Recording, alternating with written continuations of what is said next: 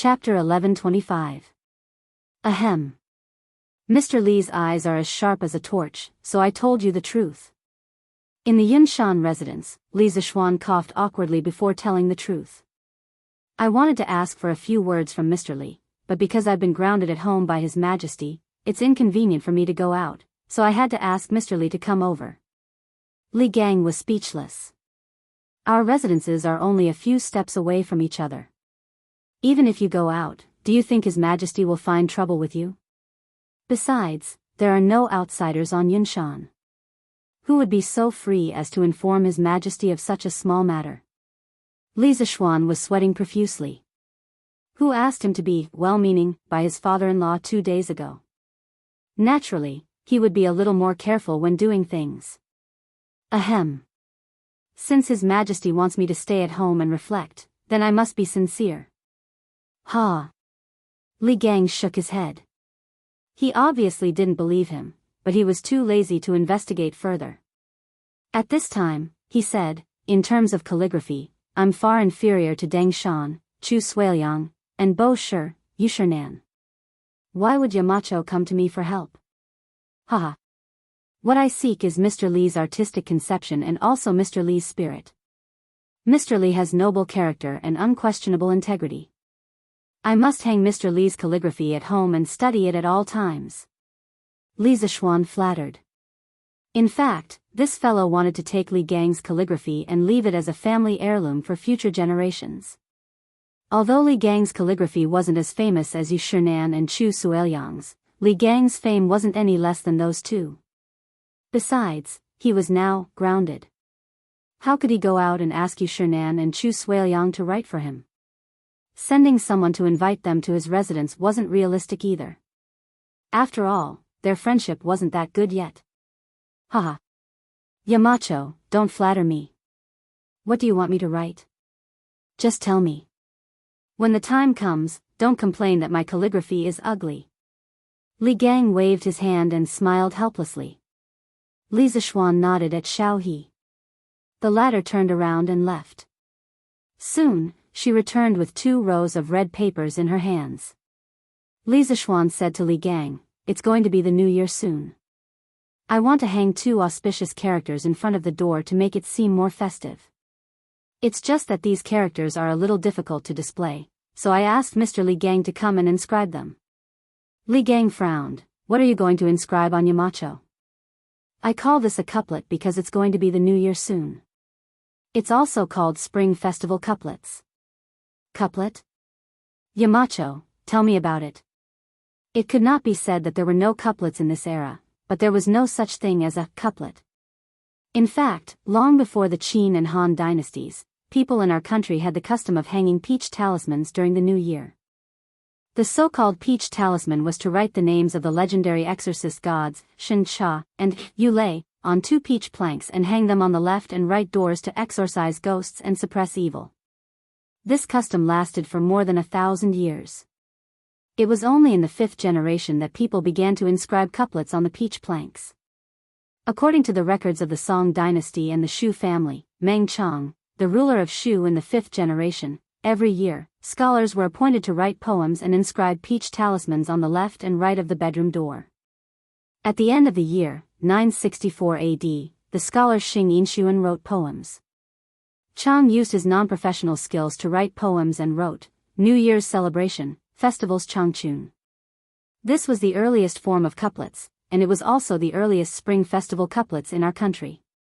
After the Song dynasty, it was quite common for people to hang spring festival couplets during the new year.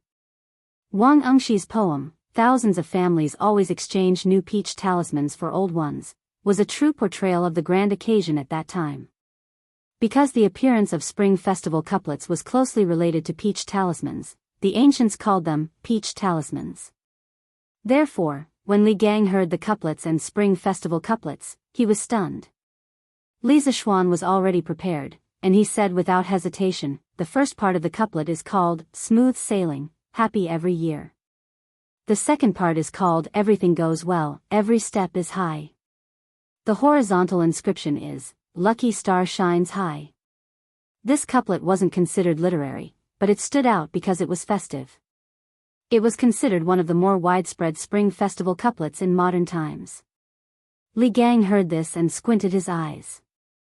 After a moment of silence, he nodded and praised, although it doesn't have any novelty, it wins in that the couplet is neat and tidy.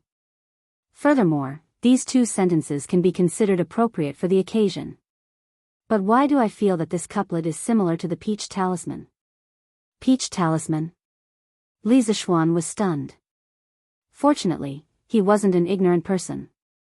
After thinking for a while, he finally recalled the peach talisman in an ancient poem. Therefore, he nodded and said, that's right, that's right. This is also called a peach talisman, but I feel that couplets are more suitable for it than peach talismans. Li Gang shook his head and didn't deny it. The old man placed the red paper on the table. Li Zishuan hurriedly asked Xiao He to grind the ink with the best pine smoke ink. The Tang dynasty was a period of rapid development of ink production technology. From the Wei and Jin dynasties, the ink balls, made of lacquer and pine coal, were gradually popularized and finalized in the Tang dynasty. Various solid ink ingots were made with pine smoke and glue, and the quality was getting better and better.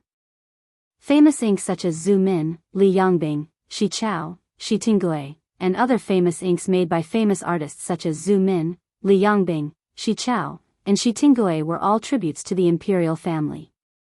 Li Gang held the brush and concentrated. After a series of strokes, 16 large characters suddenly appeared on the paper. Li Zishuan looked at it and realized that Li Gang's handwriting wasn't as bad as the old man said. It was different from Chu Suiliang's calligraphy, which was long and flat, and was also different from Yu Shernan's calligraphy, which was dignified and full of spirit. Li Gang's handwriting was as smooth as jade, graceful and elegant. Perhaps his handwriting was just like his character, a gentleman like jade. Good handwriting. Good handwriting. Xiao He, quickly send it to the workshop and let Faubert frame it with high-quality glass. This year, during the new year, we will put this couplet in front of our house and pass it down for generations to come. Li Zishuan clapped his hands and laughed. Speaking of which, even if his future descendants were to be prodigals, with just this couplet, they should be able to live without worries, right? Yes. Young master. Xiao He responded. Then, she and Xiao Shi carefully dried the ink on the red paper and brought it to the workshop. Li Gang couldn't help but laugh. He said helplessly, Yamacho, don't joke around. In terms of calligraphy, I am far inferior to Dengshan and Bashi. I really don't understand why you want me to come and inscribe it. Li Zishuan waved his hand and retorted, Mister, you are wrong. In terms of calligraphy, there is no such thing as good or bad. At most, each of them has their own merits. Haha. In terms of speaking skills, Dengshan and Bashi are no match for you, Yamacho. Li Gang smiled and pointed at Li Zishuan. Li Zishuan was helpless. He wasn't trying to flatter him just now. Forget it, let's not talk about that anymore. Mister, please sit down and drink. Now, I can finally relax and drink. Haha. Li Gang joked again. Chapter 1126. Feiji, go get these materials for me. After sending off Li Gang, Li Zishuan wrote and drew in the study for a while. Then, he took out a list of materials and ordered Pang Feiji. Pang Feiji did not even look at it. He took it and cupped his fist. Yes, Marquis. Then, he turned and left. Li Zishuan hurriedly called out to him, instructing him with a stern face, keep this list safe for this Marquis. If it's lost or seen by others, you won't be able to pay for it even if you use your life. Do you understand? Pang Feiji straightened his back and said seriously, understood. Marquis. I'll definitely keep it safe. Walking out of the courtyard, he took out the list of materials that Li Zishuan gave him. He was dumbfounded. This. What does Marquis want these things for? Is he keeping them for the new year? Previously, when Li Zishuan asked Li Gang to write couplets, Pang Feiji guessed that Li Zishuan was preparing for the new year even though he was not there. However, what did the things on the list have to do with the new year? Forget it. I don't care anymore. I just need to find these things for Marquis and make sure that no one else sees this list. Pang Feiji could not figure it out no matter how hard he scratched his head. In the end, he could only put the list back carefully and walk down the mountain. After instructing Pang Feiji, Li Zixuan returned to the study and continued writing. In fact, he had already written a portion of the second semester's teaching materials a few months ago. After so many days of seclusion, he was almost done with the second volume of teaching materials. Now, his main job was to proofread. The house was quiet. There were only him and two maids. Han Yushi went to Chang'an in the morning. The rest accompanied Yi Guizhong and old lady Yi to tour the academy. That's right. This group of people had been walking around the academy for a few days and they were still not tired of it. Li Zixuan sometimes did not understand. Wasn't it just a bunch of reinforced concrete buildings? Was it that attractive? This guy was just standing there and talking. He didn't even think about it. Yi Guizhong and old Madame Yi were born and raised in the Tang dynasty. How could they not feel refreshed when they saw the tall cement building? It was like a modern person seeing an ancient house for the first time. It would be strange if they didn't find it novel. Bang bang bang. Marquis. I've already found everything you need. After an unknown amount of time, Pang Feiji knocked on the door. Li Zixuan put down the document in his hand, raised his head and said, "Come in." With a creak, Pang Feiji came in with a gunny sack. Seeing this, Li Zixuan frowned and said, "You put everything in a sack?" Pang Feiji quickly put down the sack and opened it, saying, "No, no. Marquis, look, these are all wrapped in small packets of paper." Li Zixuan nodded in satisfaction. "All right. Well done. Go guard the front yard. I'm going to the backyard to do something. Without my orders, no one is allowed to enter the backyard." Pang Feiji nodded and replied, "Yes. Marquis." Then, he couldn't help but ask, "Marquis, what are you going to do with these things?" After saying that, Pang Feiji immediately regretted it. In a big family, it was taboo to know too much. Li Zixuan wasn't angry. He raised his eyes and glanced at Pang Feiji. "You'll know when the time comes."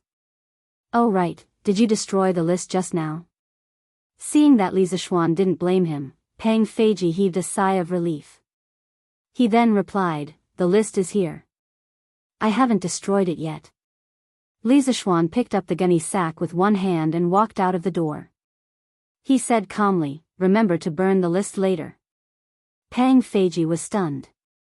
He then said, "Yes." However, Li Zixuan was no longer beside him. The latter had already gone to the backyard to do something. "Husband, I'm back."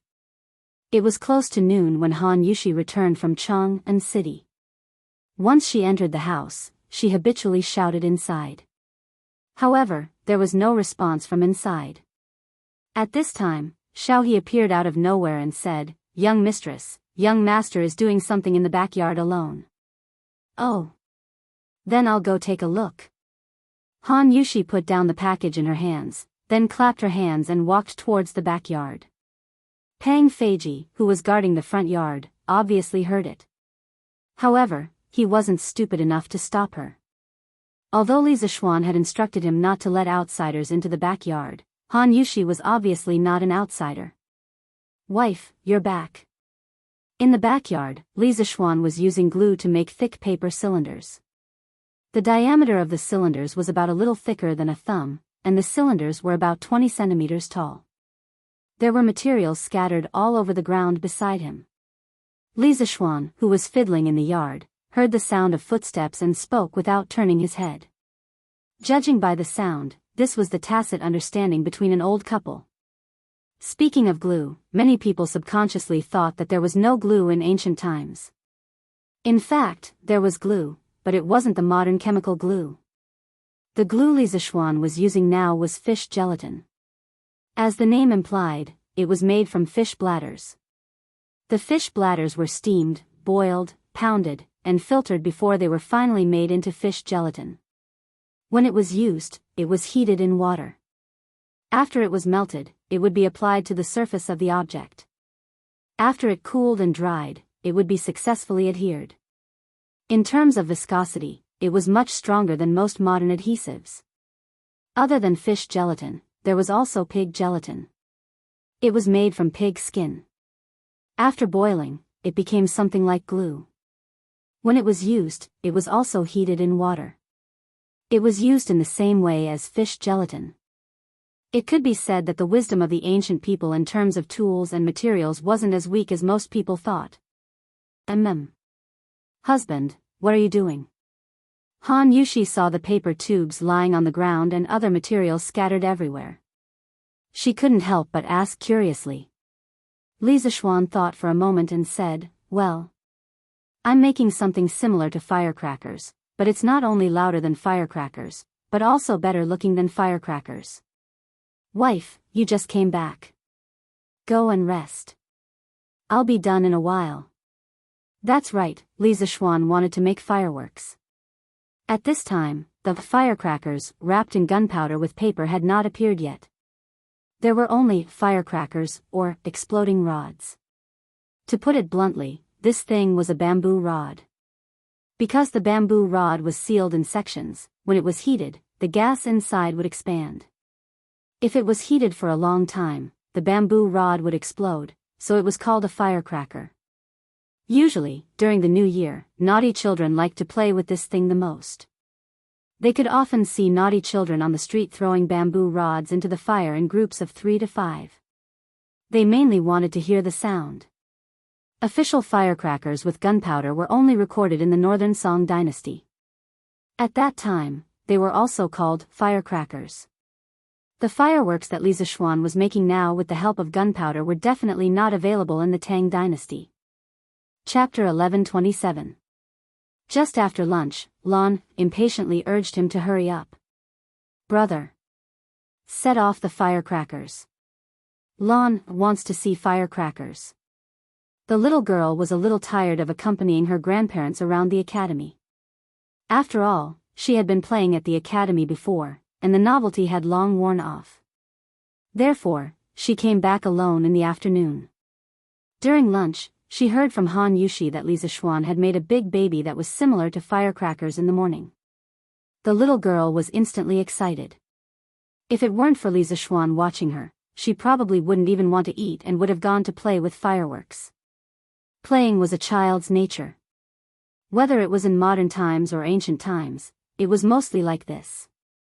Especially things like fireworks and firecrackers, children loved to play with them even more.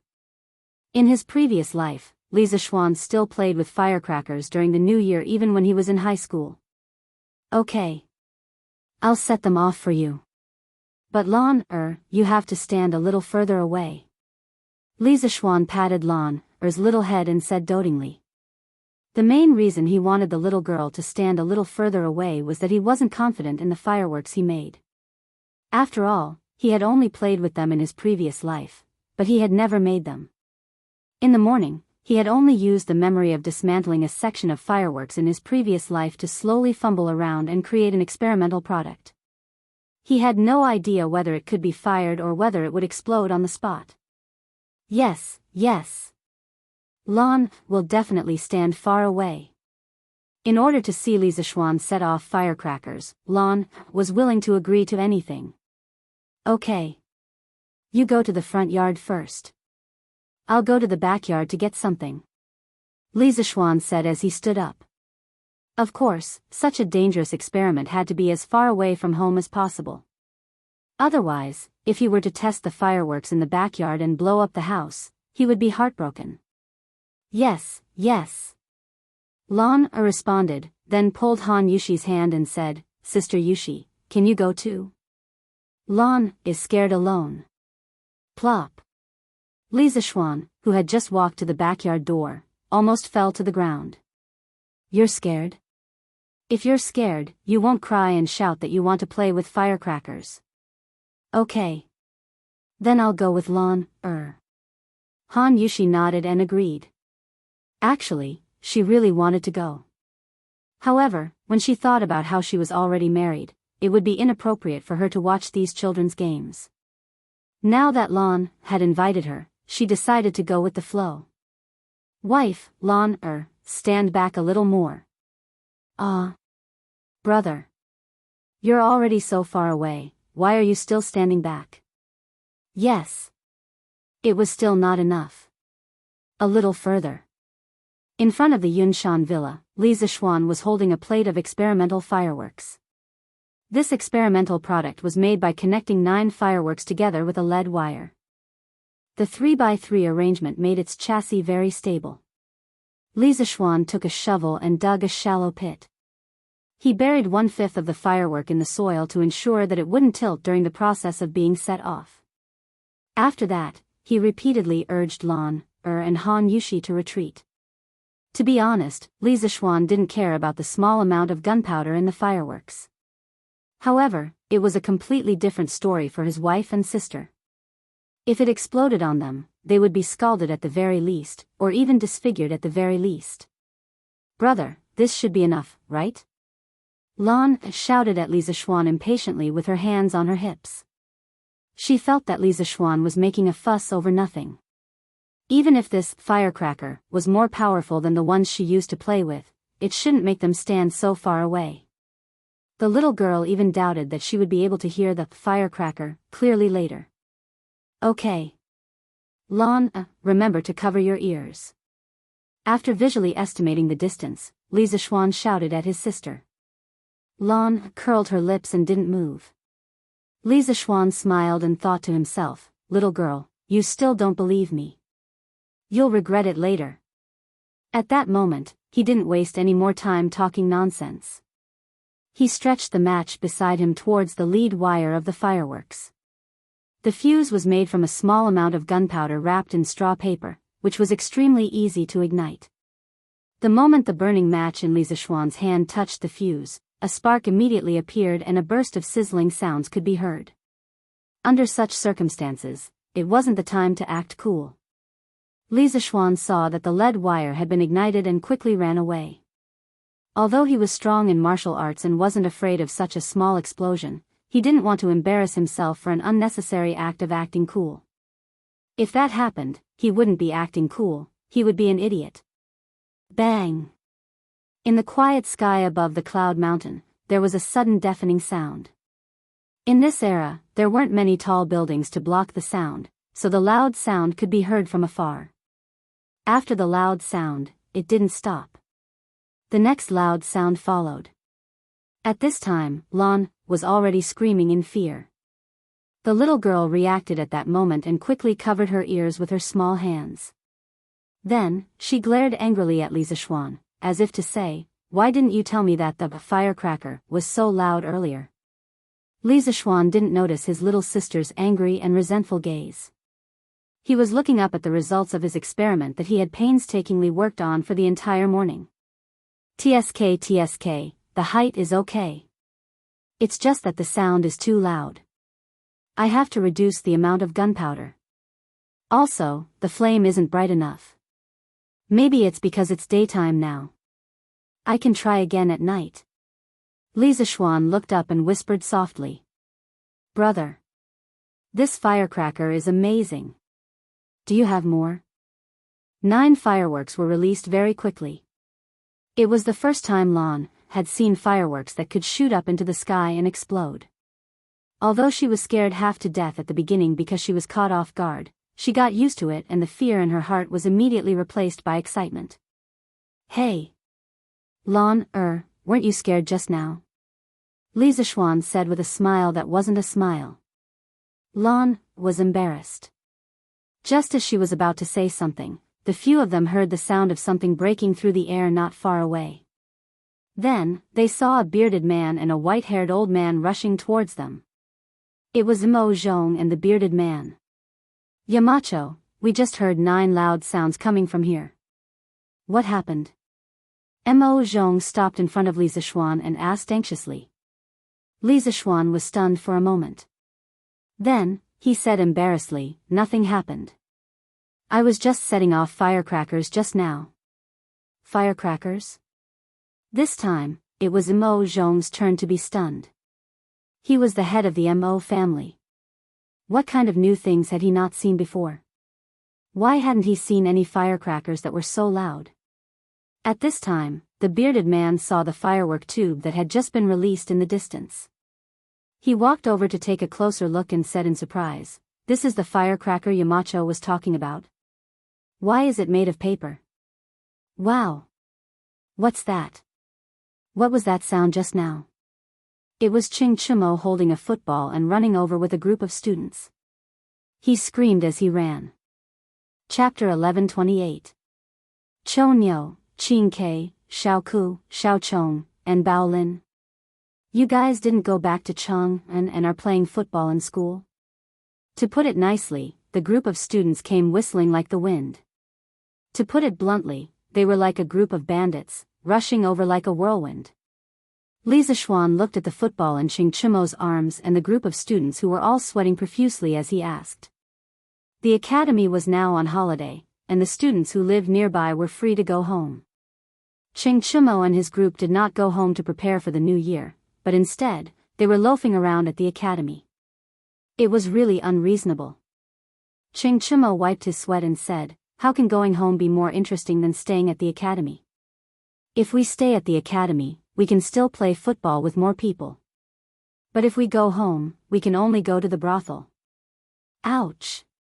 Yamacho, why did you hit me? The first half of Ching Chimo's sentence was the truth. After staying at the academy for half a year, this group of second-generation hedonists in Chang and had basically gotten used to the social life at the academy. Here, everyone did not have to worry about their identity. They could work together and play together. Compared to the days of walking chickens, playing with dogs, and visiting brothels in the past, they undoubtedly preferred their current life. Every day was fulfilling and happy. Li Zishuan glared at this idiot and said unhappily, "Hit you? See if Uncle Ching will chop you up after I tell him what you just said." Ching Chimo immediately withered. He hurriedly said, What did I say just now? Why don't I remember?" Li Tai and his group all distanced themselves from this idiot, indicating that they did not know him. "Yamacho, what was that noise just now?" Li Ku looked up and asked seriously. "There, it's that thing under Mr. Zhang San's feet."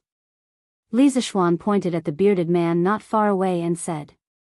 The students immediately swarmed over, and Lan also followed curiously. "That's it? Isn't it made of paper? Why did it make a noise? Huh? Why are there burn marks on it?" Li Tai picked up the finished firework and looked at it from top to bottom. He couldn't help but mutter in disappointment. Exactly. How could a few broken paper tubes make such a loud noise? Yamacho must be lying to us. Ching Chimo also muttered. "My brother didn't lie to you." Just now, Lan had seen it with her own eyes. After her brother ignited this thing, with a bang, something would rush out from it. It would rush into the sky and even explode. "Brother Chinke, the noise you heard just now came from here." As one of the parties involved, Lan crossed her arms and explained to the group of mortals in front of her with a look of superiority. When Li Tai heard this, his eyes lit up. He asked excitedly, "Little sister Lan, is what you said true? Did something really rush out of here and explode?" Lan nodded and said crisply, "Of course it's true. When this thing explodes in the sky, you can still see the flames." When Ching Chimo heard this, his saliva almost flowed out. He said covetously, F***CK. Doesn't that mean that if I have this thing, I can blow up whoever I want in the future? Smack. Humph. Ching Chimo, you're too bad, aren't you? How can you use this thing to blow people up?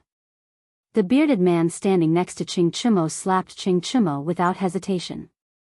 He was also a teacher of the academy, so of course, he had the right to teach Ching Chimo a lesson. Ouch! Ching Chimo cried out in pain.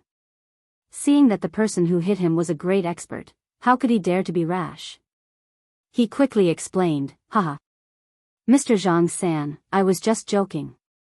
Don't take it seriously, don't take it seriously." Li Tai ignored the two of them.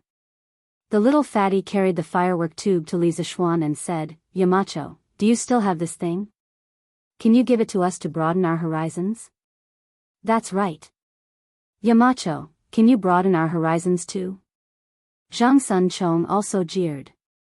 Li Zishuan said helplessly, "Don't think too much.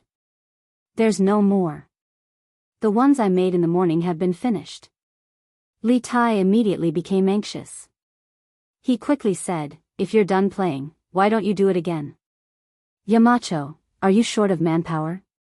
We can all help." Yes. We can all help." The rest of the students immediately said in unison. At the end of the day, they were still a group of brats.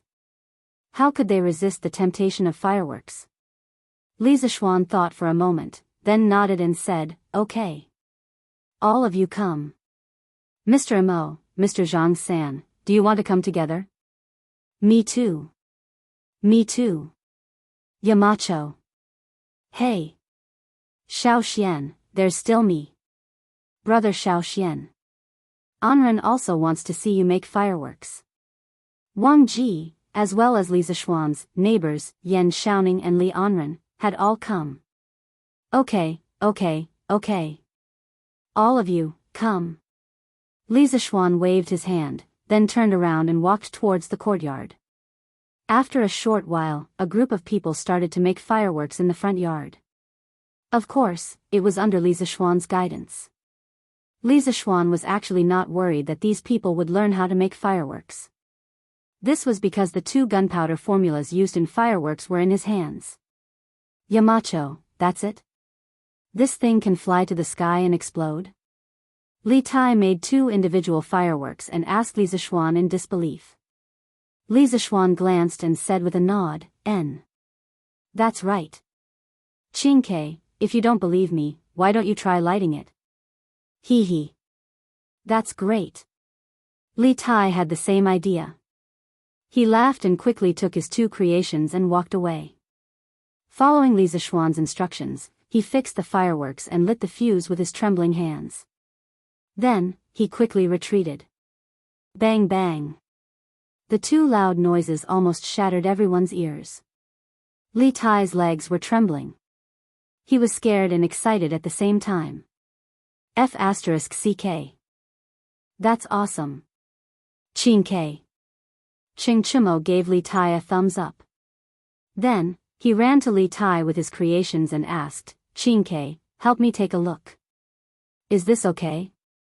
Li Tai roughly looked and said, "It should be okay." Hee. Okay. I'm going to set off the firecrackers too. Ching Chimo smiled proudly. He hugged the 2 fireworks and walked towards the place where Li Tai had buried the bomb. Haha. Get ready to cover your ears. I'm going to set it off. Ching Chimo laughed heartily as he turned his head and said to the crowd. The students stopped what they were doing and covered their ears. Only then did Ching Chimo turn around, but when he saw who it was, he turned pale with fright. Holy shit. How did it light up? Run. It turned out that when he turned around to talk to the students, the fire in his hand accidentally touched the fuse. At that moment, he couldn't care less about anything else. He scampered off. But as luck would have it, when he was running, he brought along the soil next to his feet. The smoking firework fell just like that, and the direction it fell was exactly where the bearded man was. Swoosh. It was too late to say. The moment the firework fell, a bullet shot towards the bearded man. In the blink of an eye, it was in front of the bearded man. Ching Chimo, who hadn't run far, heard the sound of something breaking through the air. Bang! The bearded man's face was solemn. He shouted and gathered all the inner energy in his body to condense a force field in front of him. The bullet stopped 3 inches in front of him and couldn't go any further. Just when the bearded man heaved a sigh of relief, the bullet exploded with a bang, and the bearded man. Chapter 1129. Bang! The gunpowder inside the pellet that was flying towards the bearded man suddenly exploded. Instantly, heat waves surged and sparks flew in all directions. Even though the bearded man had condensed all of his internal energy, it was still difficult for him to defend against this sudden explosion of firepower. Pooh! Ha! After the smoke and fire dispersed, the bearded man, who had been bombarded by gunpowder, finally revealed his true appearance.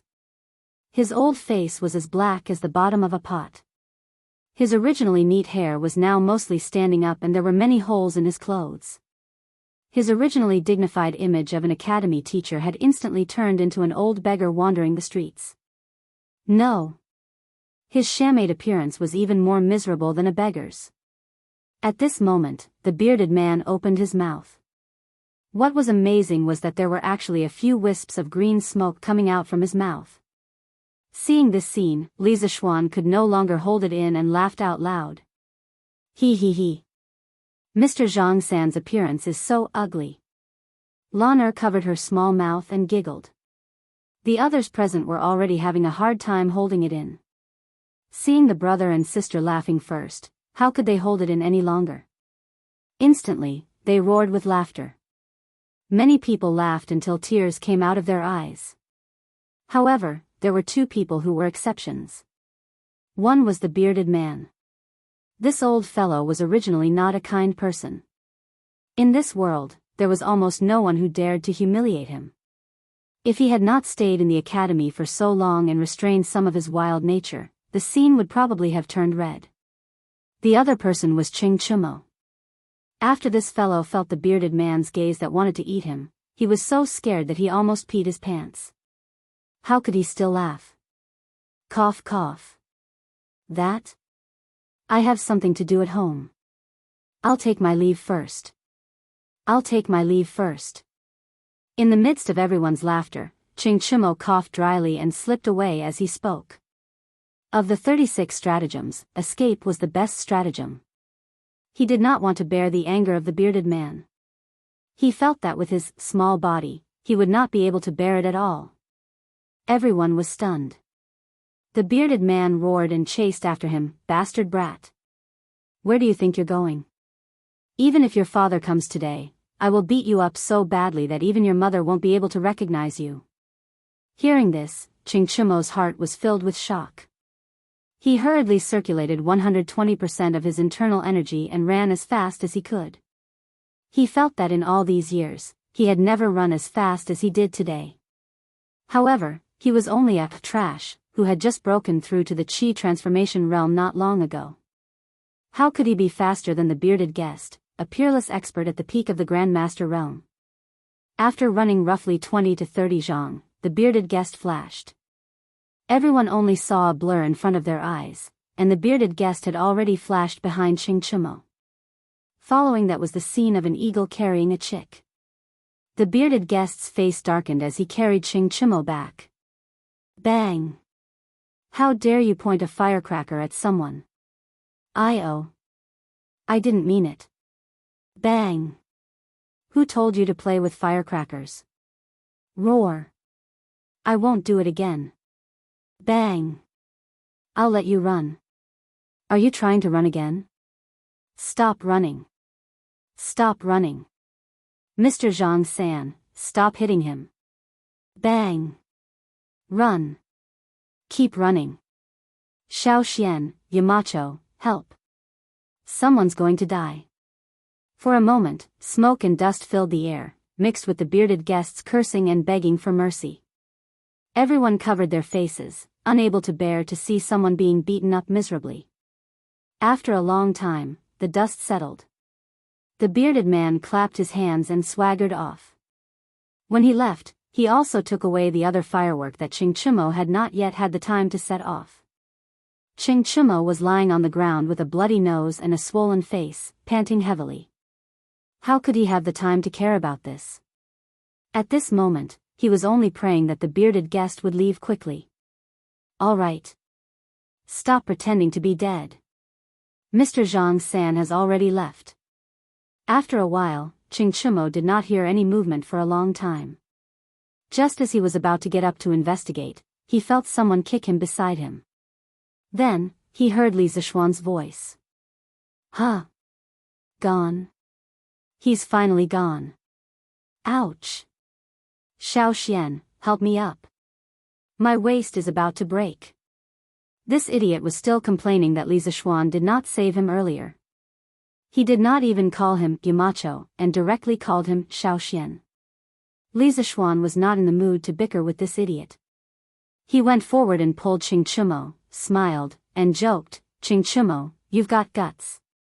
You did something that we didn't dare to do today. How was it? Did you feel good blasting Mr. Zhang San with firecrackers?" Ha ha ha. Everyone burst into laughter when they heard that. Qing Chumo spat out a mouthful of bloody saliva with a black face. The bearded guest had just attacked in anger. Although he did not have the intention to kill, his punches still hit him hard. Bah! You guys are too king mean. None of you came to help me when I was being beaten up. Cho Nyo, it's not that we don't want to help you. We just don't want to help you get beaten up. Li Ku said humorously. Haha. Everyone laughed again. Qing Chumo realized that he could not stay here any longer. The smiles of the people here were full of malice. *CK. I'm going back to the dormitory to change my clothes. What a bunch of heartless friends. Qing Chumo complained. When he passed by the place where they made the fireworks, he bent down and picked up the 2 fireworks made by Sun Zifen, then ran away. *CK. Qing Chumo, you be *starred, you stole my firecrackers. Put them down. Sun Zifen was shocked and angry. This idiot was obviously unwilling to let Qing Chumo steal the fireworks that he worked so hard to make. Hence, he quickly chased after him. However, it was hard to say if he could catch up. When he returned to the dormitory, Qing Chumo could only take a cold shower in the dormitory because the academy's bathhouse was not open yet. He washed the dust and blood off his face and changed into a new set of clothes. He looked no different from before he was beaten up. After everything was done, he took the 2 fireworks and left the dormitory, ready to go home. It was almost New Year's Eve. Even if he did not want to go home, he still had to go home. His mother had already sent people to Yunshan to urge him to go home several times. However, when he walked out of the dormitory area, he unfortunately met someone that he did not want to see. Mr. Zhang San? What do you want? You've already beaten him up. It's time to put an end to this matter, right? Besides, I didn't do it on purpose.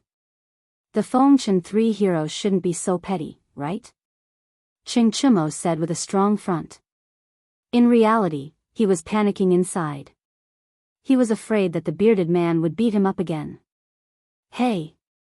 Kid, why don't you go back with your injuries and ask your father to take revenge on me?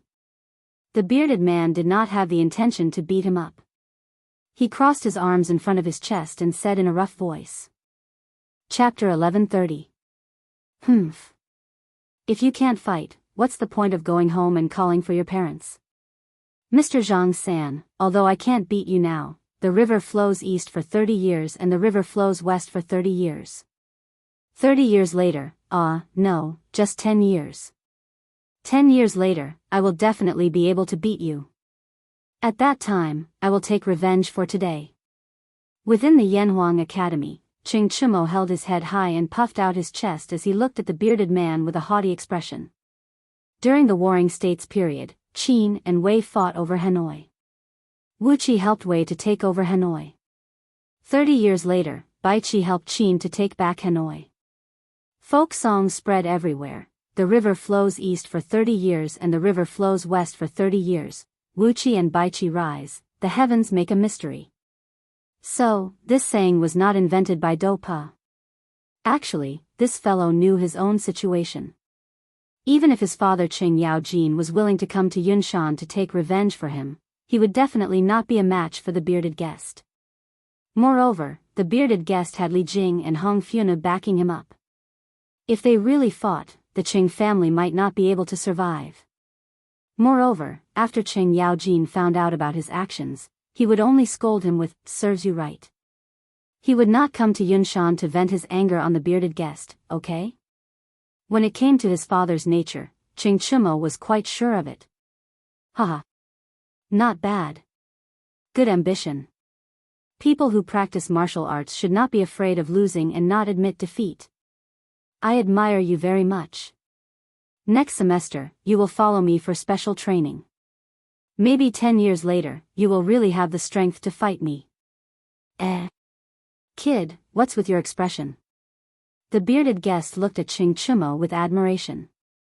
However, he immediately realized that the latter's expression was not right. That expression was as if he had eaten shit. No, nothing. I'm flattered. Yes, I'm flattered. To be able to receive guidance from Mr. Zhang San is this junior's honor. Ching Chumo quickly changed his expression and said flatteringly. The bearded guest nodded with satisfaction.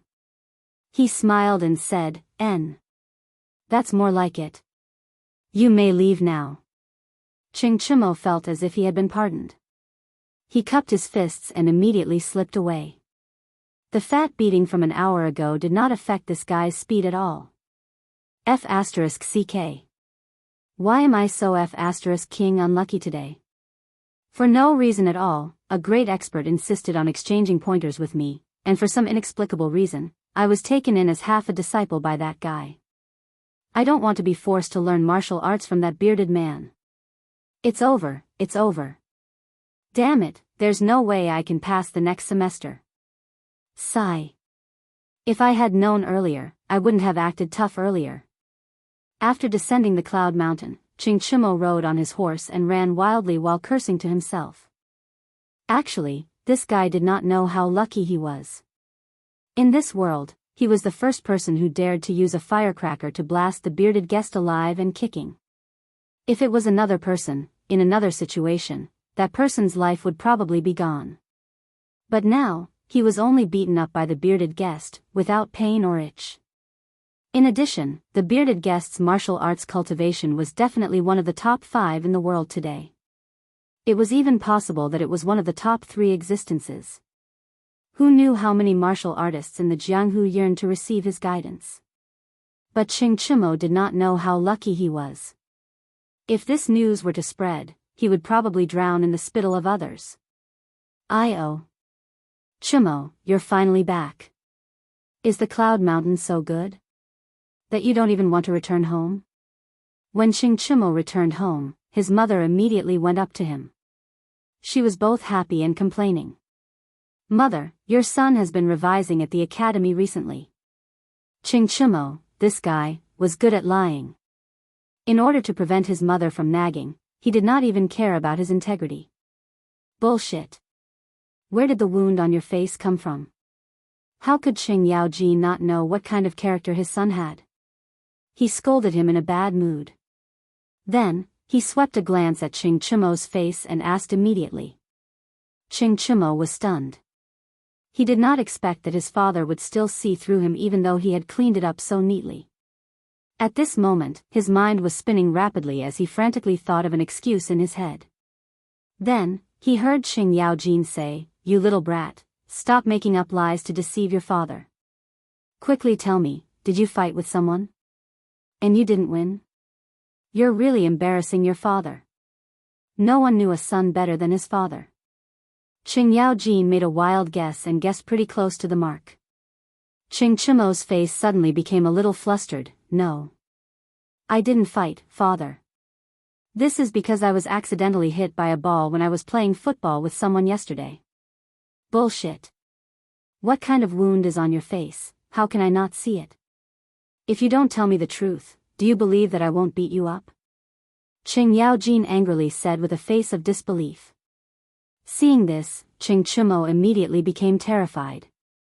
He quickly said the truth, father. Don't. I'll say it, okay? This wound is. At this time, Ching Chumo could not care about anything else. He could only briefly explain what happened in the afternoon to Ching Yaojin. Firecracker? What kind of firecracker can injure Zhang Zhongjin? Ching Yaojin was shocked when he heard it. He was not shocked that Ching Chumo was beaten up, but that a small firecracker could actually injure a peerless expert like the bearded guest. When Ching Chumo heard it, he felt even more hurt. Although he did not expect his father to help him vent his anger, but he should at least show some concern, right? Father, this firecracker is not an ordinary firecracker. It is a new toy that little Xian made. It can fly into the sky and explode. Actually, Mr. Zhang San did not suffer any injuries. His face was only blackened by the explosion and his clothes were torn. That's still very powerful. Do you still have that firecracker? Let me see it. Qing Yaojin was very interested in the thing that could injure the bearded guest. His eyes lit up as he looked at his son and asked. No, no more. It's finished. Qing Chimo quickly shook his head and could not help but tighten his sleeves. Qing Yaojin narrowed his eyes and snorted, Really no more? His tone carried a hint of danger. Knowing that his father was an old hooligan, Qing Chimo clenched his teeth and quickly took out a firework from his sleeve. He handed it over and said, Father. I only made 2 in the afternoon. One was placed in the academy. There's only one left. Rather than being searched by the old hooligan, he might as well take the initiative to hand over one. This way, he could still keep one. Hey! How do you play with this thing? Qing Yaojin took the firework and laughed. Qing Chimo pretended to be depressed and replied, Father, if you light the string below, this paper tube will shoot out a small ball that will explode. Understood. Men, quickly bring a match. A moment later, Qing Chimo's horrified roar came from the Qing residence's courtyard. F***CK. Father. You can't hold this thing in your hand. Immediately after, there was a deafening explosion. Bang. Bah. Unfilial son. Stop right there. Chapter 1131. Qing Yaojin beat his son when he had nothing to do at home. Li Zishuan was thinking about how to improve the fireworks on Yunshan Mountain. After dusk, the sky gradually darkened. Under Lan Er's instigation, Li Zishuan set off another plate of fireworks.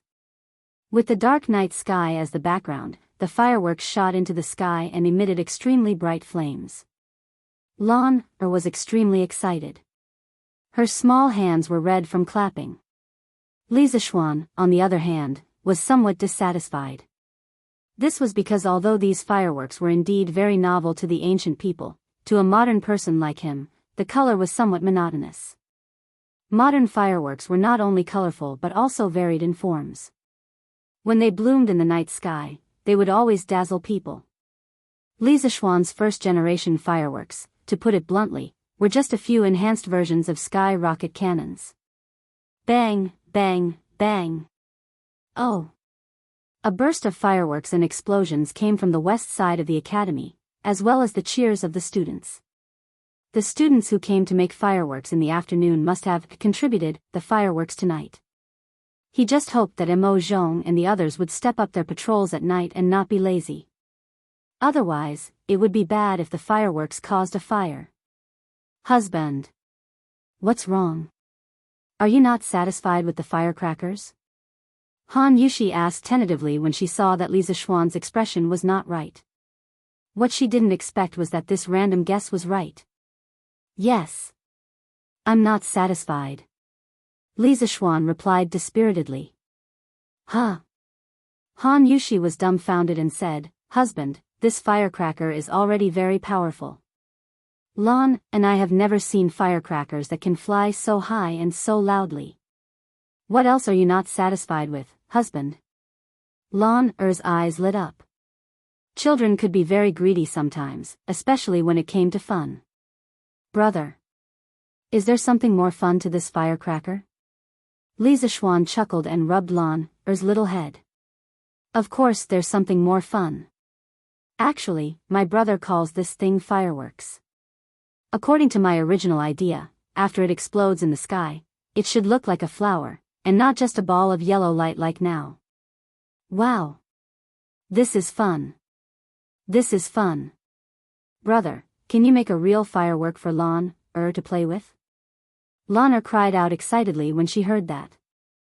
Han Yushi's face was full of disbelief. She tugged at Li Zishuan's sleeve and murmured, "Husband, is there really such a magical thing in this world?" Li Zishuan said with a smile, "Of course. I'll make one tomorrow. It's just a matter of adding a few more ingredients. It's not difficult at all." Theoretically speaking, it was not difficult to obtain the kind of fireworks he had just mentioned. That firecracker was just filled with black powder. How could it hurt someone? How strange. Around midnight, in the teacher's dormitory of Yanhuang College, the bearded guest's room was still lit. The bearded man sat upright on the stool with his arms crossed in front of his chest. He stared unblinkingly at the small pile of black powder placed on the desk in front of him in a daze. In the end, he muttered with a puzzled sigh. The scene in the afternoon certainly made him angry. However, after his anger dissipated and he calmed down, a layer of cold sweat suddenly appeared on his back. He was afraid. He had been apprenticed to a master since he was young and had practiced martial arts for decades. That was how he had achieved his current achievements. He was one of the top 5 martial arts masters in the world. In his life, if he wasn't pursuing freedom, then he was pursuing power. However, the thing he had pursued his whole life was almost broken because of a small toy. How could he not be shocked and afraid? If this continued, wouldn't it mean that in the future, even a martial arts master who had practiced martial arts for decades would not be a match for a firecracker child? Wouldn't that be the biggest joke in the world? If that was the case, then what was the point of martial arts practitioners like them practicing martial arts regardless of the winter and summer? Others might not believe it, but that was the truth. A small firework, a small accident, actually made the infamous bearded guest fall into a daze and fall into a demonic trance. Let's ask Yamacho tomorrow. He's also a martial artist. He sat like this until midnight, but the bearded guest still did not walk out of his demonic trance. He finally gave up thinking about it. "Feiji, go to the workshop and get me some more things." The next morning, Li Zishuan had breakfast and ordered Pang Feiji. "Yes, Marquis." Pang Feiji responded, then smiled and said, "Marquis still wants to make firecrackers?" Obviously, when the fireworks were set off yesterday, this guy was also watching from the side. At that time, he was still surprised. He did not understand how the few materials he brought back yesterday could explode after being fiddled with by Li Zishuan. Li Zishuan glanced at him and said unhappily, "You're smart. If you don't keep your mouth shut, see if I don't teach you a lesson later." It could be said that in today's world, other than Li Zishuan, Pang Feiji was the one who knew the method of making fireworks the best. If it was not out of trust, Li Zishuan would never have handed the fireworks gunpowder formula to Pang Feiji. Pang Feiji clasped his fist and said, "Hee hee. Marquis, don't worry. My mouth is very tight. Even if you use a metal rod to pry it open, you won't be able to pry it open." Pang Feiji obviously understood that Li Zishuan was willing to give him this kind of task, so he was very excited. "Go quickly." "What are you talking about?" "Hee hee. I'll go now." Pang Feiji took the new formula and hurriedly left. "Yo. Good morning, Mr. Zhang-san." Just as he stepped out of the door, Pang Feiji almost bumped into the curly-bearded guest who was striding towards him. He hurriedly greeted him politely.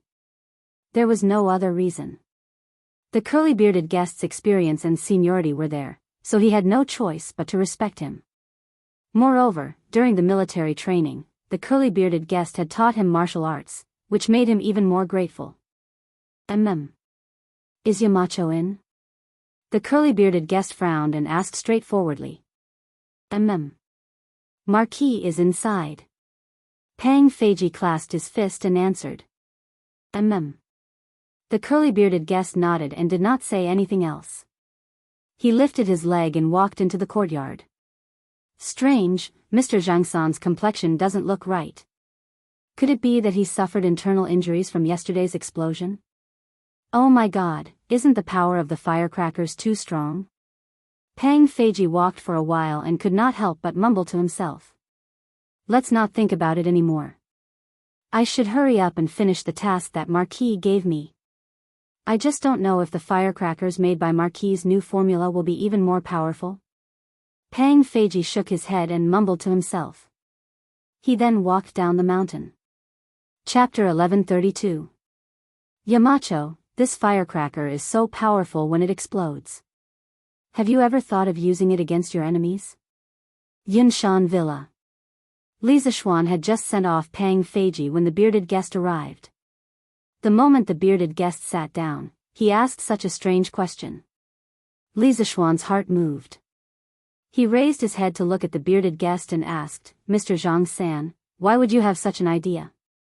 Yesterday, Ching Chumo used that firecracker and almost injured me. Last night, I thought of a problem. If Yamacho's firecracker was even more powerful, wouldn't it be able to threaten some of the Jianghu experts? The bearded guest was silent for a moment before he said expressionlessly. Li Zishuan did not expect the bearded guest to think in this direction. Wasn't the firecracker he was talking about equivalent to modern firearms? It's like this. In fact, as far as I know, there is a weapon that works in a similar way to firecrackers. It has something similar to a hidden weapon hidden in it, and this hidden weapon can be propelled by a material. Its speed is not inferior to that of an ordinary grandmaster. This weapon has very low requirements for the user. Ordinary people who have never practiced martial arts can easily use it. I call this weapon a firearm. Actually, the firearm he was talking about was a gun. China was the first to invent gunpowder. However, it was initially used to make firecrackers. Foreigners were inspired by gunpowder and made guns. Li Zishuan felt that when he led Tang Dynasty's industry to a certain level, guns and cannons would definitely be made. The bearded guest was even more shocked. He did not suspect that Li Zishuan was lying or exaggerating. Previously, when he saw the detailed sea map, it already proved that Li Zishuan had some kind of ability to know everything.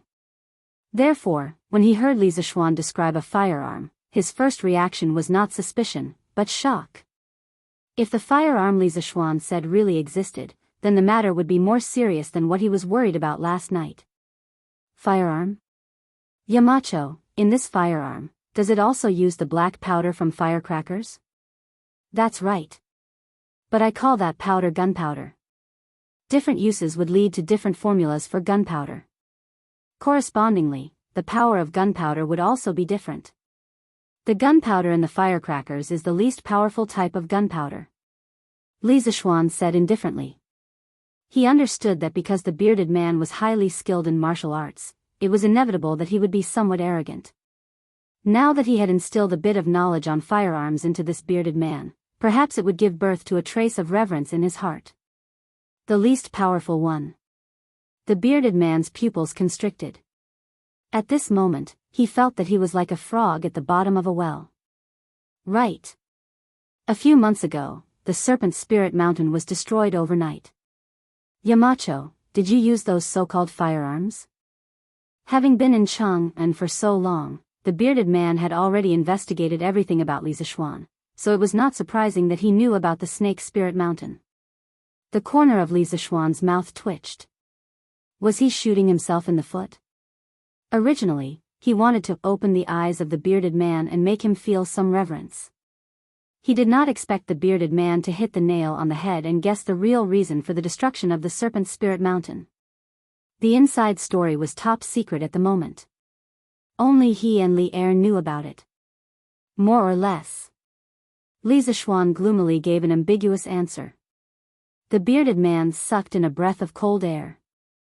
He was really frightened by the power of the firearms described by Li Zishuan. A powerful Jianghu sect was actually annihilated just like that. In the face of firearms, a person's bravery seemed so weak at this moment. Sigh.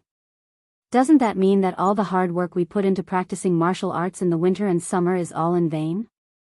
In the end, we can't even compare to an ordinary person with a firearm?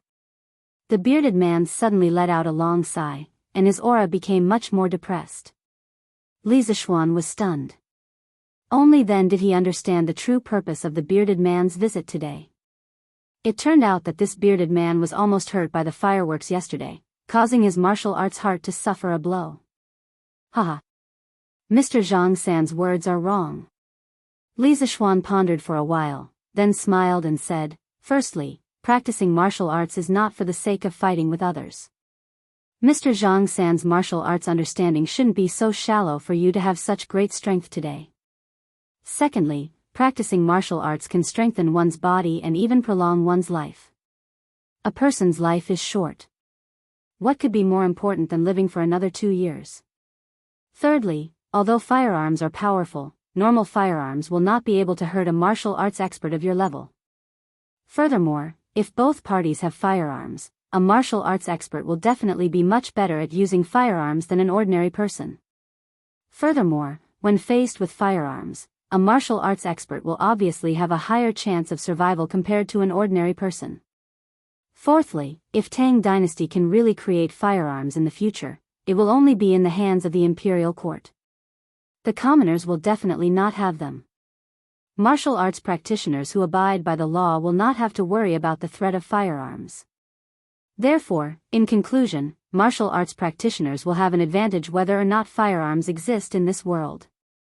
Mr. Zhang San, there is no need for you to doubt martial arts.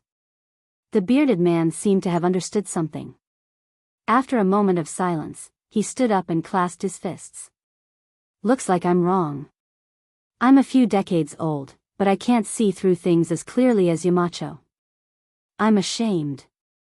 Since that's the case, I won't disturb you any further. Goodbye. After saying that, he turned around and walked out of the door. Li Zishuan shook his head helplessly. What the bearded guest did today actually made him feel quite refreshed. A peerless expert could actually see the threat from the firecrackers. This kind of unique eyesight, there was no one else like him. When it was close to noon, Pang Feiji returned with a few bags of materials. Li Zishuan inspected them, then went straight to the backyard to do his experiments. He wanted to create real fireworks of different colors and shapes. In order to achieve this goal, he had to add something to the fireworks. In fact, every modern firework was made up of a pod, and each pod could be called a star. These stars had a diameter of about 1 to 1.5 inches, 3 to 4 centimeters. In a firework explosion, the atoms of each star would absorb energy, and when they lost the excess energy, they would produce light. Different chemical substances would release different amounts of energy, thus producing different colors of light. For example, when sodium nitrate was heated, the electrons in the sodium atoms would absorb energy and become excited. When the electrons transitioned from a high energy level to a low energy level, they would release about 200 kilojoules per mole of energy, which was the energy of yellow light. This was known as the flame reaction in chemistry. When different metals were burned, the light they emitted was different. For example, calcium's flame reaction was the red color of bricks. Copper's flame reaction was blue, and potassium's flame reaction was purple. There were also many other metal elements that had their own unique colors. Now that he knew the color of the flame, he could understand how the colorful fireworks were made. In fact, different metal elements were put into the fireworks according to different proportions. After the fireworks were ignited, they would produce different flame reactions in the sky and emit different colors of light. As for how to control the flame shape of the fireworks when they exploded in the sky, the person who made the fireworks had to arrange the positions of the metal elements according to a certain order. Chapter 1133. There were many raw materials for modern fireworks, and the raw materials for different colors of fireworks were different. Generally speaking, the raw materials were KNO3, potassium nitrate, KClO3, potassium chlorate, C, carbon powder, S, sulfur powder, senior, NO3, 2, strontium nitrate, and so on. Some of these raw materials were easy to get, and some were difficult to get at the moment. Li Zishuan could only try his best to get what he could now. For example, potassium salt. It was definitely unrealistic to ask someone to find a potassium salt mine, but it was possible to get potassium salt from some of the things around him. For example, there was some in the ashes of plants. Because the ashes of plants were the ashes after burning, it contained almost all the mineral elements contained in plants. The most abundant element was potassium, which generally contains 6 to 12% potassium, and more than 90% of it was in the form of carbonate. The next was phosphorus, which generally contained 1.5 5 to 3%. It also contained calcium, magnesium, silicon, sulfur, iron, manganese, copper, zinc, boron, molybdenum, and other trace elements. Just like that, Li Zixuan exhausted his brain power and used all the available raw materials around him, and finally made the first batch of fireworks with multiple colors. Brother. Is it done? Can this thing really be as beautiful as a flower? Lan saw Li Zixuan get up and quickly came over to ask. This girl had been circling around Li Zixuan since morning. One moment she asked this, the next moment she asked that, making Li Zixuan's head hurt from all the noise. In the end, Li Zixuan told the little girl that if she continued to be noisy, he wouldn't be able to make today's fireworks. Only then did Lan quiet down. At this moment, seeing that Li Zixuan was obviously going to call it a day, how could she bear it after holding it in for so long? She immediately ran to Li Zixuan to find out what was going on. He. Of course. Li Zixuan clapped his hands and said confidently. Lan said excitedly, then brother, let's see. Li Zixuan said unhappily, Lan it's still daytime now. Even if I let it go, you won't see anything. I'll let it go at night. Do we still have to wait until nighttime? Lan's face, which was still very bright and beautiful just now, instantly turned gloomy. The little girl's face really changed at will. Haha. Lan don't worry. The sky will turn dark in about 2 hours. It won't take long. Han Yushi walked over and laughed softly. All right then. Sister Yushi, what are we eating tonight? At night, Li Zixuan smiled. This little girl was quite close to Han Yushi now. She was almost obedient to her. Others were like repelling each other, but the two of them were like attracting each other. Shaking his head, Li Zixuan decided to enter the house and head to the hot spring room in the courtyard to soak in the hot spring and rest. Speaking of which, when he dug out the hot spring in this courtyard, he had people surround the hot spring and built a house directly on the hot spring. It was specially used to soak in the hot spring during winter. Now that he was grounded at home, it was a good time to enjoy it. However, after building the hot spring room in the backyard, the space was a little tight. Li Zixuan planned to expand this courtyard after the new year. At the very least, he wanted to transform it into a large villa courtyard. This way, even if the whole family moved in, it wouldn't be crowded. Sigh. Lan this little girl, is really a little light bulb. Li Zixuan thought unhappily as he soaked in the hot spring alone. Speaking of which, if this little girl wasn't here, wouldn't he and Han Yushi be soaking in a mandarin duck bath right now? Lan who was outside, didn't feel the slightest bit of resentment from her brother. The little girl had been waiting for a long time and finally waited until the sky turned dark. Tonight's dinner was also started an hour earlier. Therefore, as soon as they finished eating, Lan pestered Li Zixuan to set off fireworks. Li Zixuan didn't refuse this time. He carried a large plate of 64 fireworks and walked towards the open area in front of the courtyard. Li Jingma, Madame Li, and the 3 members of the Yi family were all having dinner here. Naturally, they also came to watch the fireworks. Hee. We came back late last night and missed it. Tonight is just right. Let's see what the fireworks are like. Old Madame Yi said with a smile. Li Jingma said somewhat helplessly, Xian, is a marquis. All he does is fiddle with these useless things at home. Won't others laugh at him if word gets out? Madame Li slapped Li Jingma's arm and said angrily, what's there to laugh at? Isn't Xian, just trying to celebrate the new year for us elders in Yunshan? How is he being laughed at? Also, I heard that the King of Wei and the King of Han came over personally to make the fireworks yesterday. If they can do it, why can't Xian do it? Old Madame Yi laughed and tried to smooth things over. Yuzhu is right. It's the new year. Jingma, don't be so serious. No matter what outsiders say, it can't compare to our family celebrating the new year together.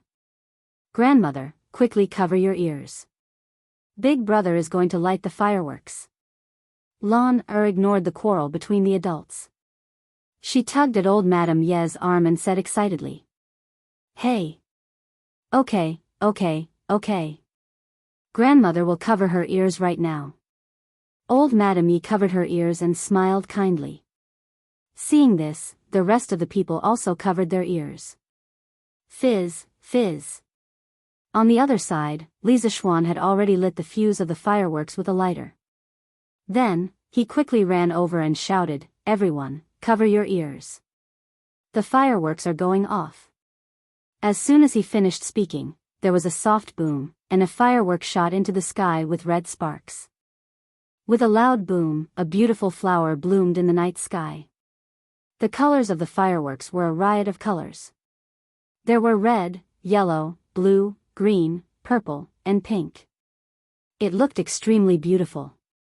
Wow! It's so beautiful. Dad, Mom. Grandmother. Look. The fireworks are so beautiful. Lana's eyes widened as she chirped loudly. Old Madame Yi, Madame Li, and the others had already looked up and saw the fireworks in the sky. They all widened their eyes. Faced with this beautiful scene, they even forgot to breathe. It was so beautiful that it was tragic. It was so beautiful that it was hard to extricate oneself from it. Boom! Before the light of the first firework had even dissipated, the second firework had already soared into the sky. With another loud bang, an incomparably huge flower proudly bloomed. Red, orange, yellow, green, blue, indigo, and purple, it was a complete collection of colors. It was a gorgeous purple and brilliant red, decorating the night sky beautifully and gracefully, illuminating the earth as if it was daytime. This is the fireworks? Li Jingma's mouth was open so wide that a duck egg could be stuffed in it. His breathing also became rapid. He could no longer say those words about Li Zishuan not doing his job because the beauty of the fireworks was far beyond his scope of understanding. In his opinion, such a magnificent scene was no different from a miracle. Chapter 1134. Damn! Look! Look! There's something happening at the Yamacho courtyard. Yanhuang College. At this time, the students had just finished eating in the cafeteria and were returning to their dormitories. Suddenly, a loud noise came from the east side of Yunshan courtyard. No one knew who shouted, but the students, regardless of what they were doing, immediately looked in that direction. Finally, they saw a scene that they would never forget for the rest of their lives. Under the pitch-black sky, brilliant fireworks bloomed in the air. The flames continued to spread, looking like giant glowing peonies. They directly lit up half of the sky in the east. Damn! These are not the firecrackers from yesterday. These are probably Yamacho's new firecrackers. Li Tai turned his head to look and was immediately flabbergasted. Wow! These firecrackers are so beautiful. They are completely different from the ones you set off yesterday, Qing Ke. Yes. These are 100 times more beautiful than the ones the Academy set off yesterday. How can firecrackers be so colorful? This is amazing.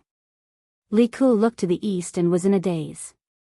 After a while, he said eagerly, Qing Ke, let's go to Yamacho's place to see these new firecrackers. Li Tai also wanted to go, but he was still clear-headed. He said, Ku, are you confused? It's late at night, and the Academy's gate is already closed.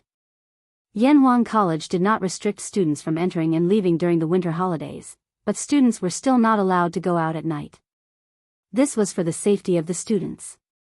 There was a curfew in Chang'an City, let alone a small place like Yunshan. If they were to meet some bad guys or beasts outside, they would not even be able to find their bodies. Sun Zifan laughed and said, why don't we climb over the wall? Just like last time. He had to admit that this guy was really the king of ideas. He could even come up with such a stupid idea. Li Tai rolled his eyes and said crossly, are you stupid, kid? We climbed over the wall last time to look for meat. Why are we going out this time? Going to Yamacho's place to see the fireworks? Isn't that walking right into their trap? Ah. That's true. Sun Zifen scratched his head awkwardly and said gloomily. Stop talking nonsense and focus on watching. We can see it clearly from here. The fireworks are almost finished. Li Tai said impatiently as he stared at the eastern sky. N. Yes. I have to hurry up and read it. The rest of them nodded vigorously. Obviously, they had all seen that a 9-bang firecracker from Li Zishuan yesterday, and subconsciously thought that there would only be 9 fireworks tonight. This was also one of the reasons why Li Tai was unwilling to leave the academy to watch the fireworks. Because according to this calculation, before they could climb over the wall, the fireworks on the other side would be finished. Bang, bang, bang. Flowers blossomed one after another under the night sky.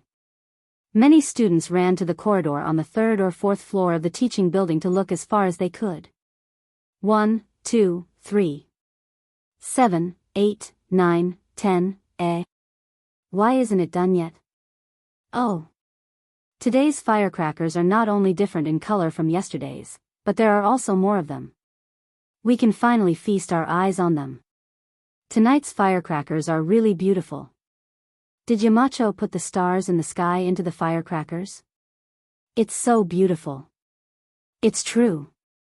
When the firecrackers explode in the sky, they are as dazzling as the stars in the sky. It's simply amazing. Sun Zifen said regretfully, sigh. If I had known that Yamacho was going to set off such beautiful firecrackers tonight, I would have just stayed at Yamacho's house during the day. Now, I can only watch from afar and not up close. It's so King unbearable. Hey. Zifen, you should think about Ching Chumo. That guy returned to Chung and yesterday. He didn't get to watch at all tonight. Haha. Li Tai also felt a little regretful, but he knew how to comfort himself. When he thought of Ching Chumo, he immediately felt happy. He was only a prince, not a crown prince. He had to serve Li Er and Zhang Sun every day in the palace. He had built his own residence outside the palace. Although Zhang Sun had sent people to urge him to return to Chang, and as soon as possible, he refused with the excuse of reviewing his homework.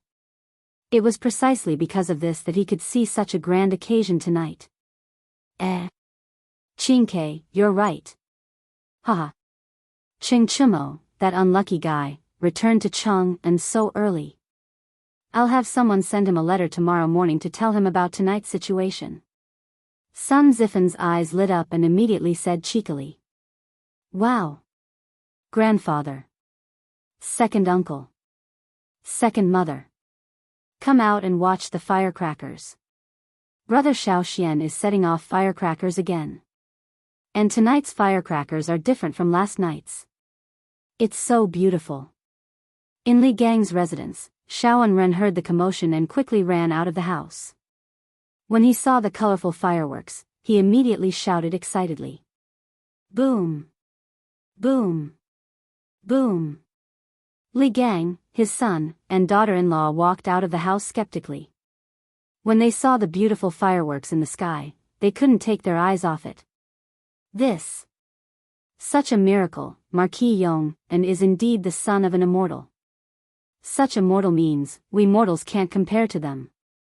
Li Gang's second son, Li Lian, couldn't help but be dazed when he saw this scene. When he thought of other legends about Li Zishuan, he sighed. Smack. What immortal or not? This old man can tell you with certainty that Yamacho is just an ordinary person. It's just that he knows more than others. This old man plans to let Enren study at Yanhuang College in the future. This old man has a faint intuition that this era is about to change. Li Gang slapped Li Lian's arm and then sighed with a face full of emotion. Father. You can do whatever you want. I have no objections. Although Li Lian was puzzled as to why his father didn't want Li Gang to study Confucianism, he didn't have much say in such matters once Li Gang made a decision. He might as well agree. At the same time, the owners of Sun Simiao's and Yan Xiaoning's residences walked out of their houses and looked at the sky above Li Zishuan's residence. There were also the citizens of Plum Village and the Han family manor at the foot of Cloud Mountain. When they heard the commotion, they all walked out of their houses. They looked at the colorful fireworks at the peak of Cloud Mountain with mesmerized expressions. The sounds of praises and cheers were endless. Tonight's fireworks were also a feast for everyone's eyes. A total of 64 explosions lit up the sky above Yun Mountain for a full 10 minutes. It was far more beautiful and lasted longer than last night's fireworks. The beauty of fireworks was so short, but so bold and so passionate. Even if it only had a second of life, it had to be done perfectly and in the most brilliant way possible. The first time it appeared in the Tang dynasty, it left an indelible impression in the hearts of thousands of people. Chapter 1135. Your Majesty, according to the palace guards, there seems to be a blazing fire in the direction of Yanhuang College. At Ganlu Palace, Li Er had not gone to rest. He was still bitterly working overtime to read the memorials. At this moment, Zhao Song walked in from outside and bowed to Li Er. Why do you say there seems to be a blazing fire? Whether there's a fire or not, can't you confirm such a simple thing? Li Er's mind was sharp. He immediately caught the loophole in Zhao Song's words and asked with a frown. Zhao Song replied, Your Majesty, I also went up to the city gate to take a look. In the direction of Yunshan, there's not just a blazing fire. Other than that, there's red, orange, green, blue, purple, and all sorts of other colors. It looks like the rainbow divine light that was accompanied by the gods in ancient legends. Rainbow divine light? Li Er was shocked. He stood up and said, Follow me to the Black Tortoise Gate Tower. Hey! Your Majesty, put on this fox fur coat. Zhao Song took a coat from the rack by the wall and said quickly. Now that the palace was heated, Li Er was only wearing a single layer of clothing. It would be strange if he didn't catch a cold when he went out like this. Okay. Li Er nodded. After he was armed, the master and servant left Taiji Palace and headed north to the Black Tortoise Gate Tower. If Li Zishuan knew that the fireworks he set off were mistaken for the rainbow divine light by Li Er and Zhao Song, he would probably laugh his head off. At the same time, this also showed that Li Zishuan's pursuit of the path of the gods was not completely dead. If he believed in Li Zishuan's atheism, why would he make such a big fuss at night to see the so-called rainbow divine light? Greetings, Your Majesty. Li Er brought Zhao Song to the Black Tortoise Gate Tower. When the general on the tower saw Li Er, he quickly cupped his fists and bowed. Li Er was unmoved. He looked straight in the direction of Yunshan, but all he saw was darkness. There was nothing. That was because the fireworks at Yunshan had already finished. Didn't they say there was a rainbow divine light? Why is there nothing? Li Er frowned and said unhappily. Your Majesty, the seven-colored light in the direction of Cloud Mountain has just disappeared. Zhao Song looked at the soldiers guarding the city. The soldiers quickly stepped forward and answered. Oh. Li Er's face was filled with disappointment. He looked in the direction of Cloud Mountain. After a moment of silence, he said, Send someone to Cloud Mountain tomorrow to find out what happened. Zhao Song bowed. Yes, Your Majesty. Li Er flicked his sleeves and turned around to descend the city gate tower. There were no neon lights in this era. Naturally, there was no light pollution at night. Generally, the sky was pitch black except for the night of the full moon. The fireworks show on Yunshan dyed the sky red, which was quite conspicuous in the dark night. Therefore, not only did Zhao Song and the generals of the imperial city see the rainbow divine light in the night sky, but many people in Cheng and city also saw it. Early the next morning, the people in the city immediately started discussing. It was close to the new year, and most people were preparing for the new year. They were busy all year round, and this was the only time they could have some free time. It was normal for them to gossip with their neighbors in the morning. Hey! Old Lu, did you see the rainbow divine light in the east last night? I also faintly heard the sound of thunder over there. Hey! Old Hua, you saw it too? I thought I was the only one who saw it. Hey! Do you think it's the divine light brought by the gods who descended from the heavens? Yo. That's possible. But shouldn't that direction be Cloud Mountain? Could it be that a literary star descended on Cloud Mountain last night? Hey. What you said makes sense. Yanhuang College's students are so outstanding. Who knows, there might be one or two literary stars among them. TSK. Yanhuang College is indeed a godly school. If my little brat can get in, even if I, Lu Dolly, die immediately, it will be worth it. With the lively atmosphere close to the new year, more and more people knew that the rainbow divine light had appeared in the sky in the east of Chang'an City last night. There were all kinds of speculations. Some said that a divine immortal had descended to the mortal world, some said that a divine light had descended from the sky, and some even said that a divine treasure had appeared. There were all kinds of different theories, but the most popular one was that a literary star had descended from Yanhuang College on Cloud Mountain. Yanhuang College had been completely pushed to the altar by word of mouth this time. This was something that Li Zishuan had never expected. Your Majesty, after dinner last night, I heard from the servants in the mansion that there was a divine light in the east. I went to the tower to take a look and saw the rainbow divine light in the east. I guess that a divine immortal must have descended to the mortal world where the divine light descended. This is an auspicious sign. I congratulate Your Majesty. I congratulate the Tang Empire. Taiji Palace, Morning Court. After the ceremony, a middle-aged official in his 30s came forward and bowed to Li Er, and said in a loud voice. Hearing this, the officials were stunned. Many of them had indeed seen the divine light in the east last night, but seeing it was one thing. Wasn't he flattering the emperor? Oh, no, he was flattering the emperor. Wei Zheng's face darkened, and he said angrily, Su Sharon, don't talk nonsense. How can a divine light be auspicious? After that, he cupped his hands to Li Er and said loudly, Your Majesty. I impeach Su Jingzong of the Secretariat for flattering Your Majesty and speaking nonsense about a divine immortal.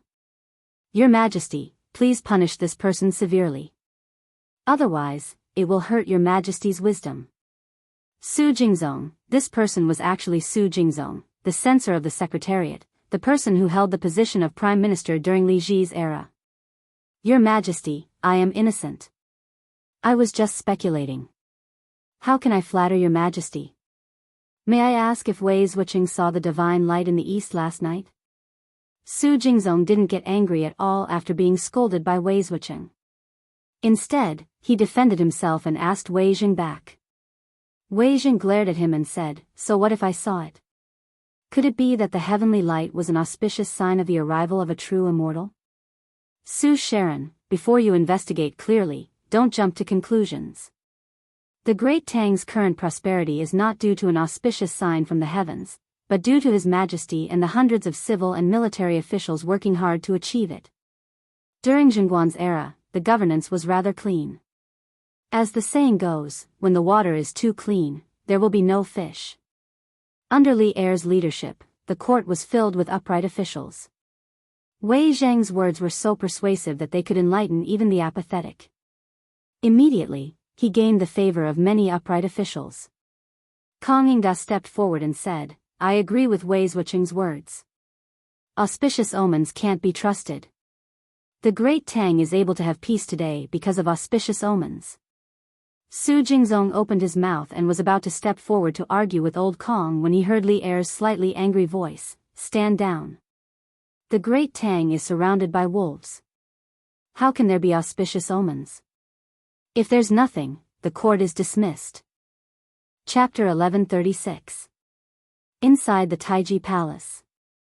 Hearing Li Er's angry rebuke, Su Jingzong was stunned. He didn't understand why Li Er rejected his idea so decisively.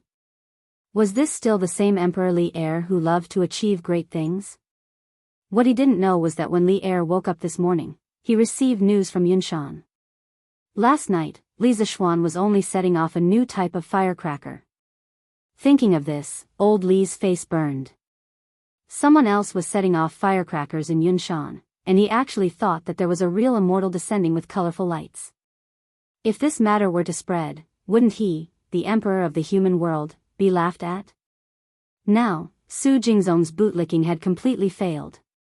The words, auspicious sign from the heavens, were extremely ear-piercing to Li Er's ears. He had already restrained himself by not throwing Su Jingzong into jail on the spot. Your Majesty is wise.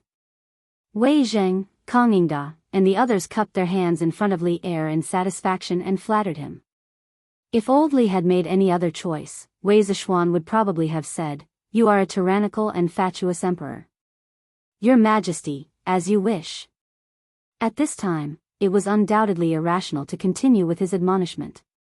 Su Jingzong sighed in his heart, cupped his hands in front of his chest, and obediently retreated. At that time, he was just a secretary under Li Mi. Later, Li Mi was defeated by Wang Shichong in the Great Battle Royale, and he himself became a stray dog. Wagong village naturally collapsed, and he also became a stray dog. Fortunately, he was full of poetry and was quite talented. He was discovered by Li Er. Soon, he seized the opportunity and entered Li Er's literature hall, becoming one of the 18 scholars. However, what was depressing was that although he was also Li Er's aide, compared to people like Zhang Sun Wuji and Fang Xianling, his official fate was a little worse. Zhang Sun Wuji had been prime minister for several years, but he was only a fifth-rank imperial secretary. Among the 18 scholars of King Qin's manor, he was the most unknown existence. Of course, he was unwilling, but in terms of strategy, he was not as good as Fang Xianling and Du Ruhui. In terms of foundation, he was not as good as Zhang Sun Wuji. In terms of admonishment, he was not as good as Wei Zheng. Therefore, after much thought, he could only take this unorthodox path in hopes that Li Er would remember that he, the 18th scholar of the Duke of Qin's manor, had yet to be entrusted with an important task. If Li Zishuan knew what Su Jingzong was thinking, he might have laughed and said, "Old Su, don't make it so complicated. You are still young. Endure until all the other old officials in the imperial court have retired. That will be the day you rise to prominence. It's not a dream to become an official." Although the truth was not entirely like this, it was not far from it. In the end, Su Jingzong was able to become the prime minister. Of course, part of the reason was that he had no moral integrity, but more importantly, it was because he could endure. Qualifications were obtained through hard work. Cloud Mountain Villa. Even if the outside world was turned upside down, Li Zishuan could only sit at home and watch the flowers bloom and wilt in front of the courtyard. He smiled as he looked at the clouds in the sky. The fireworks last night had left a huge impact on Lan, Han Yushi, Li Jingma, and the others. When they found out that Li Zishuan planned to make more fireworks for the new year, Madame Li agreed with both hands, and Lan even agreed with both hands and feet. At this time, Li Jingma could not say anything against it. He even subconsciously felt that if there were fewer fireworks for the new year, it would be a lot less interesting. San Bao, Fu, and the other loyal servants of the Li family were all summoned to Cloud Mountain to help make the fireworks. After breakfast, Li Zishuan ordered Pang Feiji to prepare a large amount of raw materials for the fireworks. He called San Bao and Fu over and taught them the steps of making fireworks. Coincidentally, Faubert also rushed over early in the morning. Li Zishuan might as well teach them all together. Anyway, the loyalty of these three people was unquestionable. Li Zishuan was not worried at all that they would leak the secret. "Young master, why don't we make the fireworks in the workshop? After all, if these things are not stored properly and cause an explosion, it is still very dangerous." After receiving the training, Faubert suggested to Li Zishuan. Last night, others were watching the show, but he saw the dangerous side of the fireworks from the show. Li Zishuan thought about it and felt that Faubert's words made sense. He nodded and said, "Yes. Then let's do it. But the method of making fireworks must be kept a secret. San Bao and Fu will go to the workshop soon. Faubert, if you have any confidential matters, just let them do it. The secret recipe that I have given to the three of you must not be leaked under any circumstances." The reason why Li Zishuan wanted the recipe to be kept a secret was not because he was worried that someone would get hold of the recipe and imitate the fireworks, thus affecting the profits of the workshop or using the gunpowder in the fireworks to harm others. In fact, he was not worried about this at all. Firstly, even if someone got hold of the recipe, it would be very difficult for them to mass-produce it without the advanced craftsmanship of the Strange Taste Pavilion. Secondly, the gunpowder in the fireworks was very weak and would not be able to cause mass destruction. What Li Zishuan was really worried about was that someone would use the recipe of the fireworks to deduce the recipe of the gunpowder. Although the probability of this happening was very low, it was better to be safe than sorry. If someone really got hold of the recipe of the gunpowder, it would be a disaster for Tang Dynasty. By then, who knew how many good men would die from the gunpowder? Thus, as a precaution, Li Zishuan gave a third of the recipe to Faubert, San Bao, and Fu each. This way, unless the three of them betrayed him at the same time, and the person who got hold of the complete recipe was a peerless genius in chemistry, the real recipe of the gunpowder would not be leaked. In fact, the probability of this happening was basically zero. Young master, don't worry. This old man understands. Faubert could roughly guess the problem that Li Zishuan was worried about. He clasped his hands and replied. San Bao, Fu, you two better keep your mouths shut. This is the first time I, your young master, am entrusting you with such an important task. I hope that the two of you won't disappoint me. After saying that, Li Zishuan looked at San Bao and Ah Fu and instructed them. The two of them had gone through thick and thin with him.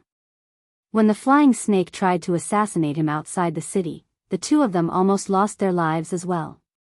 In terms of loyalty, there was no problem with them. Young master, don't worry. San Bao, Fu, will definitely not disappoint you. The two of them said solemnly. Go.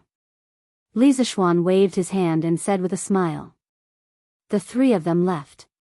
At this moment, there was a commotion outside. Li Zishuan went out to take a look. It was Li Tai leading a group of students from the academy. Yamacho, aren't you a little too cunning? The firecrackers you taught us the day before yesterday were of inferior quality.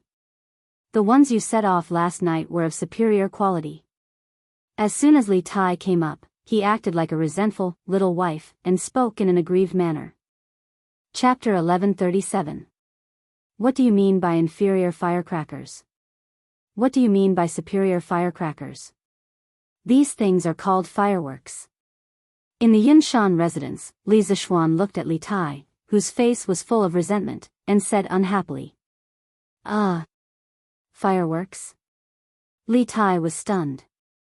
The day before yesterday, when they came to Li Zishuan's place to make firecrackers, Li Zishuan did not tell them that those things were fireworks. However, when he thought of the scene last night, the little fatty narrowed his eyes and sighed. Yes. Fireworks is a good name. It's worthy of its name. When that thing exploded in the sky last night, it did look like a flower. Yes. This name sounds better than firecrackers. Sun Zifan also nodded and said, Yamacho, do you have any more of those fireworks from last night? We want to make a few ourselves. We can even buy them. Yes. That's right. Yamacho, do you have any more? We can even buy some with money. Li Tai agreed. Li Ku, Zhang Sun Chong, and the others looked over eagerly. Obviously, they had the same idea. They were the children of officials and did not lack money. However, the eyes of the rest of the students behind them dimmed.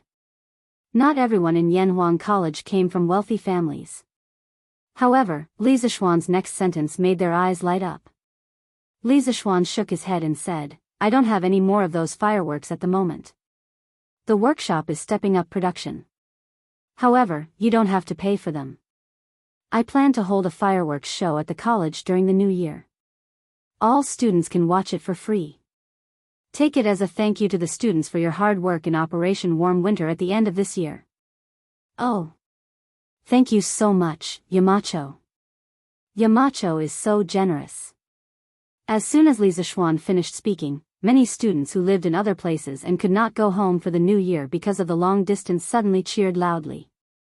At this moment, they really felt that this winter break was worth it.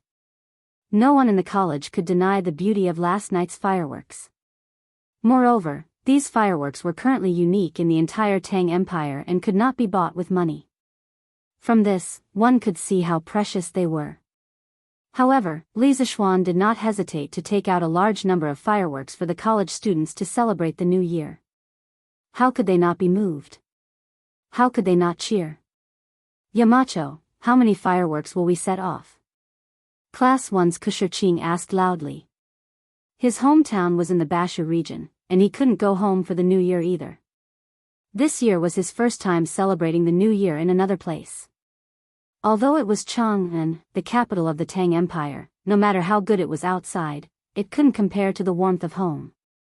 Going home for the new year was something that the Chinese would never be able to let go of. However, Li Zishuan's actions made him feel some familiarity. Yamacho. How many fireworks will be set off during the fireworks display? The rest of the students reacted and asked in unison. Last night, Li Zishuan had set off 64 fireworks. Although it was far more than the previous 9, many people felt that it wasn't enough to satisfy their cravings. Li Zishuan smiled and announced an even more exciting news. Haha. Shirqing, I can't answer your question. I don't know how many fireworks I will set off because I plan to set off 2 hours. 2 hours? Everyone's breathing quickened and their eyes widened. Some people were frantically calculating how many fireworks they could set off in 2 hours. However, they were confused because it was impossible to calculate. Thank you, Yamacho. Thank you, Yamacho. No matter how many fireworks there would be a lot of fireworks. This time, the students could fully feast their eyes. Therefore, they cheered to their heart's content. Their voices were so loud that it gave Lan, who was in the backyard, a big fright.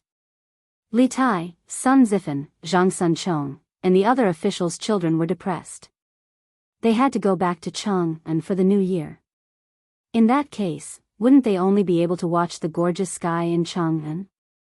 Most of the students were satisfied with the answer. However, Li Tai and the others did not leave. The little fatty came up and said with a smile, that Yamacho, I wonder if there will be more fireworks. Every year during the new year in the palace, it's boring. If there aren't any fireworks to liven things up, it won't be perfect. Yes. Zhang Sunchong, Sun Zifan, and the others nodded in agreement. Li Zishuan thought for a while and said, it's hard to say. Even if there are some left, there probably won't be many. Qingke, if you want some, it's best to wait until next year. Next year? Li Tai opened his eyes wide and shook his head. We can't wait. Yamacho, can't you ask the workshop to send more people to make more? What a joke. After seeing the charm of fireworks, Li Tai felt that waiting for one more day was too much, let alone waiting for next year. Li Zishuan said angrily, you brat, it's easy for you to say that. Don't you know how many days are left until the new year? Do you know how long it takes for the workshop to prepare the fireworks for the academy? If you really want to see the fireworks, just come to the academy. On the night of the new year, the academy will start to set off the fireworks at midnight. midnight. You can come after dinner in Chang'an City. Coincidentally, the curfew in Chang'an City will be lifted that night. In order to maintain the security of the capital, the Tang dynasty followed the curfew system of the Han dynasty. Of course, the walls could protect the safety of the people, but at the same time, it restricted their freedom and affected their livelihood. According to the rules, on special days such as the Lantern Festival, the workshop could stay open all night.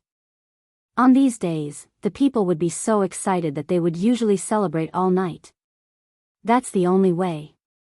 Li Tai muttered gloomily. Suddenly, his eyes lit up and he said, oh right, Yamacho. Why don't you set the fireworks show in Chang'an City? At that time, the people in Chang'an City can feast their eyes. In fact, these were all excuses. He was just too lazy to run errands. After all, Chang'an City was more than 20 miles away from Yunshan City. Li Zishuan frowned and said, there are many people in Chang'an City, and the houses are close together. If we set off the fireworks on a large scale, it will easily cause a big fire. When His Majesty blames us, who can bear the responsibility? Although he said so, Li Zishuan thought in his heart, your master is now grounded in Yunshan City.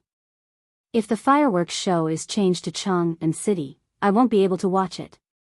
The master and disciple looked amiable on the surface, but they actually started a battle of wits and courage in secret. In the end, Li Tai gave up and said, all right then. When the time comes, we'll come to the academy to watch the fireworks show. Oh right. Yamacho. Last night, the people in Chang'an City also saw the fireworks at Yunshan City. My father even sent someone over to ask what happened. Before leaving, Li Tai suddenly whispered to Li Zishuan. Chapter 1138. Oh. What did His Majesty say? In front of the Yunshan residence, Li Zishuan heard from Li Tai that Li Er had sent someone to Yunshan this morning to investigate. Li Tai rolled his eyes and replied, my father didn't say anything. But many people in Chang'an City saw the colorful light last night and mistook it for the colorful heavenly light brought by the deities descending to the mortal world. 7 colored heavenly lights? Hearing this, Li Zishuan almost spat out a mouthful of blood. He had never expected that the first fireworks show in the Tang dynasty would be related to immortals. Wasn't this 2F** king ridiculous? In fact, what he did not know was that Li Tai also thought so at first, but in order to save some face for his father, he deliberately concealed this point. After Li Tai left, Li Gang, Li Anren, and Yan Xiaoning came one after another. Their purpose was more or less the same, which was to see the fireworks.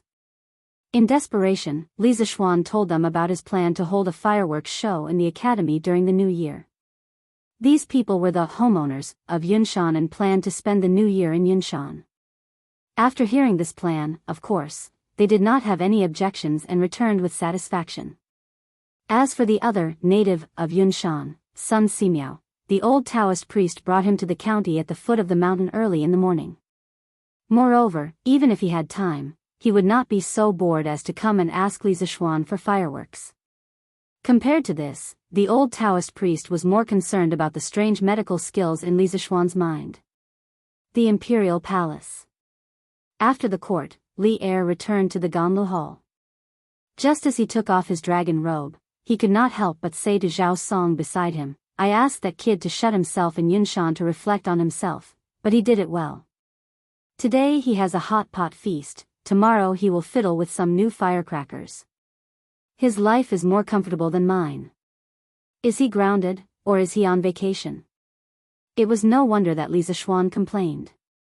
As a sinner, Li Zishuan did not reflect on himself sincerely all day long. Instead, he was treated like a master at home. On the other hand, although Li Zishuan was the emperor and was in charge of the life and death of the people in the world, he still had to work overtime every day to deal with state affairs. What's more, it's fine if you say you're living comfortably at home, but why did you have to make such a big commotion and make him mistakenly think that an immortal has descended to Earth?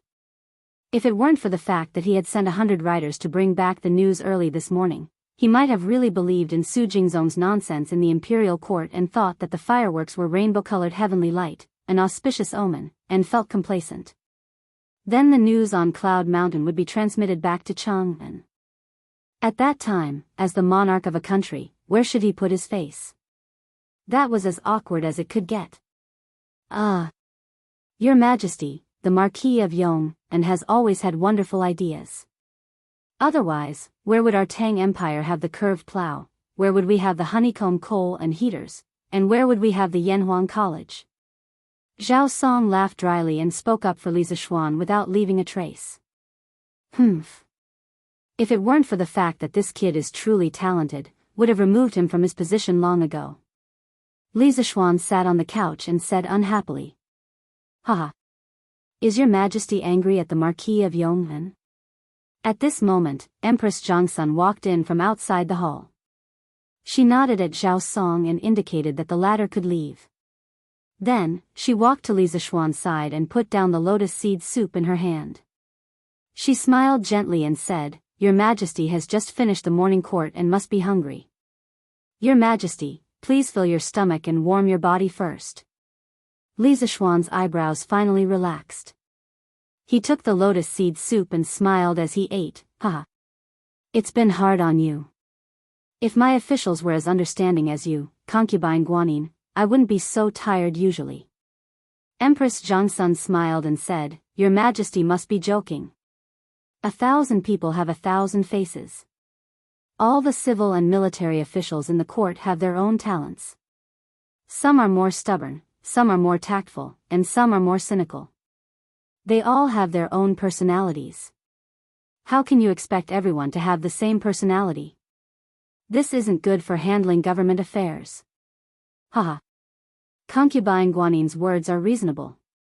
Li Zishuan's thoughts suddenly became clear. He put down the soup spoon and laughed. Your Majesty, I heard that the rainbow sky at Yunshan last night was the Marquis of Yong'an's new type of firecrackers. Is it true? Zhang Suan's eyes were smiling as she looked at Li Zishuan and said. Li Zishuan nodded and replied, Yes. There is such a thing. I also just received the news this morning. It is said that the kid made a batch of firecrackers the day before yesterday. They can shoot into the sky and explode, but only the flames can be seen. Who knew that he would improve it again yesterday, so when the firecrackers shot into the sky and exploded last night, it became a rainbow of colors.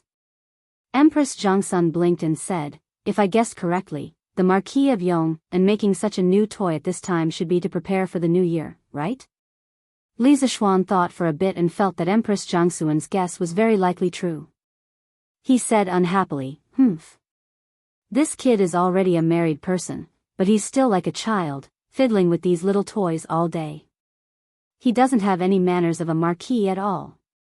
Zhongsun shook her head and said, Your Majesty, I feel that the Marquis of Yong'an's actions aren't just for his personal enjoyment. It is said that a large portion of Yanhuang College's students this year didn't have the chance to go home for the new year because of the Warm Tang Foundation's Operation Warm Winter. I think that the Marquis of Yong'an probably wants these students to have a regretless new year at the academy. As the president of the Warm Tang Foundation, although she was only in name and didn't usually manage things, since the Yanhuang College's students stayed at the academy because of the Operation Warm Winter and didn't have time to go home, as the president, she more or less felt that she owed them. And Li Zishuan's actions of caring for the students made her have a good impression of Li Zishuan in her heart. Naturally, she also had to say a few words for Li Zishuan. Yes. If that's really the case, then this kid did the right thing. Li Zishuan nodded. He was half doubtful and half sure as he said, He has indeed taught this batch of Yanhuang College's students well. In the future, they will all be pillars of the country. We have discovered that this kid isn't good at being an official, but he is very competent as the Yamacho of Yanhuang College. Empress Zhongsun covered her mouth and laughed, Your Majesty is still the wise one. Back then, you stood your ground against the opinions of the masses and allowed the Marquis of Yong'an to establish Yanhuang College. Only by using people to their fullest can they display their greatest abilities.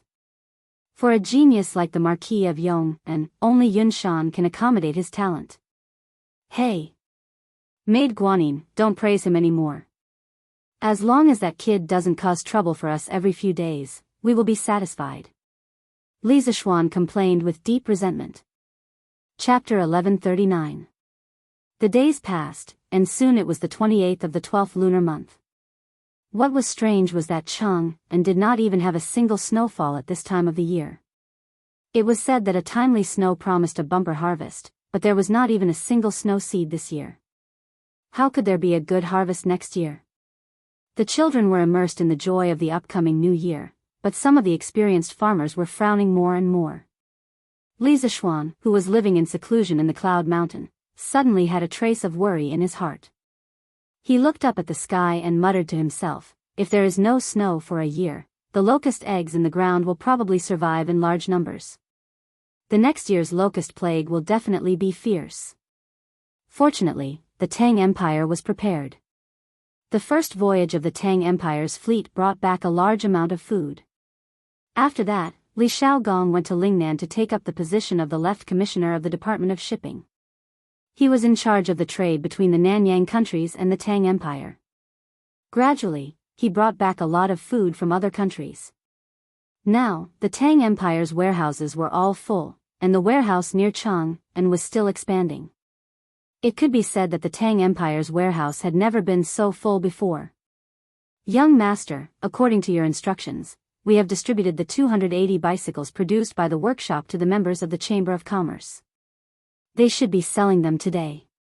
Faubert came over early in the morning to tell Li Zishuan this news. The workshop was now well staffed. In just a few days, they could produce more than 200 bicycles. On average, they could produce dozens of bicycles a day. Li Zishuan was quite satisfied with this speed. He nodded and said, I got it. Prepare a reward for the craftsmen and masters in the workshop. Let everyone go back for the new year. We will start work on the 7th of the first lunar month. Faubert smiled and replied, Okay. Young master. Everyone was waiting for you to say that. Li Zishuan smiled and said, Don't be stingy with the reward. Give as much as you can. Everyone has worked hard this past year. Oh right, after the holidays, Faubert, you have to arrange a few people to guard the workshop. Fire prevention and theft prevention. The guards will get 5 times the salary during the new year. Ask around and see if anyone is willing. The new year was one thing, but the workshop couldn't be left unguarded. If it caught fire or attracted thieves, the loss would be too great. Faubert nodded and said, Don't worry, young master. This old man will find a few craftsmen who live nearby and ask. We won't let the workshop's business go out of business. Yes. Chang and city was particularly lively today because the citizens had received news from the Datong Daily that 280 bicycles had arrived in Chang and were about to be sold. The workshop only produced 40 bicycles during the first sale. Li Zishuan took out 5 bicycles as a gift and gave the rest to Chao Wendong, Feng Zhihua, Lin Wenyuan and other members of the Chamber of Commerce. In addition, the members of the Chamber of Commerce would also privately detain 1 or 2 bicycles as gifts. In total, there were less than 30 bicycles entering the market for the first time. Those who managed to get their hands on the bicycles back then could not be said to be unlucky, because in just over a month, the price of the folk bicycles had been secretly inflated to 700 to 800 strings. It couldn't be helped. Some rich people just didn't lack money. They just wanted to enjoy themselves. For those middle-class families who were not very rich, it was a little frustrating. They could still afford a bicycle that cost 400 strings of coins, but 700 to 800 strings of coins?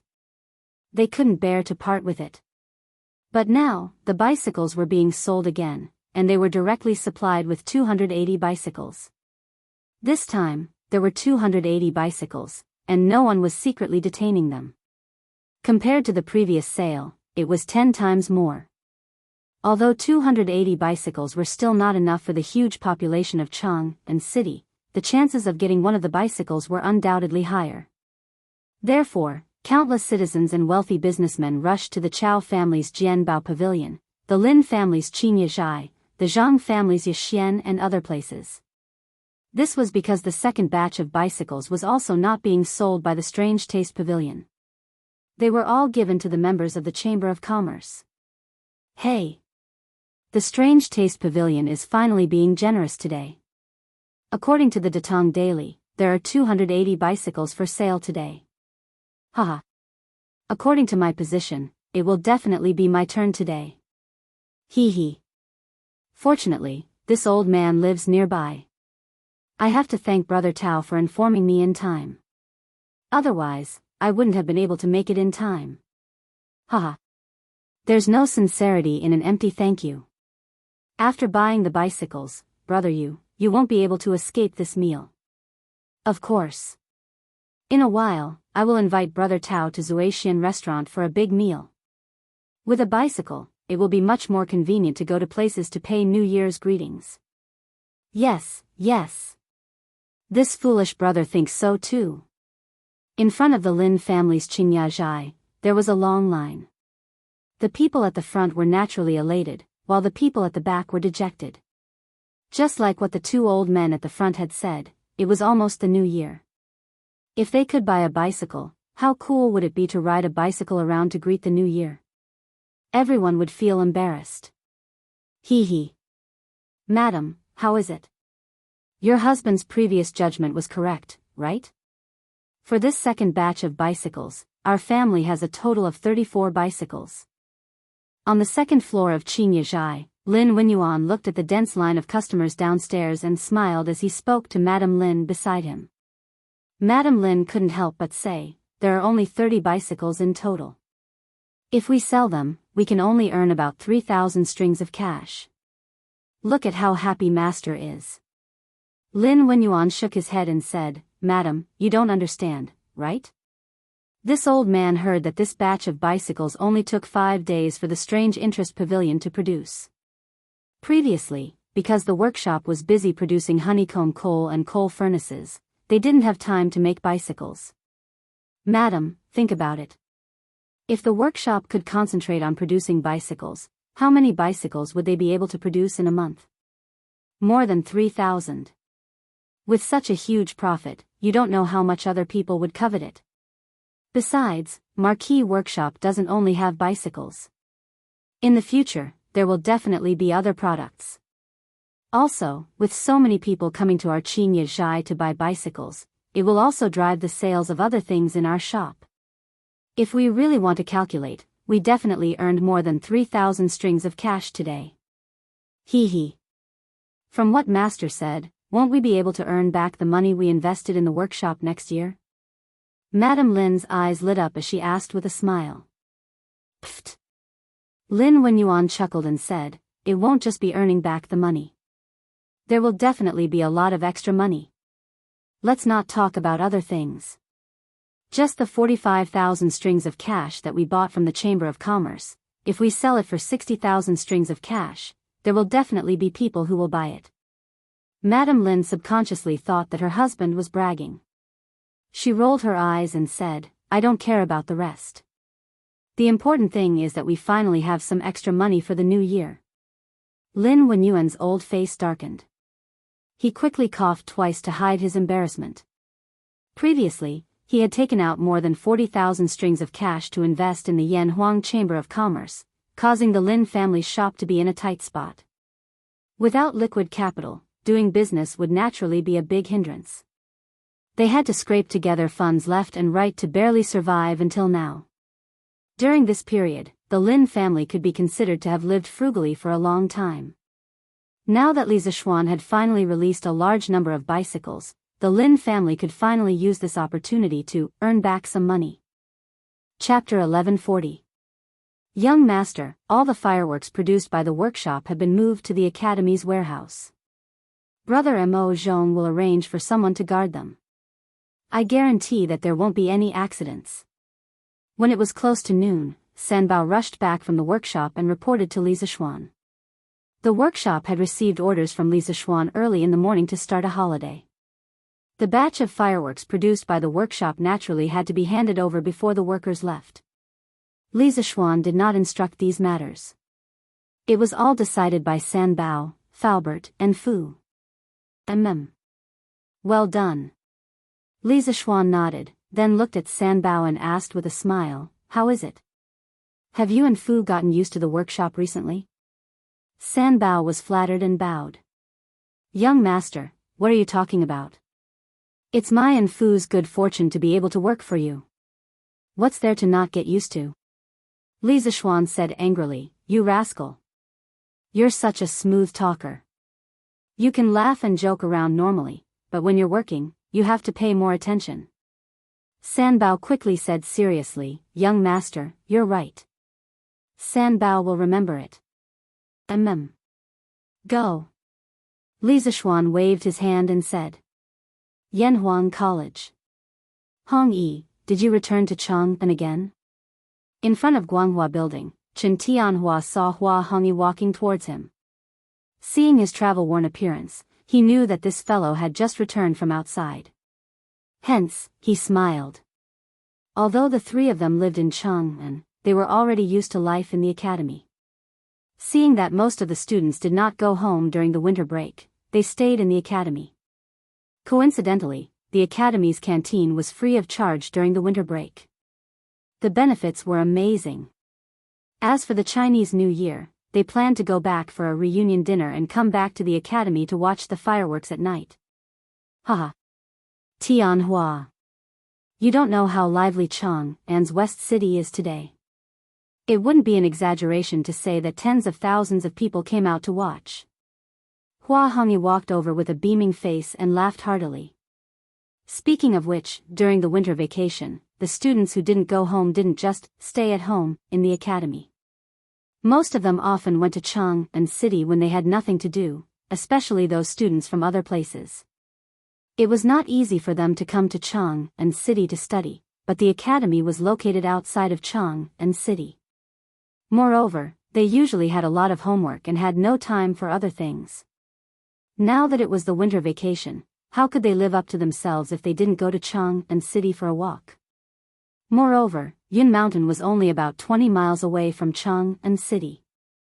Along the way, they might meet some villagers from the Han Village, Plum Village, or other villages who were driving their ox carts and planning to go to the market. With a few polite words, the villagers would usually happily give them a ride. This would save them a lot of effort. This morning, Hua Hongyi rode on Old Hu's ox cart to Chang'an. Is it because of the bike? Chen Tianhua rolled his eyes and said indifferently. Obviously, he had already read today's Datong Daily. Hua Hongyi gave a thumbs up and praised, hee hee. It's the bike. Tianhua is indeed Tianhua. You don't even have to go out and you already know what's going on. Amazing. TSK, today's scene is really crowded. Even if Yamacho released 280 bicycles, they would definitely be sold out by this morning. Chen Tianhua interrupted him impatiently, all right. Stop talking nonsense. I say, Hongyi, didn't you say that you've already planned out your first novel? Why don't you take advantage of the winter break to start writing? You have to know that next year's homework will definitely be more intense. Hua Hongyi was stunned when he heard this. He then said, Tianhua, you don't know. Actually, regarding this novel, I've already started writing it a long time ago. It's almost done. Chen Tianhua was suddenly energized. He said with great interest, oh? You finished writing it so quickly? Can you let me take a look first? Hua Hongyi scratched his head and said embarrassedly, I meant that the outline is almost done, pft. Chen Tianhua almost vomited blood. If the person in front of him wasn't his best friend, he would have punched him. Haha. Tianhua, this novel of mine is a little special. I'm sure you've never seen or heard of it before, so it'll be very difficult to comprehend it. You can't force the progress. Hua Hongyi quickly explained. Chen Tianhua looked at him suspiciously and said helplessly, all right. Since that's the case, do whatever you want. Just let me and Feichen know when you're ready to release the book. Of course. Hua Hongyi nodded. Suddenly, he saw many students crowding around the Guanghua building. He pointed in that direction and asked curiously, Tianhua, why are they crowding around there? Chen Tianhua looked in the direction Hua Hongyi was pointing at. Then, he looked away and answered, in the morning, the Yamacho sent people to move the fireworks for the New Year here. They used a lot of ox carts, countless of them. Now, the fireworks have been placed in the warehouse on the first floor. Those people are crowding around the warehouse, probably wanting to see the fireworks in advance. What? The fireworks are here? Damn! I want to see it too. Hua Hongyi opened his eyes wide and ran over excitedly. The fireworks were his biggest anticipation for this year's New Year. Master, the Strange Taste Pavilion workshop has been established. In just a few days, they can make almost 300 bicycles. The process requires iron, sulfur, and other raw materials. They are completely self-sufficient. This is terrifying. Chongren Square, Zhangsun Wuji's house. The layman just enjoys the show, while the expert appreciates the skill. While the people outside were crazy about the 280 bicycles, the experts saw the terrifying production capacity and efficiency of the Strange Taste Pavilion workshop. From the looks of it, their way of smelting iron is undoubtedly more efficient. It's hard to imagine that Li Zishuan has such achievements in smelting iron. I have really underestimated him. Zhang Sun Wuji sighed with his hands behind his back. Master, with the Strange Taste Pavilion workshop, our smelting speed will definitely not be as fast as theirs.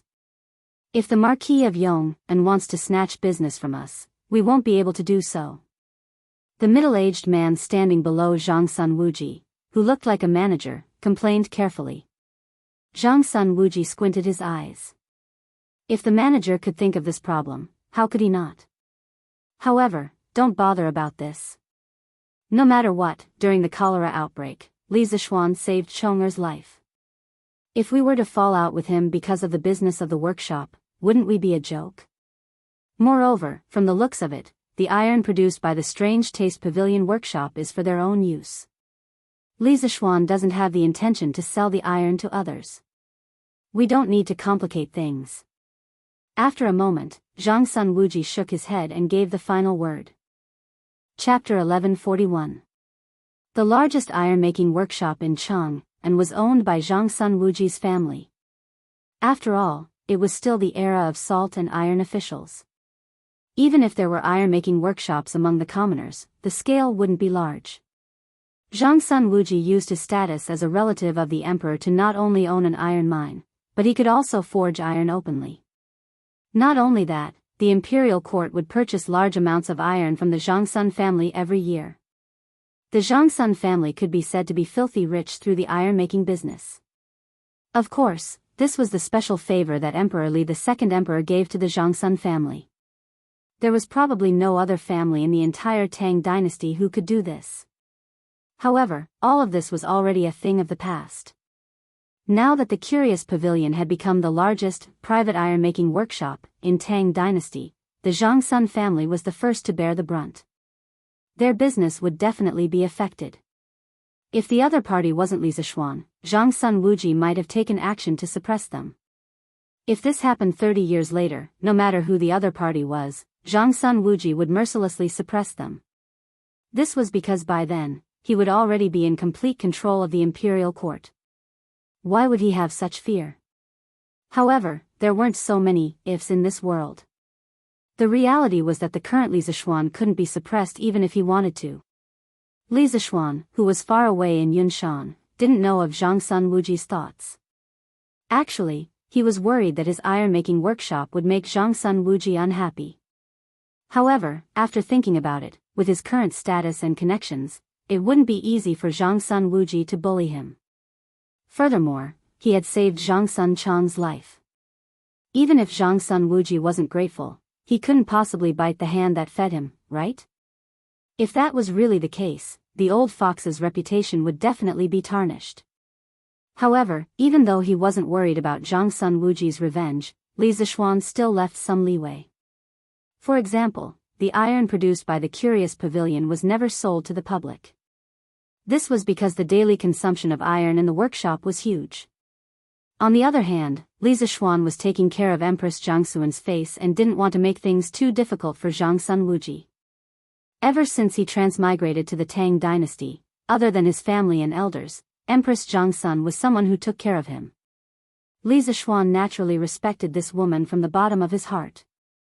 On the other side, the 280 bicycles were all sold out in just half a day. Those who managed to snatch the car were still the lucky ones, as they could easily earn hundreds of strings of cash by casually selling it. In the end, there were too many monks and too little gruel. The number of bicyclists in Chang'an was still very large. Unlike the last batch, which only had dozens of bicycles, there were now 280 bicycles in Chang'an. People could often be seen riding bicycles on the streets, which was impossible a month ago. Nowadays, the children in Chang'an City had one more fun, which was to wait on the streets for rich people to come by on bicycles. Once they saw one, these naughty children would crazily chase after the bicycle on their scooters. Speaking of which, these people were really reckless. On such a cold day, they were actually willing to ride bicycles or skateboards in the cold wind. If they were in modern times, they would definitely be idiots. Cloud Mountain Villa. The new year was the day after tomorrow. Although there were few people in Cloud Mountain, the New Year's atmosphere was very strong. Every household had already prepared all the New Year's goods, such as chicken, duck, fish, tea, wine, soy sauce, North and South stir-fried goods, sugar bait, fruits, and so on. In addition to these, every household had to prepare some gifts for visiting relatives and friends during the new year. Families with children also had to buy new clothes and hats for their children to wear during the new year. However, for a big family like the Lee family, they did not lack these. This girl wore new clothes every day, no one would object. What surprised Li Zishuan was that there was actually bacon in the New Year's goods. He thought that this thing did not exist in the Tang dynasty. In fact, this was his own ignorance. Bacon had a very long history in China. At least in the era of Confucius, the ancestors knew how to make bacon. Confucius had a special fondness for bacon. He once said, "As long as you give me 10 strips of bacon, I will teach you." Confucius had 3,000 disciples and 72 followers. If they all gave him 10 strips of bacon as filial piety, this old man would not be able to finish it even if he opened his stomach. Later, it became the custom of students giving their teachers bacon. However, in the ancient language, it was called shu xiu, which meant a bundle of dried meat. Tsk. This bacon stir-fried with garlic core is a delicious dish. Wife, your husband will teach you a new dish in the afternoon. Li Zishuan looked at the bacon hanging in the house and said with joy. There were still garlic sprouts in the winter because garlic was a crop with relatively strong cold resistance. It could withstand a short period of -10 degrees Celsius. If the temperature below -10 degrees Celsius was low for a long time, or if the temperature was extremely low, garlic sprouts would easily freeze and die. However, the temperature in Chang'an City was not that low this year, so it was not difficult to find some garlic core. This was the first time Han Yushi heard of this dish. She thought for a while and nodded. Okay. Hubby, you can tell me later and I'll do it. Hey. That's right, my wife, I asked you to buy more pork. Did you not buy it? His original plan was to buy a batch of pork before the new year and give some to each household in his village as an auspicious sign for the new year. However, he realized that there was not enough pork in the New Year's goods at home. Han Yushi looked at Li Zishuan angrily and said, "Husband, you asked for more than 10,000 pounds of pork. Do you expect to pile it all up at home? Don't worry, Uncle Wang has already taken care of it. He bought more than 100 pigs and temporarily raised them in the field in front of Uncle Hu's house. Uncle Wang plans to distribute the pork to each village tomorrow. Then, the village chief of each village will personally distribute the pork to the villagers." Oh. Li Zishuan touched his nose embarrassedly. Then, he suddenly thought of the pig slaughtering banquet in the village in his previous life. He said, "Wife, we will distribute the pork tomorrow, but you have to let Faubert keep 8 pigs. I plan to hold a pig slaughtering banquet in each village during the new year the day after tomorrow." Pig slaughtering banquet? Husband, what is a pig slaughtering banquet? Han Yushi asked curiously. Li Zishuan thought for a while and replied, This pig slaughtering banquet is to put different parts of a pig, both inside and outside, into a big pot, half boiling and half steaming. Then, the meat in the big pot can be divided into many dishes, such as garlic minced meat, garlic minced heart meat, firewood meat, hand-chopped liver, pickled vegetables stewed with white meat and blood sausage, and so on. Wife, let me tell you, don't think that the pig slaughtering banquet is tasteless just because there are so many things cooking together. In fact, if it is done well, it will be delicious. Chapter 1142. Cloud Mountain Residence. Hearing Li Zishuan talk about the pig slaughtering feast so seriously, Han Yushi was also a little tempted, but, husband, although the pig slaughtering feast is good, don't forget that you are still grounded by His Majesty. Grounding, the desire for the pig slaughtering feast that had just appeared on Li Zishuan's face instantly disappeared without a trace. Once a person was pleased with himself, it was easy for him to forget himself. He was a typical example of this. All right then. Let Uncle Wang distribute all the pork to the villagers. Li Zishuan waved his hand dispiritedly. At first, he thought that being grounded for 2 months was no big deal. After all, he liked to stay at home. However, now that it was close to the new year, he realized that he couldn't even leave Cloud Mountain. How frustrating. Sigh. Now I have no choice but to be an otaku even if I don't want to. Li Zishuan sighed in his heart. He had heard what his father-in-law had said to him earlier. He knew that he had caused too much trouble this time. Taking advantage of being grounded, he had to lay low for a period of time and let everyone gradually forget about the Chui family. That was the wisest move. During this period, Li Zishuan was determined not to cause any trouble and let others have a hold on him. Pfft. Han Yushi saw that Li Zishuan was as dejected as a child who didn't get a toy. She felt an inexplicable sense of pity in her heart. She couldn't help but giggle and say, "Husband, why are you so dejected? If we can't have the pig slaughtering feast this year, we can have it next year. Anyway, there will be a new year every year." Li Zishuan shook his head helplessly and forced a smile. Haha. Wife, you don't have to comfort me. It's just a pig slaughtering feast. Your husband is not a greedy person. Han Yushi smiled when she heard that. She thought disapprovingly, "Husband, if you are not a greedy person, then who in the world would have the nerve to call themselves greedy people?" The 30th of December, New Year's Eve. Finally, it was New Year's Eve. Yen Lide and Yen Liben had already moved to Yunshan 2 days ago to live with Yen Xiaoning. Because the imperial court would give the officials a Lunar New Year's Eve holiday every year, there were a total of 7 days. It was the 3 days before Lunar New Year's Eve, the first day of the Lunar New Year, the second day of the Lunar New Year, and the third day of the Lunar New Year. Therefore, Old Yan's family happened to be here for a holiday. Although Qing Yaojin and Qin Xiong both had houses in Yunshan, of course, it was given to them by Li Zishuan, they still had many connections in Chang'an, so they had no time to come over during the day.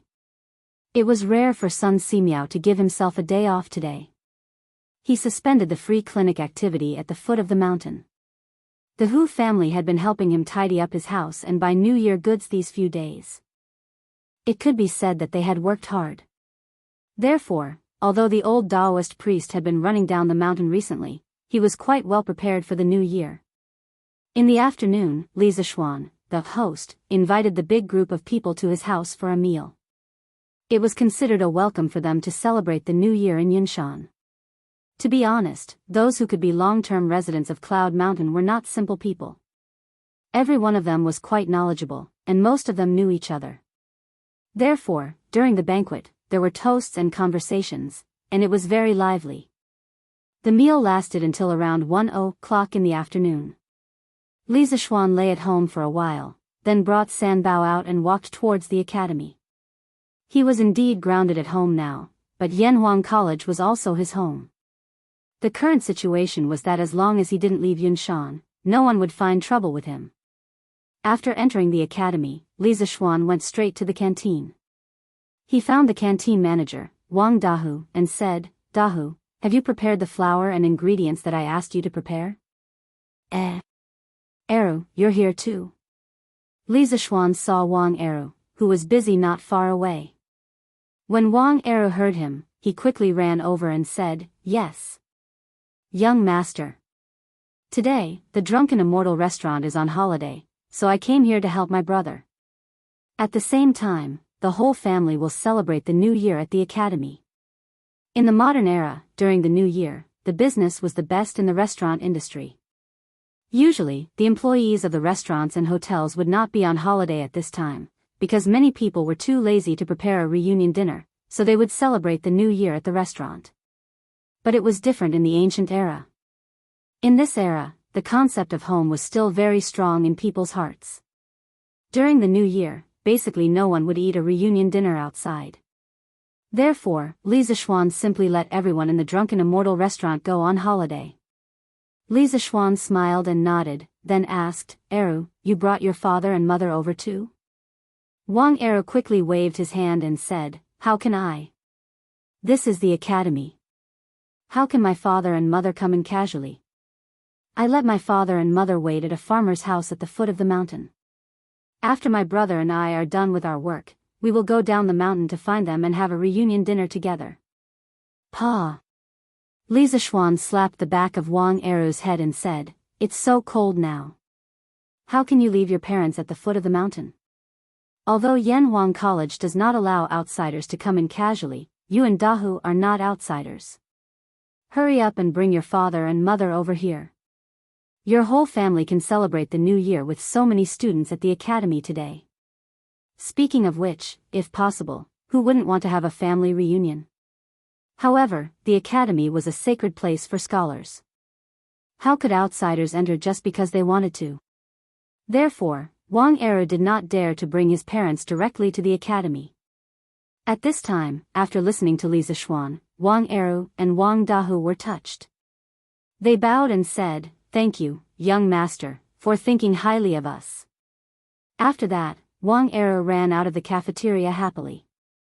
Wang Dahu finally had the time to answer Li Zishuan's question. "Young master, the flour and ingredients that you asked for are all prepared here. The quantity is definitely enough." Li Zishuan laughed and said, "Haha. That's great. Bring everything to the table. Today, I will let the students have a dumpling making competition." It was the new year. How could it be called the new year if they did not make dumplings? Wang Dahu was stunned and said doubtfully, "Dumplings? Yamacho, what are dumplings?" "At first, I thought you were going to make wontons." "Wontons? Ahem. Actually, the two are similar. It's just that the names are different. In the future, it will be dumplings, no wontons. We must eat dumplings for the new year." Li Zishuan quickly explained. In fact, there was no such thing as dumplings in the Tang dynasty, but there were dumplings in the Tang dynasty. Today's wontons are shaped like a crescent moon. They are eaten everywhere. This was the first sentence that talked about dumplings in ancient Chinese literature. It was written by the Northern Qi writer and educator, Yan Jitue. Although Yan Jitue said wontons, he said crescent moon-shaped wontons. Then, wouldn't crescent moon-shaped wontons be dumplings? In the middle of the Tang dynasty, there was a new name for dumplings, jiawan. In the Song dynasty, in order to distinguish it from wontons, people began to shape it into a crescent moon shape. It was actually a triangular shape with two pointed corners and was called jiaozi. Zhou of the Song dynasty even wrote in his Old Stories of Wulin that there were records of multicolored buns, multicolored dumplings. Since jiaozi and dumplings both appeared, the name dumplings appeared naturally. Therefore, dumplings was officially named in the Song dynasty. Wang Dahu nodded his head in confusion. Li Zishuan said to San Bao, "Go tell Mo Zhong and the rest to inform all the students in the school to come to the cafeteria to participate in the dumpling making competition." "Yes. Young master." Chapter 1143. Dumplings? What are dumplings? In the Guanghua building of the Yanhuang Academy, Kushirqing was reviewing his homework. He used to be the top student in the School of Mathematics. Ever since the new students of the School of Mathematics joined the Yanhuang Academy, he had never been the top student again. As a person who had once been in the clouds, if he accidentally fell halfway, he would definitely want to climb back up again. Kushirqing was the same person. In the past 6 months, there was not a moment when he did not want to climb to the top again. Since he could not go home during the winter break, he had been revising his homework in the hope that he could deepen his understanding of engineering. When he heard the news from his classmate, he could not help but wonder. Zheng Ziren scratched his head and looked confused. He said, "I don't know what dumplings are either. Anyway, Yamacho asked us to go, so we'll go." Today was New Year's Eve. Most of the students in Class 1 had returned to Chang'an for the new year. There were less than 15 students left.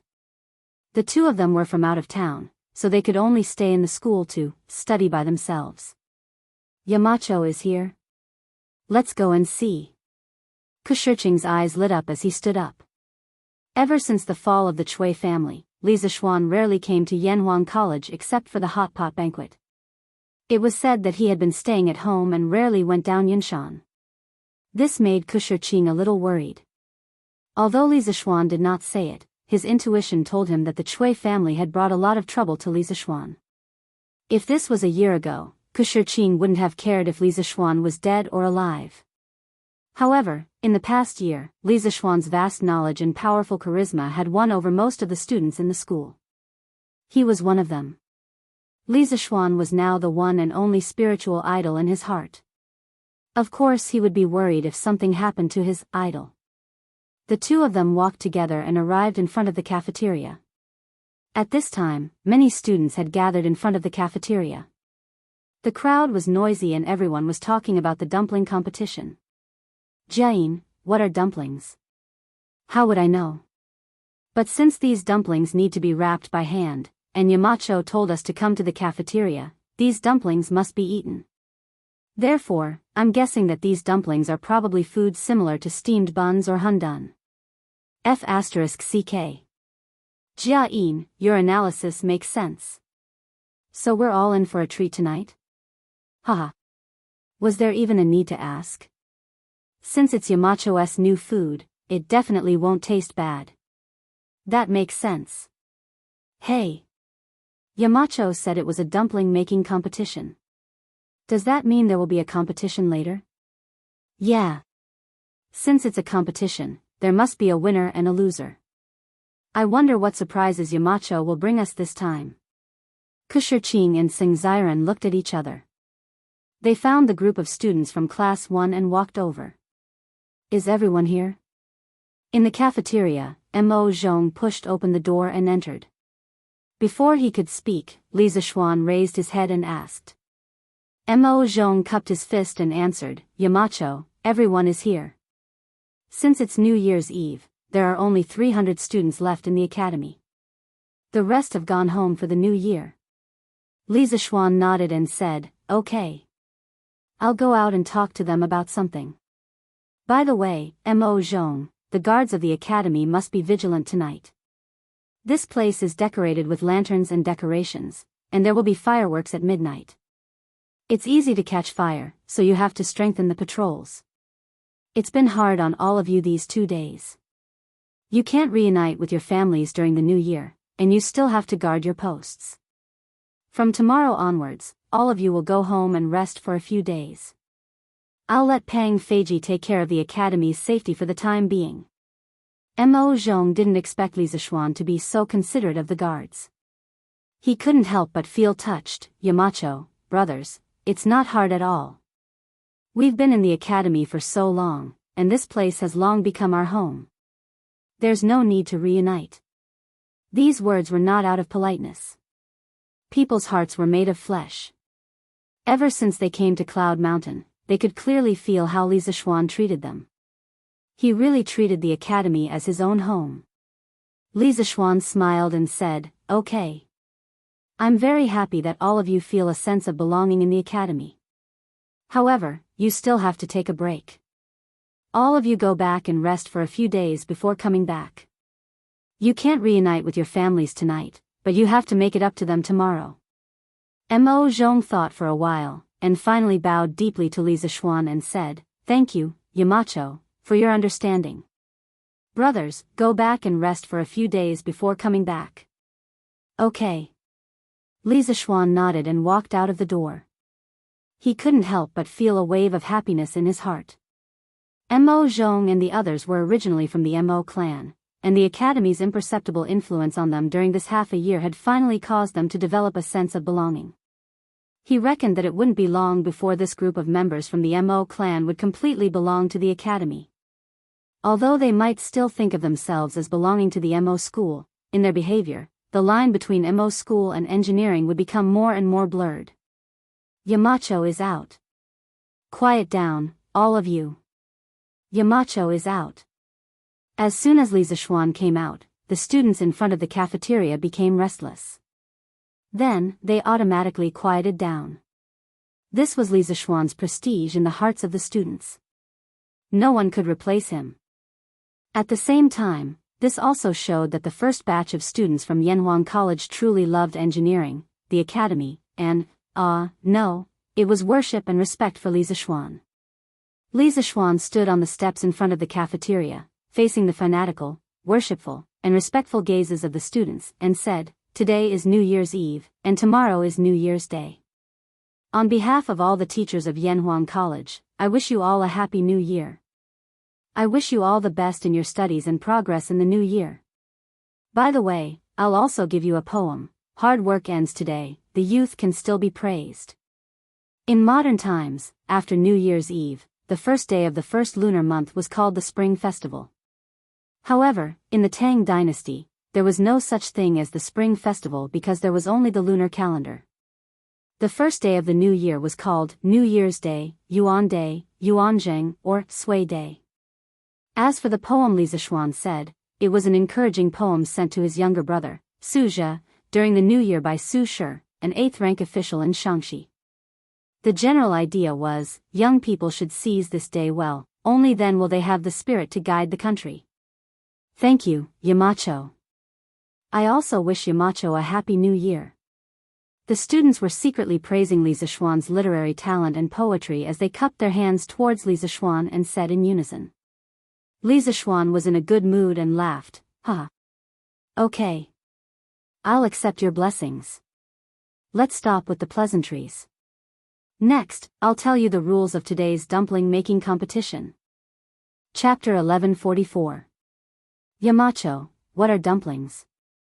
In front of the academy's cafeteria, someone finally asked the question that everyone wanted to ask.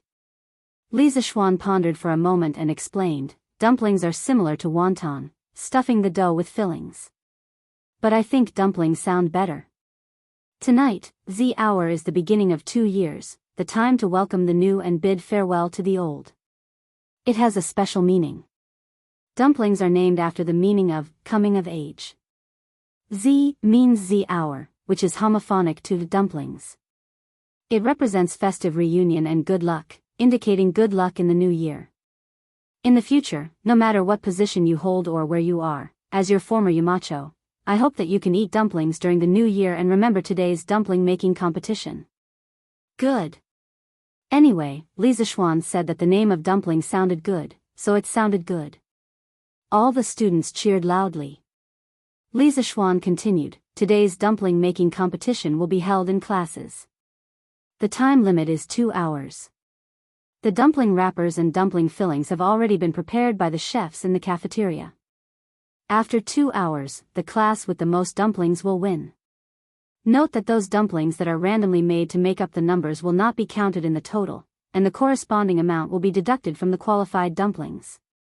As for the reward for the winning class, in addition to winning money, everyone will have a chance to personally light fireworks tonight. In addition, all the students can eat dumplings for free tonight. It will definitely be enough. Okay, let's not talk nonsense. If there are no questions, then go in and start making dumplings now. Winning money is almost equivalent to the modern red envelope. It was first popular in the Western Han Dynasty, but this kind of money is not the currency circulating in the market. It is specially cast into the shape of a coin to ward off evil spirits. The front of it is usually cast with words and various auspicious words, such as, "Long live the ages," "Peace in the world," "Get rid of evil spirits," etc. The back of it is cast with various patterns, such as dragons and phoenixes, turtles and snakes, fish, sword fighting, stars, etc. This is equivalent to the auspicious gifts that relatives and friends give to each other. It can't be used to buy things. Yamacho, what kind of dumplings are qualified? Tsing Ziren asked. Li Zishuan asked Wang Eru, who was behind him, for a portion of dumpling skin and a spoonful of dumpling filling. He casually made a dumpling shaped like a gold ingot. He often made dumplings like this in his previous life, but as far as he knew, the dumplings made by northerners were crescent-shaped. The dumplings made by southerners and other places were more unique in appearance. There were pigeon-shaped, willow leaf-shaped, skirt-shaped, cicada-shaped, and gold ingot-shaped dumplings. In Li Zishuan's previous life, this kind of gold ingot was popular in his hometown. Well, this is just an example for you, but it's not limited to what you can wrap up like this. As long as it's not obvious, it's fine. Also, before making the dumplings, all of you have to wash your hands clean. You can't go to the outhouse or pick your nose. Do you hear me? Pfft. Haha. As soon as Li Zishuan finished speaking, the students burst into laughter. But laughter aside, they still accepted Li Zishuan's request. After all, these dumplings would be in their stomachs at night. Shiqing, the situation is not good for our class. Qingke, Zifan, Qingchumo, and the others have all gone home. There are only 13 people left in our class, and I think the average number of people in the other classes is around 20. How can we compare? Tsing Ziren said with a frown. After entering the cafeteria, the students divided up their seats. The others also looked at Shiqing. When Li Tai and the others were not around, Shiqing had the most prestige in Class 1. Shiqing frowned for a moment and said, "Who has made dumplings at home before?" "I have." "I haven't." 8 people raised their hands, and 4 shook their heads. Shiqing breathed a sigh of relief and said, "I have too." Later, those who have made dumplings before, concentrate on making them.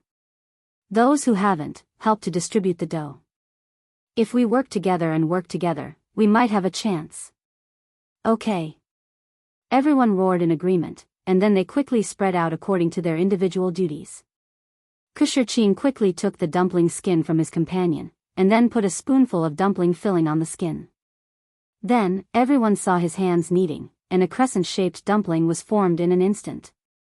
The speed was so fast that it left everyone dumbfounded. Damn! Shiqing, your speed is amazing. You are a master. Tsing Ziren said in surprise. Yeah. I didn't see it. Shiqing, you have such a trick up your sleeve. Amazing. Now, we might have a chance to get first place. The students of Class 1 saw hope from Shiqing's operation, and were overjoyed. Haha. This is nothing. But I can't do it alone. If we want to get first place, we must work together. Shiqing smiled, but he sighed helplessly in his heart. It was said that children from poor families learn to take care of the family early. These classmates only saw his speed in making dumplings, but they did not know that his family used to sell dumplings. When he was young, he often helped his family make dumplings. This was all practice. Shiqing is right. Everyone, hurry up. With his encouragement, the students of Class 1 were suddenly filled with motivation. An hour later, Class 1 had made 10 trays of dumplings, about 600 of them. Shiqing was doing 3 by himself, and his speed was very fast. Class 2 also made 10 trays, and their speed was about the same. The other classes mostly hovered around 9 trays, and no class dared to say that they had an absolute advantage. Damn! Are you all really making dumplings here? I heard that there is a big prize for first place. Hee, I'm not too late. At this moment, a few students walked in from outside the cafeteria. It was Qingchumo, Wang Meng, Li Tai, and the others. They all came over after the reunion dinner at home, but when they returned to Guanghua Building, they found that there was no one inside. They asked the academy guards and found out that there was a dumpling making competition in the cafeteria, and that there was a prize, so they hurried over. Because Li Tai lived in the palace and did not have his own residence, he needed to accompany concubine Yang in the palace, so he did not come with Li Tai. Phew. Chumo, you're finally here. Come and help. If we win, we can personally set off the fireworks tonight. Zheng Ziren said with a sigh of relief. There's such a good thing. But I don't know how to make dumplings. Qingke, do you know how to do it? Qingchumo was overjoyed at first, but when he saw Shiqing's dumplings, he was immediately dumbfounded. Li Tai opened his mouth, hesitated for a moment, and said, I don't know how to do it either, but I can learn. Shiqing, I'll learn from you. No matter what, one more person means one more chance of winning. With that, the little fatty rolled up his sleeves and prepared to personally participate. If Li Zixuan saw that his son was going to do such a thing, his eyes would probably pop out, and then he would come and fight Li Zixuan to the death. Damn! I'll also learn. When Sun Zifan, Wang Meng, and the others saw this, how could they have the nerve to stand outside and watch? They all joined them in battle and began to make dumplings for the first time in their lives. With the addition of this new group of people, the first class, which was not at a disadvantage, quickly pulled away from the other classes. Chapter 1145. Class 1, 1576 valid ones. Class 2, 1499 valid ones. Class 3, 1402 valid ones. Class 4, the dumpling making competition officially ended when it was close to 5 p.m. Li Zixuan ordered someone to count the number of dumplings and began to announce the results. The students were very high during the process of making dumplings. At this time, they didn't particularly care about whether they could get first place or not. However, they still had a trace of hope in their hearts that they could win first place, because the first class could personally light the fireworks. Fireworks were priceless in the whole of Tang Dynasty. They had been eyeing it for a long time. If they could light it themselves, they would be able to brag to others in the future. Class 15, 1327 effective ones. Class 16, 1575 effective ones. Oh! As Li Zixuan finished reading, there was a gasp from Class 1, followed by Cheng Chimo's excited shout. Damn! If I remember correctly, we are first place. Haha. Cho Nyo, you remembered correctly this time. We are first place. Sun Zifan shouted heartily. Shirqing. Good job. This time, our class is in danger because of you. Li Tai patted Kushirqing's shoulder and sighed sincerely. However, this little fatty's hands were full of flour. When he patted Kushirqing's shoulder, there was a claw mark. However, Kushirqing was in a state of excitement at the moment and didn't notice this small detail.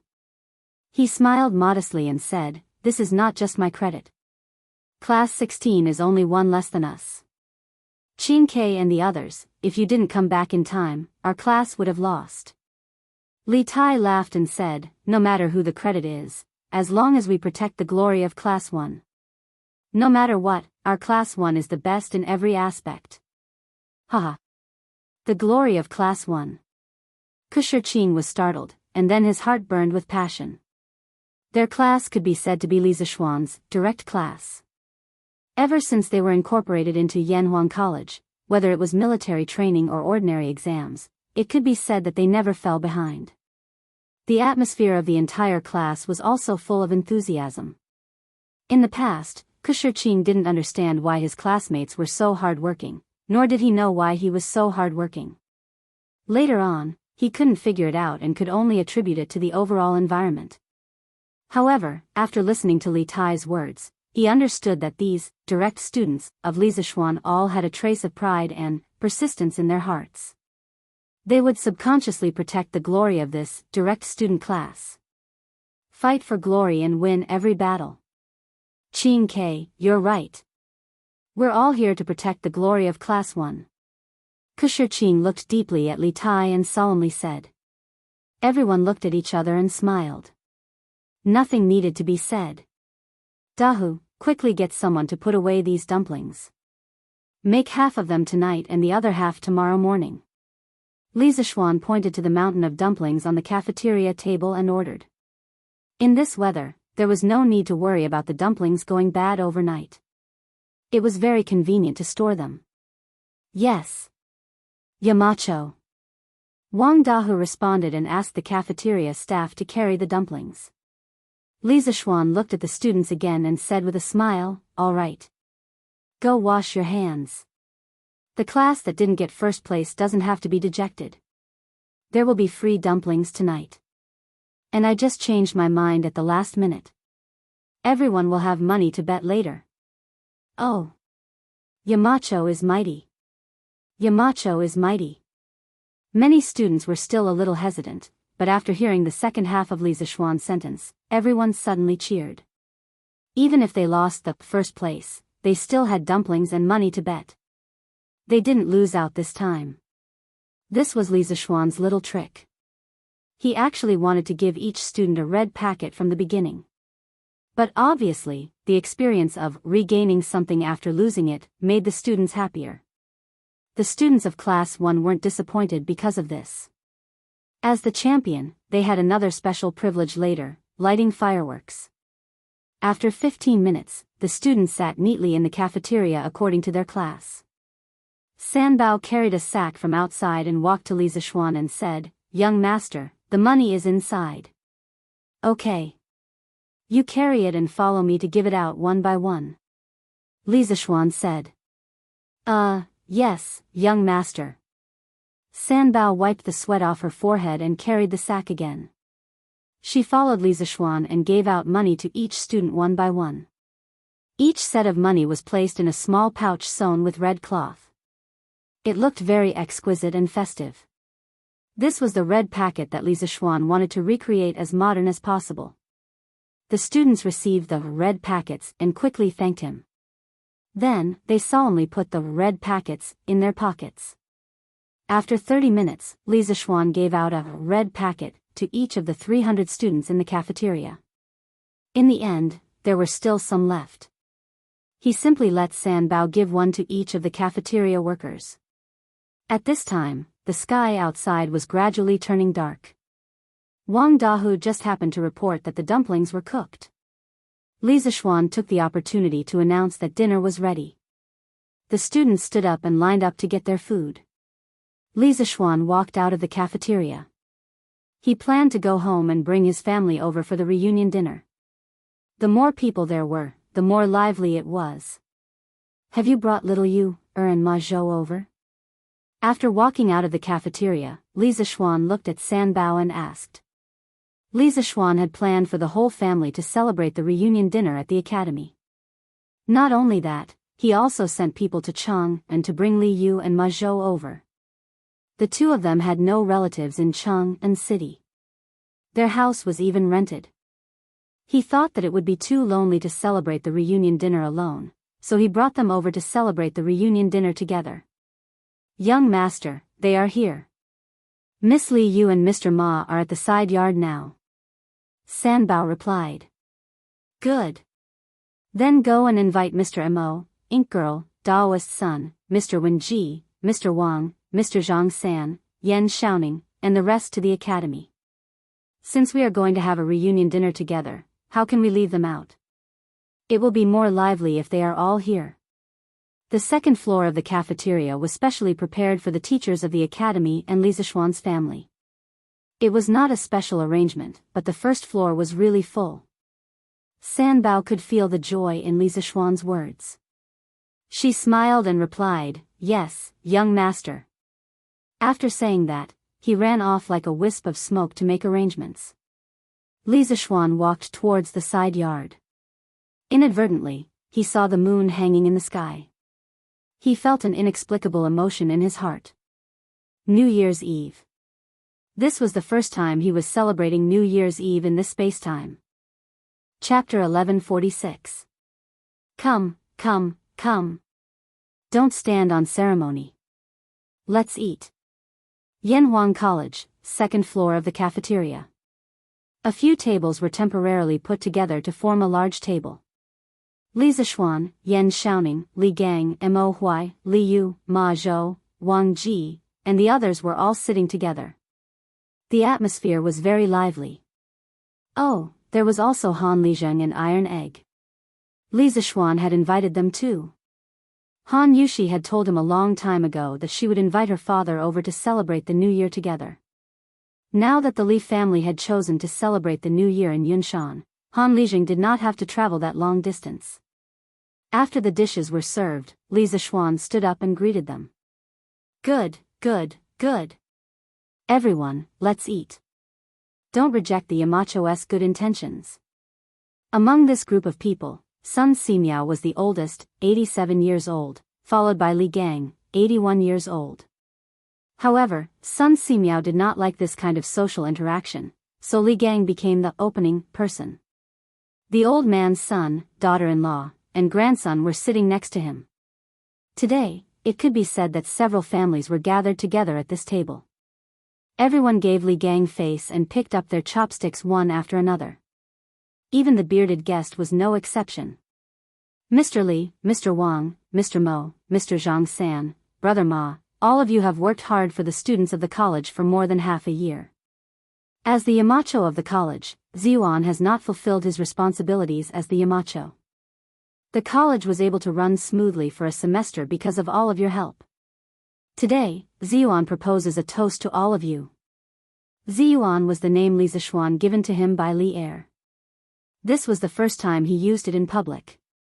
At this time, Li Zishuan stood up and solemnly raised his cup to Li Gang and the other teachers of the academy. They quickly stood up.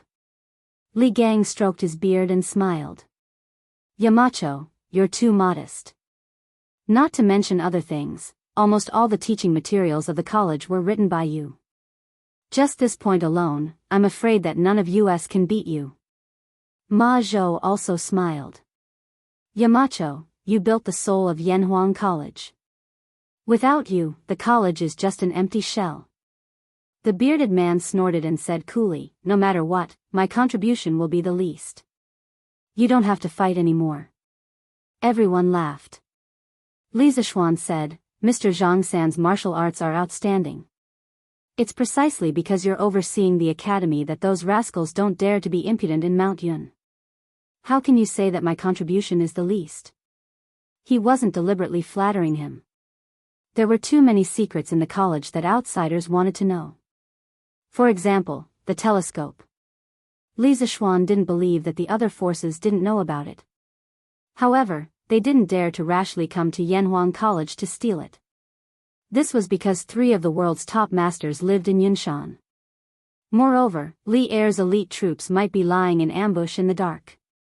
That was what Li Zishuan thought. However, the bearded man couldn't help but blush. What outstanding martial arts! To him, it was simply too ear-piercing. At that time, he also thought that his martial arts were outstanding. He wanted to go up Yunshan to teach this junior, Li Zishuan, the principles of being a man.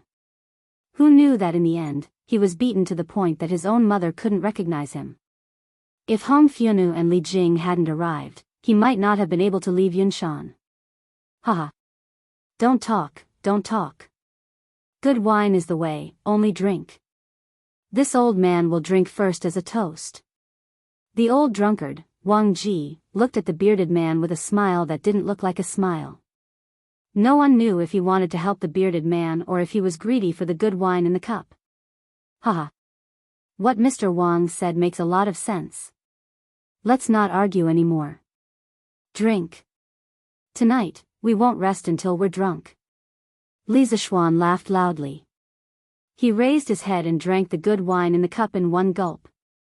Everyone else followed closely behind him, and they finished drinking the wine in their cups before taking their seats. Li Zishuan poured himself another cup of wine and looked at Sun Simiao. He raised his cup and said, Priest's son, in March, you saved my life. At the end of the year, you returned to Chang'an and helped me quell the chaos in the city. I gained fame and fortune, but you retreated behind the scenes. In the coming year, you are willing to take charge of the medical school and the Tang Dynasty United Hospital and help me realize my dream of treating all the sick people in the world. As the saying goes, great kindness can't be thanked with words. Priest's son, if you have any orders, even if I have to push mountains and flatten seas, I will definitely do it for you. Today, I toast to you. This old Taoist was the living bodhisattva of the Tang Dynasty, a true immortal. Li Zishuan had to respect him. Sun Simiao laughed and stood up. Haha. Xiao Xian, you are too serious. Some things are not only your dream, but also my lifelong pursuit. So, I am not helping you. However, I will still drink this cup of wine. After saying that, the old Taoist raised his head and drank it in one gulp.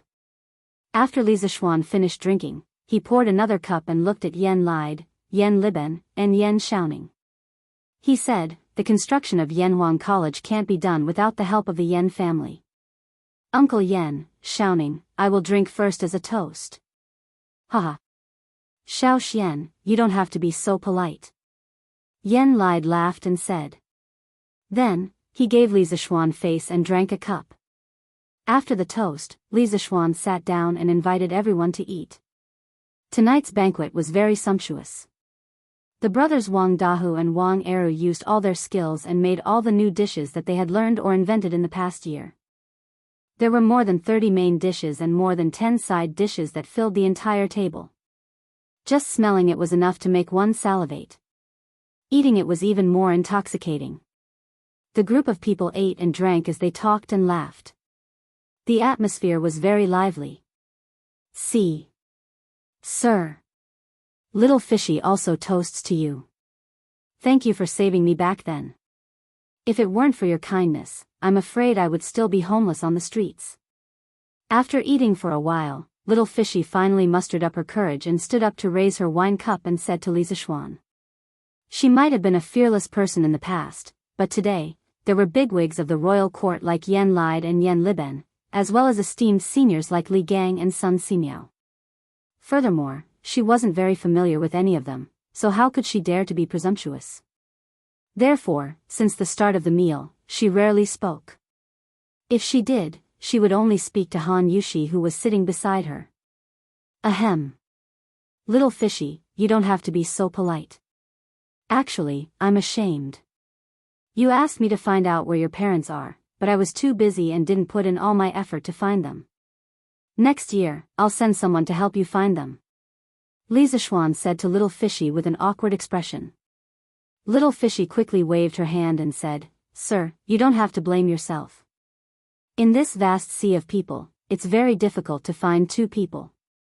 Actually, Little Fishy is living quite well now. With Sir taking me in and Uncle Ma taking care of me, Little Fishy has been very happy this year. This toast is to both you and Uncle Ma. Haha. Good. Then, sir, I'll drink this cup of wine first as a toast. Li Zishuan laughed. Ma Zhou, on the other hand, was a little depressed. He thought to himself, little girl, why do you call Li Zishuan sir but keep calling me uncle? Am I that old? Chapter 1147. Halfway through the reunion dinner, Qin Xiong, Yuqi Jingda, Qing Yao Jin, and Niu Jinda arrived together. Li Zishuan hurriedly ordered people to add 4 sets of bowls and chopsticks and warmly invited these big shots to sit. Hee hee. Xiao Xian, we've already eaten before we came. Don't trouble yourself. Qin Xiong smiled and waved his hand. Their families belonged to the new aristocratic groups after the establishment of Tang dynasty. During the new year, they had many social engagements in Chang'an. That was why they could only come now. It's all right. Uncle Qin, even though you've already eaten, it's fine if you eat a few more dishes. Li Zishuan laughed. Haha. Xiao Xian is right. Even though we've eaten in Chang'an, we still have to drink a few bowls of wine here. Qing Yaojin laughed shamelessly and sat down beside the bearded man. Then, the old man said, Hey. I heard that you've taken a fancy to my Chonyo. That's right. You have good taste. It's not that I'm bragging, but my Chonyo's martial arts talent is second only to Xiao Xian. It's mainly because I'm usually busy with military affairs and don't have time to train that kid. Since you want to be his master, I'll reluctantly agree. Next year, you have to fulfill your responsibility as a master and teach him martial arts. I, Old Cheng, will drink with you tonight. Haha. Everyone covered their faces when they heard this. There was no other reason. This old man was 2F** king, oh, 2F** king shameless. What did he mean by his martial arts talent was second only to Li Zishuan? Even people like Yen Lide who didn't know martial arts knew that Qing Chimo's martial arts talent was far from Li Zishuan's. But this old demon spoke against his conscience and praised Qing Chimo to the heavens. If Qing Chimo was here, he would probably blush if he heard this. Dad. Do you have another son named Chonyo? Speaking of the devil, Qing Chimo also quietly came up the stairs. Perhaps he happened to hear the last few words of Qing Chimo. He suddenly froze in place, looked suspiciously at Qing Chumo and asked. Scram. Qing Yaojin's old face turned green and white. In the end, he roared at Qing Chumo. Oh. Father, don't be angry. Qing Chumo quivered and immediately fled. He had only gone upstairs to ask Li Zishuan if he could give them a batch of fireworks to play with. Now that things had turned out this way, who had he offended? Ahem. Unfilial son. What an unfilial son. Old Zhang, you've seen it for yourself. Cho Ox has no confidence in himself. He doesn't know his own potential. You have to guide him well when you return. Qing Yaojin first coughed dryly, then continued to speak to the bearded man without blushing or skipping a beat. Haha. All right. Lu Guogong, don't try to persuade me anymore. Since I've promised to train Cho Ox for half a year, I'll definitely do it when the time comes. The bearded man laughed heartily. He originally didn't have any good or bad feelings towards Qing Yaojin. However, when he heard that old Sheng was going to drink with him, his interest was immediately piqued. As for the rest, he didn't care. Half a year? Old Zhang, why can't you train him for another 2 years? Qing Yaojin was slightly dissatisfied. The bearded man replied, I have an agreement with the Yamacho. I'll only stay in the academy for a year. Next year, I'll be going out to sea. Cho Ox naturally can't follow me. His days in the academy were nothing more than teaching students, drinking fine wine under the setting sun, and bragging. It was indeed very comfortable, and it was comfortable to the point his fighting spirit was almost completely exhausted. However, the sea was where he should be. He liked the feeling of being able to roam the 4 seas. He wouldn't give up. Going out to sea? Oh. All right then. Come. Let's not talk about this first. Drink. Qing Yaojin was stunned. Only then did he remember the bearded man's other identity, the pirate leader. He could only say helplessly. Suddenly, with this old bastard shouting and joking around, the atmosphere at the table became even more lively. Toasts were exchanged, cups were exchanged, laughter was exchanged, and drinking games were played. The scene was so lively that it was a little out of control.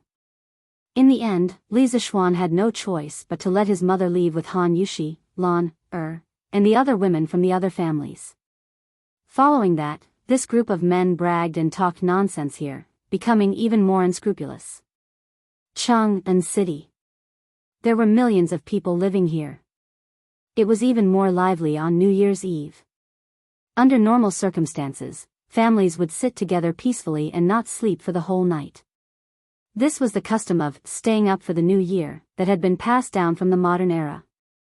The people of the Tang dynasty especially liked liveliness. When families gathered together, if there were old people in the family, there might be a house full of people staying up for the new year together. With children and grandchildren, wouldn't it be joyous?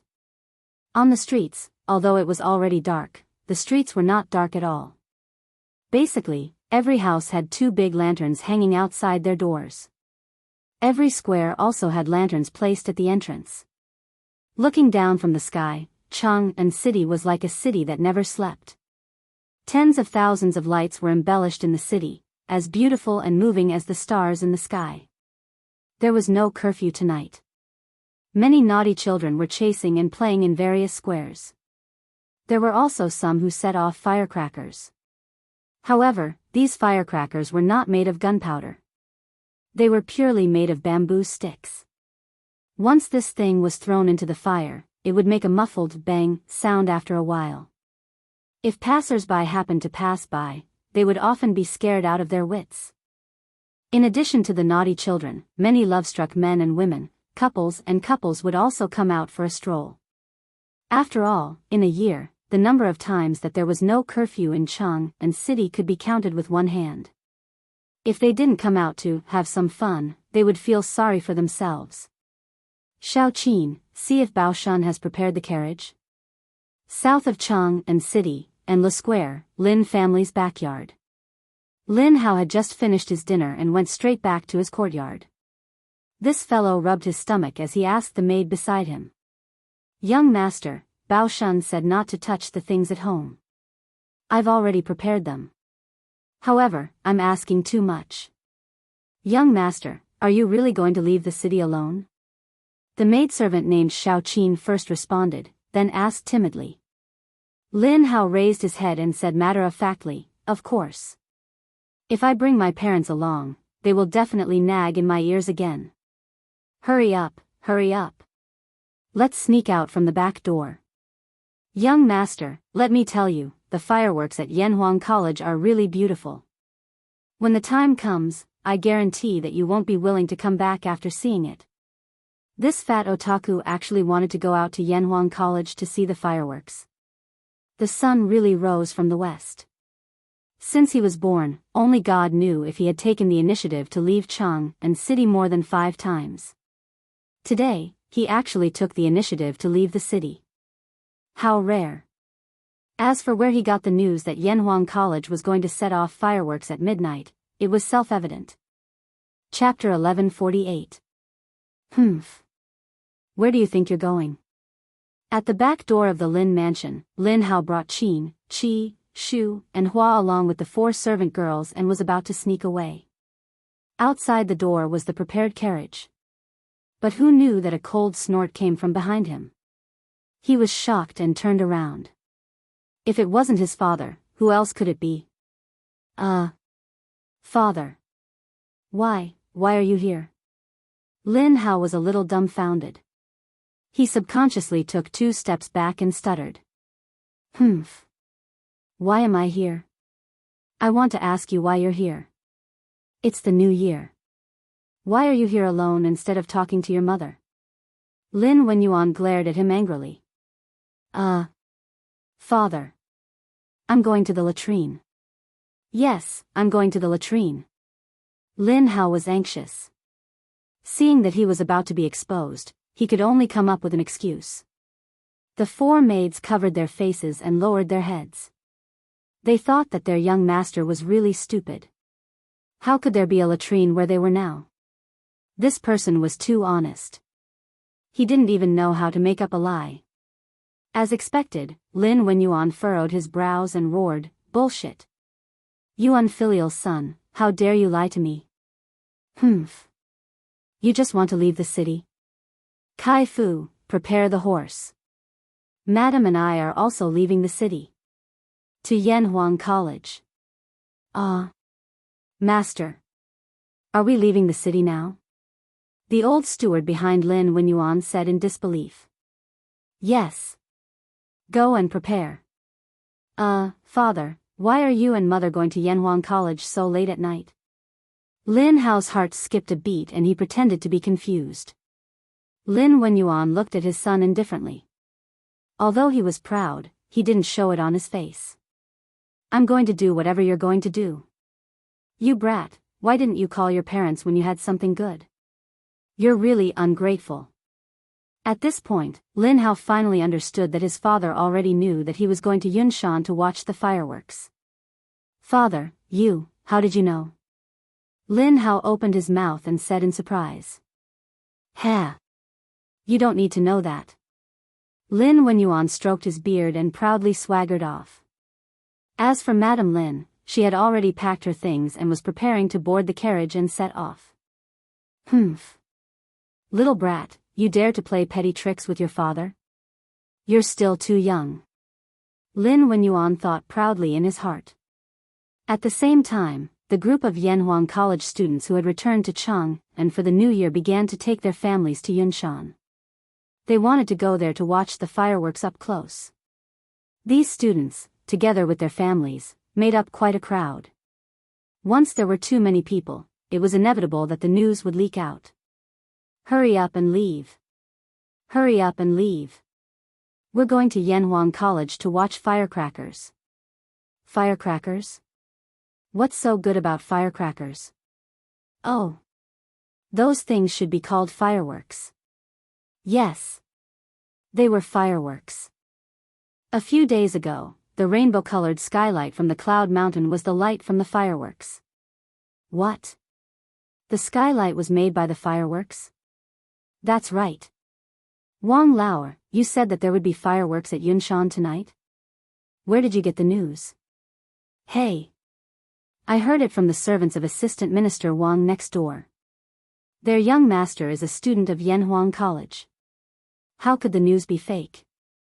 Now, their whole family is already on their way to Yunshan. Whoa. There's such a thing? Wang Lauer, wait up. I'll go get my wife and children.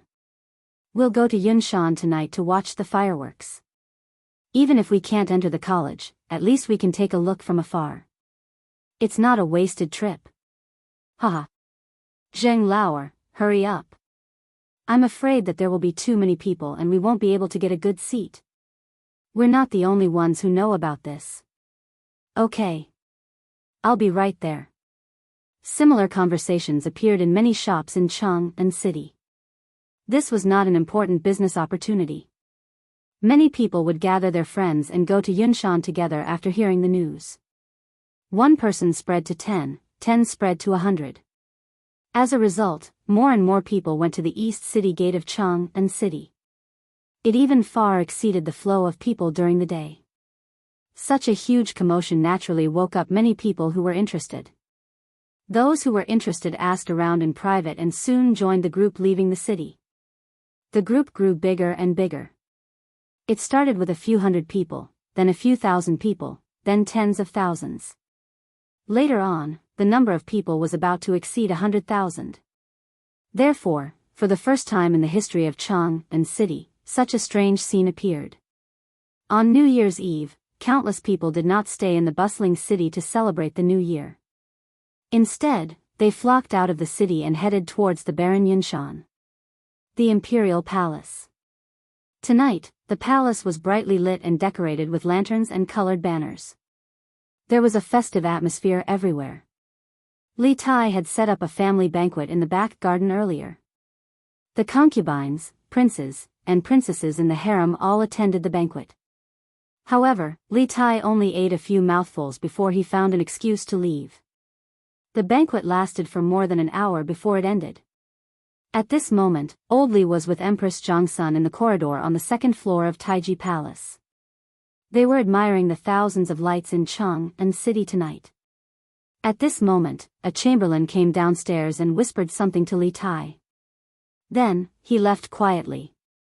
In the end, Li Tai smiled and said, "Ha! Yunshan tonight will probably be more lively than Chang'an City. Guanyin, do you want to go take a look later?" Tens of thousands of people in Chang'an City rushed out of the city to Yunshan. How could Li Tai, who was in the palace, not receive the news? The chamberlain just now came for this reason. Empress Zhangsuan's eyes turned and she said softly with a smile, "I don't know where those people got the news. In this way, won't the foot of Yunshan be densely packed with people tonight? I found out a few days ago that the Marquis of Yong and would set off a large batch of fireworks at Yanhuang College tonight. I originally planned to go take a look tonight. Now it seems that even if we go, we probably won't be able to squeeze into Yunshan. Haha. Since Guanyin wants to see, what's so difficult about that? I don't believe that Li Zishuan dares to let my empress freeze at the foot of the mountain. Men, prepare a carriage and summon the crown prince, the king of Han, and the other princes to accompany me." Li Er laughed heartily and ordered. Actually, Empress Zhongsun wanted to see the fireworks, but Li Tai himself might not have no intention of seeing it with his own eyes. Yes. The chamberlain beside Li Tai was about to leave with the order when he heard Empress Zhongsun say, "Wait. Your Majesty, Qingxian and the others have all gone with your Majesty. Wouldn't it be boring to leave Chang'e alone? Why don't you bring her along? She was a mother after all. She could always think of her daughter first." Li Tai clapped his hands and said, "Aye. The Empress is right. Let Chang'e accompany you. But remember to prepare warm clothes. Don't catch a cold on the way." When Li Tai heard this, he was shocked and hurriedly added. Chapter 1149. Under the Night Sky. Four imperial carriages sped out from the main gates of the imperial city. A small group of elite Imperial guards dressed in black armor closely guarded the front, back, left, and right of the leading carriage. Clearly, the person sitting in the first carriage had the most honorable status. Upon closer inspection, the silhouette of the carriage was 80% similar to the "Don't Touch Me" from the Curious Pavilion. It was highly likely that the carriage had been modified from "Don't Touch Me." Imperial Father, I've heard that many students from Yanhuang College did not return home this year, instead spending the new year at the academy. With so many people gathered together, Yunshan should be very lively right now. Within the first carriage sat Li Er, Empress Zhongsun, and Princess Changel. Although Li Er's harem was not particularly large, if he had brought all of his concubines, even several dozen carriages would not be able to fit them all. Thus, he simply did not bring anyone, only bringing Zhongsun, the Empress. From this, it could be seen that Empress Zhongsun had an irreplaceable position in Li Er's heart. Haha. Of course Yunshan is lively. We previously heard that Li Zishuan had the students organize a dumpling-making competition this afternoon. Ever since Qin Ke was born, she had never done anything like cooking. Unexpectedly, she was bewitched by that brat Li Zishuan to personally make dumplings. How preposterous. Li Er reclined on the sofa in the carriage, squinting his eyes as he spoke in a satisfied yet unhappy tone. Next to him was a stove, causing the interior of the carriage to be as warm as spring. Dumplings? Imperial Father, what are dumplings? Changel's eyes brightened as she softly asked. Li Er thought for a moment before replying, these dumplings are wontons. However, it is a new name that Li Zishuan gave them. It is said that tonight is the Z hour, the time for the new and the old. It has a special meaning. These dumplings just so happen to have the meaning of making friends at a younger age. I didn't expect that brat to have such meticulous thoughts.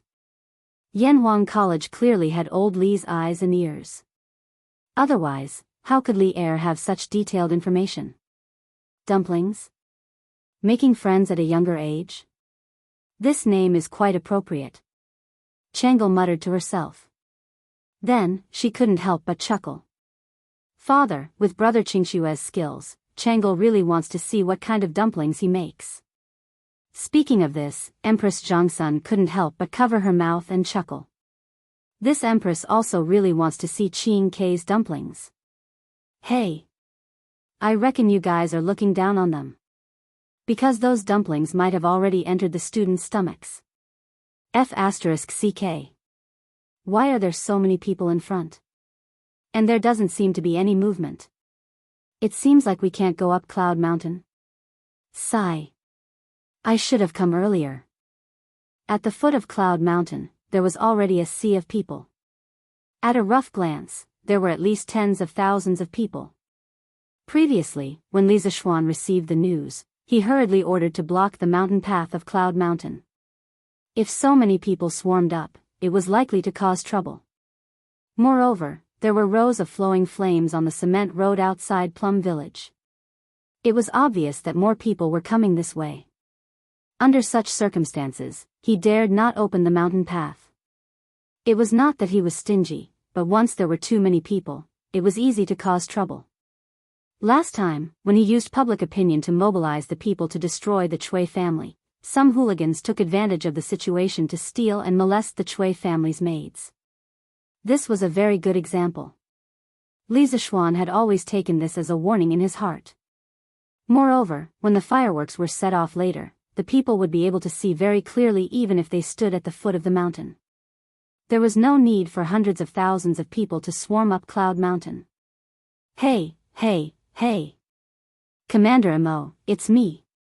It's me. Can't I go up too? At the entrance of the mountain path to Cloud Mountain, Mo Zhong and the Academy's guards were maintaining order. Cloud Mountain was close to 200 meters above sea level. It was not considered high, but it was definitely not low either. At present, if one wanted to go up Cloud Mountain to Yanhuang College, this was the only way. They had set up a checkpoint here. It could be said that one man could hold the pass against 10,000 people. At this moment, a young man suddenly squeezed out of the crowd. Behind the young man stood a middle-aged couple. Although they were dressed ordinarily, their aura could not be concealed. Chu Yanfu. Mo Zhong had stayed in Yanhuang College for so long that he was familiar with most of the students. He fixed his eyes on the young man. Who else could it be but Chu Yanfu? This child went home 2 days ago to prepare for the new year. He did not expect to return to Cloud Mountain today. As for the couple behind him, their identities were even more obvious. Mo Zhong pays his respects to Assistant Minister Chu. Mo Zhong clasped his fist and bowed to Chu Suiliang. Haha. This old man is just here to watch the fun. Commander Mo, you don't have to be so courteous. Chu Suiliang did not put on any airs. He stroked his beard and said with a smile. Yanfu, Yamacho said that if the students of the academy want to go back to the academy at night, they are allowed to do so. And they can bring their families along. You and Assistant Minister Chu go up quickly. Mo Zhong nodded and said to Chu Yanfu with a smile. Chu Yanfu thanked him happily and hurriedly brought his parents up the mountain. The crowd of onlookers was naturally envious. Those who had children at home were muttering in their hearts. Next year, they must let their children get into Yanhuang College. Not only would they have a bright future, but they would also receive special treatment everywhere. Although the commoners were envious, they did not feel indignant and used this as an excuse to cause trouble. After all, the students were going back to their own academy. Young master, what should we do? They only allowed Yanhuang College students to go up the mountain. We can't go up. Xiao Shi, the maidservant of the Lin family, ran over to the carriage at the back and said. There were 2 carriages parked in an open space by the roadside. Since we can't go up, then let's watch from the foot of the mountain. Before Lin Hao could say anything, Lin Wenyuan, who was in the carriage in front, said. Father. Don't. Let me go up and talk to the guards of the academy. Lin Hao was not willing to just watch the fireworks at the foot of the mountain. He jumped off the carriage and volunteered. After saying that, he lifted his feet and walked towards the mountain path. Young brother, Yunshan is not receiving guests today. Please forgive me and stop. Mo Zhong immediately recognized that Lin Hao was not a student of the academy. He blocked the way and spoke in an elegant but not polite manner. Lin Hao came prepared. How could he retreat because of this small setback? He rolled his eyes and said with a smile, hee hee. Big brother, although I'm not a student of Yanhuang College, my master is Hanli. He's a student of Yanhuang College. So, I'm also a student of Yanhuang College. Big brother, please let me in. Hanli? Mo Zhong muttered doubtfully. Then, he quickly tried to recall if there was a student named Hanli in the academy. After a while, he shook his head and said with some displeasure, Young brother, don't make fun of me. There's no student named Hanli in the academy. There was a hint of anger in his words. Obviously, he thought that the young man in front of him was making fun of him. That's impossible. I've asked around. My master's master is a disciple of the Yamacho of Yanhuang College. Big brother, you must have heard of him. Think about it again. Lin Hao was dumbfounded. Then, he remembered Iron Egg's other special identity and quickly said, Young brother, please leave quickly. Little brother, please leave quickly and don't cause trouble here. The disciple of the headmaster? Are you talking about Bruiser? When Mo Zhong saw Lin Hao trying to defend himself, he subconsciously wanted to scold him to leave. But when he heard Lin Hao say that Hanli was a Yamacho's disciple, he changed his words. Yes, yes, yes. My master's nickname is Iron Egg. Lin Hao said excitedly. Mo Zhong patted his forehead. Only then did he remember that Iron Egg's real name was Hanli. It was only because the people around him usually called him Iron Egg that he didn't remember it at first. That won't do. Yamacho only said that the family members of the students can go up the mountain. They didn't say that the students' disciples can go up the mountain as well. Mo Zhong's expression turned serious as he refused righteously. In fact, the main reason was that he wasn't sure what the relationship between Lin Hao and Iron Egg was. If he let him go rashly, then if someone came later and said that he was a student's disciple, would he let him go? He couldn't allow this to happen. Get out of the way. Get out of the way. A group of unruly people, get out of the way. At this moment, the crowd seemed to be separated by a powerful force. A luxuriously dressed young man, who was protected by a group of soldiers in black armor, walked towards Mo Zhong. Hey! Non-students of Yanhuang College can't enter? How arrogant! This king is going in today. Let's see who dares to stop me. The luxuriously dressed young man looked at the wooden sign next to Mo Zhong and said arrogantly with a sneer. As soon as he finished speaking, he ignored Mo Zhong and the others and walked towards them. When Mo Zhong heard this young man call himself king, his eyes narrowed. However, he had been in the bitter cold for a long time and had only been in Chang'an for half a year. He wasn't familiar with some of the nobles in the current dynasty, let alone the young man in front of him. It's His Highness, the King of Lu. The King of Lu? The Academy's guards are in trouble. Back off. Don't fight later. The King of Lu, Li Yuanchang. This young man was Li Er's half-brother, the King of Lu, Li Yuanchang. Mo Zhong didn't recognize this person, but the people around him did. Someone shouted, and the crowd became restless. The people quickly backed off. Obviously, they were quite afraid of this King of Lu. At this time, Li Yuanchang was still using the title of the third year of Wuda. According to history, in the 10th year of Zhongguan, he would be changed to the King of Han by Li Er. Now, the King of Han title is still used by Li Ku. Your Highness, you can't go up. The Yamacho has, how dare you? What Yamacho? Yamacho? Li Zishuan is just an official. Even if he was here, he wouldn't dare to talk to this king like this. If you know what's good for you, you'd better get out of the way. Otherwise, if you lose an arm or a leg, this king won't be responsible. Li Yuanchang said rudely to Mo Zhong with his nose in the air. Mo Zhong's expression changed, but he still braced himself and said, the headmaster has ordered that Your Highness, Prince of Lu, you cannot go up the mountain. However, I can pass the message on your behalf. Your Highness, please wait here for a moment. Get lost. You want this king to wait for Li Zishuan's permission? In your dreams. Ha! You still dare to hide? You're just AF * king dog raised by Li Zishuan. You still dare to hide? Guards. Take him down. This king wants to see how you're going to hide later. Li Yuanchang shouted angrily and raised his foot to kick Mo Zhong. However, Mo Zhong instinctively dodged. This made him even angrier. He pointed at Mo Zhong and shouted angrily. Actually, he wanted to slap Mo Zhong, but he couldn't reach him. He was only 1 year older than Li Tai. Naturally, he couldn't be compared to adults like Mo Zhong. Yes, sir. The guards beside Li Yuanchang answered loudly. Then, there was the sound of metal clanging. These guards unsheathed their Mo swords at the same time and slashed at Mo Zhong. Obviously, they could tell that Mo Zhong was a martial artist and wanted to injure him before capturing him. Protect the commander. Mo Zhong and the other guards of the academy were facing a great enemy. They weren't afraid of these guards, but behind them was Li Zishuan. They couldn't help but be afraid.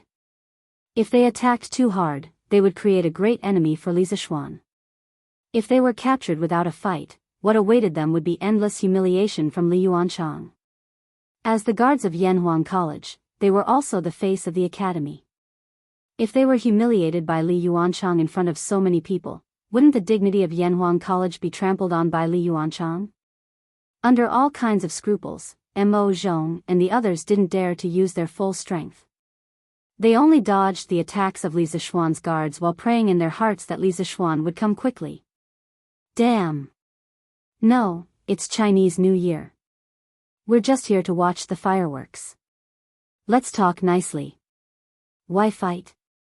Lin Hao was shocked. He didn't know any martial arts, so he hurriedly ran away. At this time, he couldn't help but look in Li Yuanchang's direction and complain. On the other side, as time passed, the battle became more and more intense. The guards brought by Li Yuanchang weren't idiots. Mo Zhong and the others who were afraid and didn't dare to use their full strength had a hard time dodging. There were already several light cuts on their bodies. Humph. Who dares to be so presumptuous in Yunshan? All of you, stop. Under the ardent expectations of Mo Zhong and the others, Li Zishuan finally arrived. The people at the foot of the mountain only heard a muffled snort. Then, a series of blurry figures appeared on the mountain path. In the next moment, Li Zishuan stood between Mo Zhong and Li Yuanchang. The guards brought by Li Yuanchang had been sent flying in all directions. Bang, bang, bang. All of this happened in the blink of an eye. Before Li Yuanchang could react, all of his guards had already landed heavily on the ground. He was instantly horrified. He pointed at Li Zishuan and said, "How? How presumptuous! You dare to hurt the people brought by this prince. You. What's your name? Quickly, tell me your name. This prince won't let you go." Idiot. Li Zishuan was both angry and disdainful. This kid was obviously scared to death, but he was still talking nonsense and threatening him. He was really looking for trouble. Humph. Who gave you the courage to cause trouble in Yunshan? Get back to the palace. Li Zishuan was about to speak when Li Er's voice came from behind the crowd. Then, Li Er angrily walked out with Empress Zhangsun, Changle, and the others. Chapter 1150. Royal Brother. Greetings to Royal Brother. At the foot of Cloud Mountain, Li Yuanchang, who was still in shock, immediately regained his senses and ran to Li Er's side, bowing. In his opinion, even if Li Zishuan's martial arts were superb, he wouldn't dare to do anything to him in front of Li Er, right? After all, he and Li Zishuan were monarchs, and Li Zishuan was only a subject of the royal family. Humph. Li Er didn't give his younger brother any face, and coldly said, "Yanhuang College is an important place for learning. You brought people here to fight and kill. Do you have any respect for me? Do you have any respect for the law?" Li Yuanchang quivered, and hurriedly explained, "Royal brother, this has nothing to do with me. I heard that there are fireworks on Cloud Mountain tonight. I just wanted to go up and take a look. But this group of dog slaves, this group of guards didn't let me go up. This is outrageous. It's said that this world is imperial land, since Cloud Mountain is within the Tang Empire's borders. What right does the Duke of Yong and have to not let me?" "Shut up." Without waiting for him to finish, Li Er sternly interrupted, "You're asking why? Then let me tell you why. Just because Cloud Mountain was given to the Duke of Yong, and to build the college, if he doesn't let you in, you can't enter." Li Yuanchang shrunk his head in fear, and wanted to leave, but he was unwilling, so he raised his head and said, "Royal brother, it was Royal father who told me that he couldn't come because he was in the palace, and wanted me to come and see what the fireworks looked like. I had no choice but to come." "Royal father?" Li Er's eyes narrowed, and a dangerous gaze shot out from the slits of his eyes. The air around him suddenly became colder. Li Yuanchang was shocked, and only then did he remember that although this person in front of him was his brother in name, last year, this person in front of him killed his own brother, imprisoned his father, and usurped the throne. And he was only Li Er's half-brother. If he angered Li Er, then no one could guarantee that Li Er wouldn't kill him. Gulp. Thinking of this, Li Yuanchang's Adam's apple couldn't help but move, and then he trembled. Royal brother, I didn't mean anything else. Go back. You are not allowed to come to Cloud Mountain in the future." Li Er's cold and emotionless voice was squeezed out from between his teeth. Although his voice was not loud, it was like a heavy hammer that ruthlessly hammered Li Yuanchang's chest. I will take my leave now." A layer of cold sweat appeared on Li Yuanchang's back. He cupped his hands towards Li Er, then led his group of defeated soldiers and hurriedly fled. Li Zishuan. I, Li Yuanchang, will remember what happened today. Just you wait. Crestfallen, he squeezed out of the crowd. Li Yuanchang's face was burning. Ever since he was born, he had never suffered such grievances. Today, he was humiliated in front of so many people, so he couldn't help but hate Li Zishuan. Sigh. What a pity. Such a pity. If I had come a step later, this trash King Lu would have fought with Li Zishuan. Even if Li Zishuan's reputation was not destroyed, it would have caused a lot of trouble for Li Zishuan. Feng Jidai, who was standing not far behind Li Er, saw this scene and felt that it was a pity. Yes, it was the new year, so the other officials were on holiday. However, as Li Er's secretary, if Li Er had an important event at the last minute, he still had to accompany him.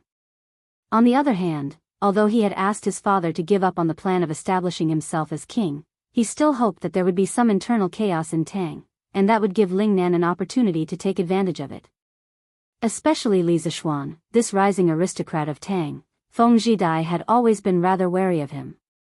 His intuition told him that Li Zishuan was definitely the biggest variable between Tang and Lingnan. Your subject left Cloud Mountain without permission during the period of confinement. Your Majesty, please punish me.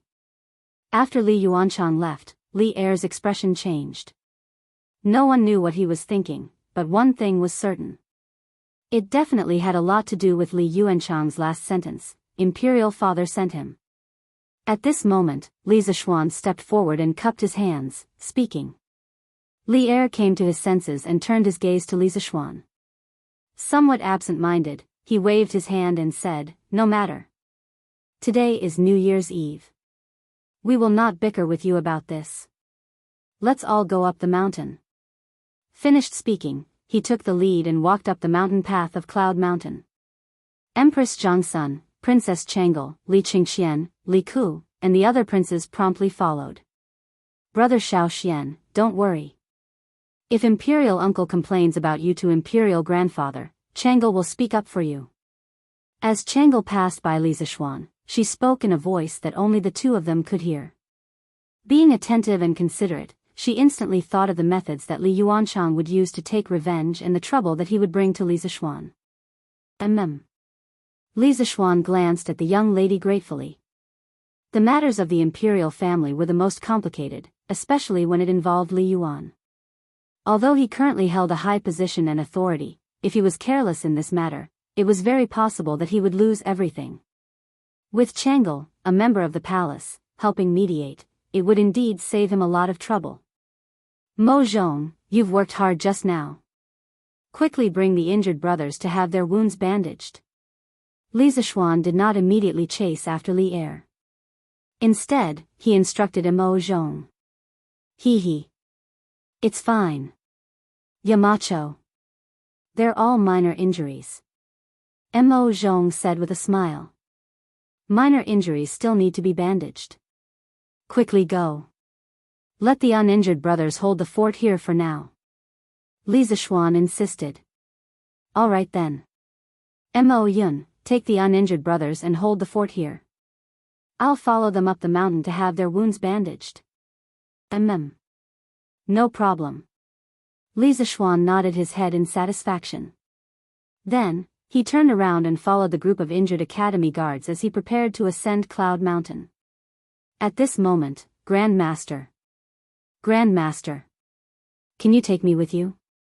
A youth in the shape of a ball suddenly rolled out from the crowd. Then, the youth was heard shouting. Li Zishuan was stunned. Grandmaster? Was he calling him? Since when did he become a Grandmaster? Just as Li Zishuan was wondering if the person behind him was calling him, a rather quiet little fatty dressed in luxurious clothes scurried in front of him. Ha! Which family's child are you? Are you calling me Grandmaster? Li Zishuan felt inexplicably amused. He was only 15 years old, and he was already a Grandmaster. Yes. You're my Grandmaster. Grandmaster, my name is Lin Hao. My master is Iron Egg. You're my master's master, so naturally, you're my Grandmaster. Who else could this little fatty be if not Lin Hao? Seeing Li Zishuan's question, he quickly introduced himself. Lin Hao? Your boss Lin's son. Li Zixuan suddenly remembered that Han Yushi had mentioned to him that Iron Egg was working part-time as a teacher in the Lin family. Hence, he asked with a smile. Yes, yes, yes. Grandmaster, you should know my father. He's a member of the Flaming Yellow Chamber of Commerce. Lin Hao had never felt like this before. He felt that his father's membership in the Chamber of Commerce was so useful. Chapter 1151. Ahem. Marquis. Marquis. My son speaks without restraint. Please don't lower yourself to his level. At the foot of the Cloud Mountain, the conflict had dissipated. However, what followed was a scene of him acknowledging his grandmaster. The surrounding onlookers could not help but secretly sigh that they did not come in vain today. When Lin Wenyuan saw his son talking to Li Zixuan from afar, he hurriedly ran over and bowed to Li Zixuan to apologize. Lin Hao's words just now seemed to be stealthily changing the concept. This was because he only invited Iron Egg to be Lin Hao's teacher. There was a huge difference between a teacher and a master. The former was only responsible for imparting knowledge and dispelling doubts, or for passing down the orthodoxy. Haha. It's fine. I've heard of your son from Iron Egg before. He's a very interesting person. Since all of you are here tonight, then follow this marquis up there. Li Zixuan said nonchalantly. Haha. Thank you, Grandmaster. Lin Hao said happily. Lin Wenyuan was also ecstatic. He hurriedly cupped his hands and said, Thank you, Marquis. One had to know that tonight, not only were there fireworks on the Cloud Mountain, but the Emperor was also there. To be so close to the Emperor of the Tang Empire was an opportunity that many people could only dream of. Mo Yun, if there are members of the Flaming Yellow Chamber of Commerce who come later, let them up the mountain too. Li Zixuan instructed Mo Yun before he left. Yes. Yamacho. Mo Yun cupped his hands and said. On the Cloud Mountain. Li Er first went to the canteen to check out the dumplings left over from the dumpling-making competition. Then, he went to the side courtyard of the Cloud Mountain to visit Li Gang and Sun Simiao, the two national treasures of the Tang Empire. As for Chang'e, Empress Zhongsun, Li Qingxian and the other princes, they were at the field to participate in the Spring Festival Gala organized by the Academy students. Actually, rather than a gala, it was more like a story gathering. The main thing was that the students formed a large circle. In the middle of the circle, there was a fire. On the fire, there was a barbecue grill roasting a pheasant. If anyone had an interesting story, they could enter the circle to tell everyone. If they could make most of the people laugh, they could take a roasted pheasant from the grill. The referee on the field was Li Tai. The little fatty was sitting on the grass with one hand supporting his chin. He was listening to Wang Meng tell a story in the middle of the field. There was a scholar who was almost 70 years old. His wife suddenly gave birth to a son. Because he was old, he gave birth to the son and named him Age. Not long after, she gave birth to another son. He looked like a scholar, so she named him Ji Shui. The scholar laughed and said, to be able to have a son at such an old age, what a joke. Thus, he gave him the name, Joke. When the three sons grew up, they had nothing to do. The scholar had them go into the mountains to gather firewood. When they returned, the husband asked his wife, of the three, who gathered the most firewood. The wife replied, at such an old age, I have no knowledge at all. However, I have a lot of jokes. Pfft. Ha ha ha. Too funny. I'm dying of laughter. Wang Meng was also a joker. When this fellow was telling a joke, he was even dancing with joy. That cadence of his, coupled with his wacky movements, immediately caused everyone on the field to laugh out loud when they heard the joke. Pfft. Kakik. Imperial Mother, this joke is too funny. And this Sun Zifan, his acting is too talented. At this moment, Princess Chang'e was laughing so hard that she could not breathe. While everyone else was sitting on the ground, she and Empress Zhongsun were sitting on thick praying mats. Beside them were two heaters. This was not a special treatment. Rather, because of their physiques, they could not stand the cold. Haha. It really is quite funny. Empress Jongsun smiled, happily speaking. Only after arriving here did she finally feel the joy of the new year.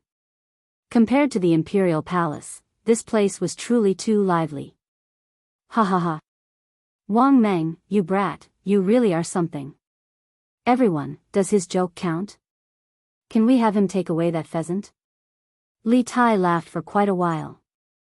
Only after everyone had quieted down did he speak in a loud voice. It doesn't count. Have him tell another one. Ching Chimo roared. This guy was trying to stir up trouble on purpose.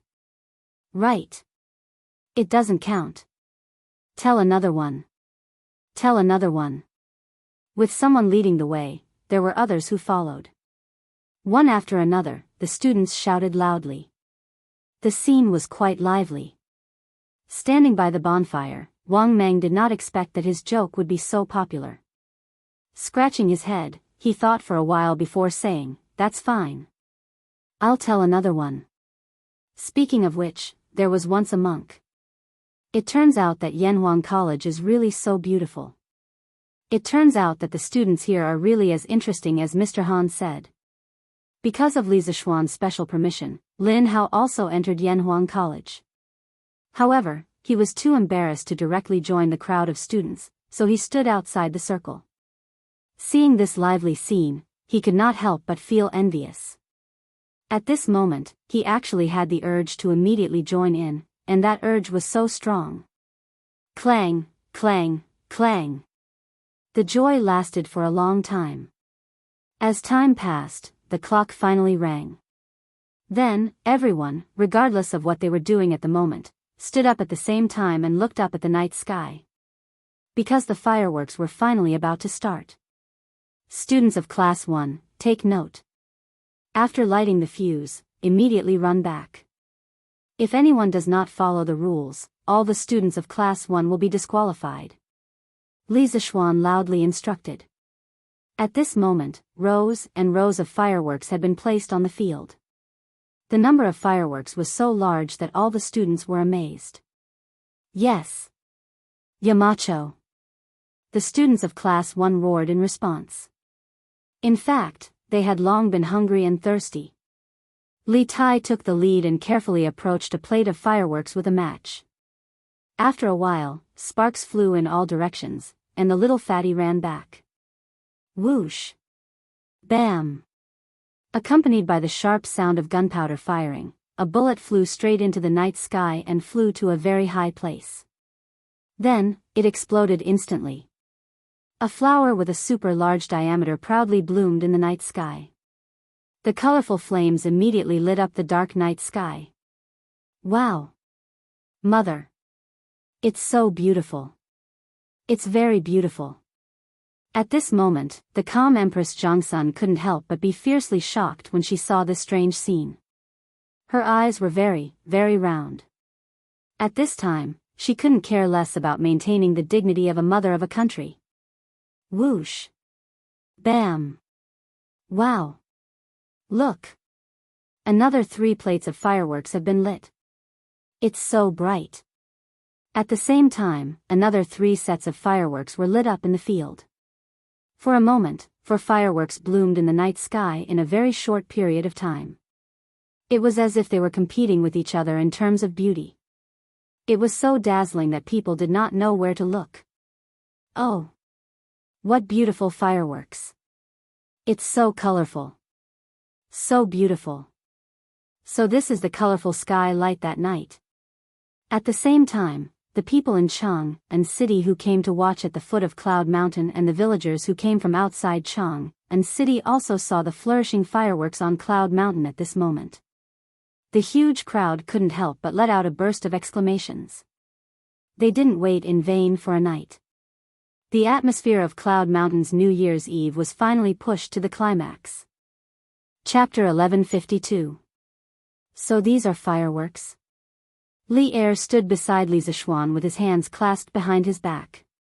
He looked up at the dazzling fireworks in the sky, and a look of surprise flashed across his eyes. Although he was an emperor, this was the first time he had seen such a dreamy and magnificent spectacle. He couldn't help but mutter to himself. Seeing this, Li Zishuan couldn't help but feel a little smug. How many people in the world could shock Li Er, a famous emperor? But while he was feeling smug, his eyes were still vigilantly watching the students who were running to light the fireworks. After all, if this thing exploded, the consequences would be very serious, so he had to be prepared to save people at all times. Marquis Yong, how can this firework fly so quickly into the sky? Suddenly, Li Er asked such a naive question. It seemed that the sky had a very strong attraction to the ancient people. Your Majesty, Qin Ke should know the answer to this question. Let her explain it to you. Li Zishuan cupped his hands and said. Oh. Qin Ke, you know the reason? Li Tai, who was standing to the left of Li Er, stood up excitedly and replied, Father, as far as I know, the reason why this firework can fly so quickly into the sky is related to the gunpowder in it. Once the gunpowder explodes, it will produce a very strong thrust, which will make the upper part of the firework overcome its own gravity and fly into the sky quickly. As for the upper part of the bullet, its fuse will be ignited when it flies out of the pipe. The length of the fuse is calculated by Yamacho, so it can be guaranteed that it will fly to the highest point and explode every time. This is the scene we are seeing now. The previously arrogant Li Tai had now transformed into a big shot in the physics world. He explained the analysis of the force of the firework to Li Er. Hearing this, Li Er, Empress Zhongsun, Li Qingqian, Chang'e, and the others were all stunned. Thrust, gravity. Faced with these new terms, Li Er was caught off guard. Although he had glanced at the Academy's physics textbooks, he had only glanced at them and didn't study them in detail. Of course, what caught him even more off guard was that his son had only stayed in Yanhuang College for half a year. How could he know so many things that didn't exist in the Tang Empire before? Seeing the shock on his father's face, Li Tai's sense of accomplishment instantly exploded. This was like a child who knew something amazing and would show off in front of their parents, asking for praise. Right now, Li Tai belonged to this type of person who wanted to show off. Cough. Father, when you talk about gravity, it's actually. Alright. I have a rough idea what it means. Li Er's, He's, SSSSSS. Lease. Chang'e, who was at the side, suddenly had an idea. Brother Xiao, since gunpowder can propel projectiles into the sky, can it send people to the moon? Li Er's eyes instantly lit up, and he turned his gaze to Li Zishuan. That night at Yanhuang College, he had used an astronomical telescope to observe space. It was still unforgettable. Chang'e's suggestion made him feel a little excited. Although Li Zishuan had said that night that it would take at least 100 years of technological accumulation to send humans to space, what if there was a shortcut? Pfft! Li Zishuan almost vomited blood when he heard this.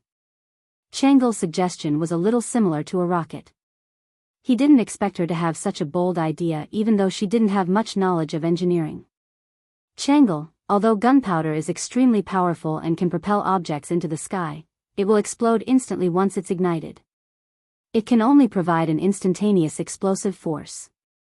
We can't control its combustion speed, so it can't provide a continuous thrust to send heavy objects or human bodies out of the ground beneath our feet. Furthermore, with Tang Empire's current conditions, even if we send people out of Earth, we can't guarantee their survival in space.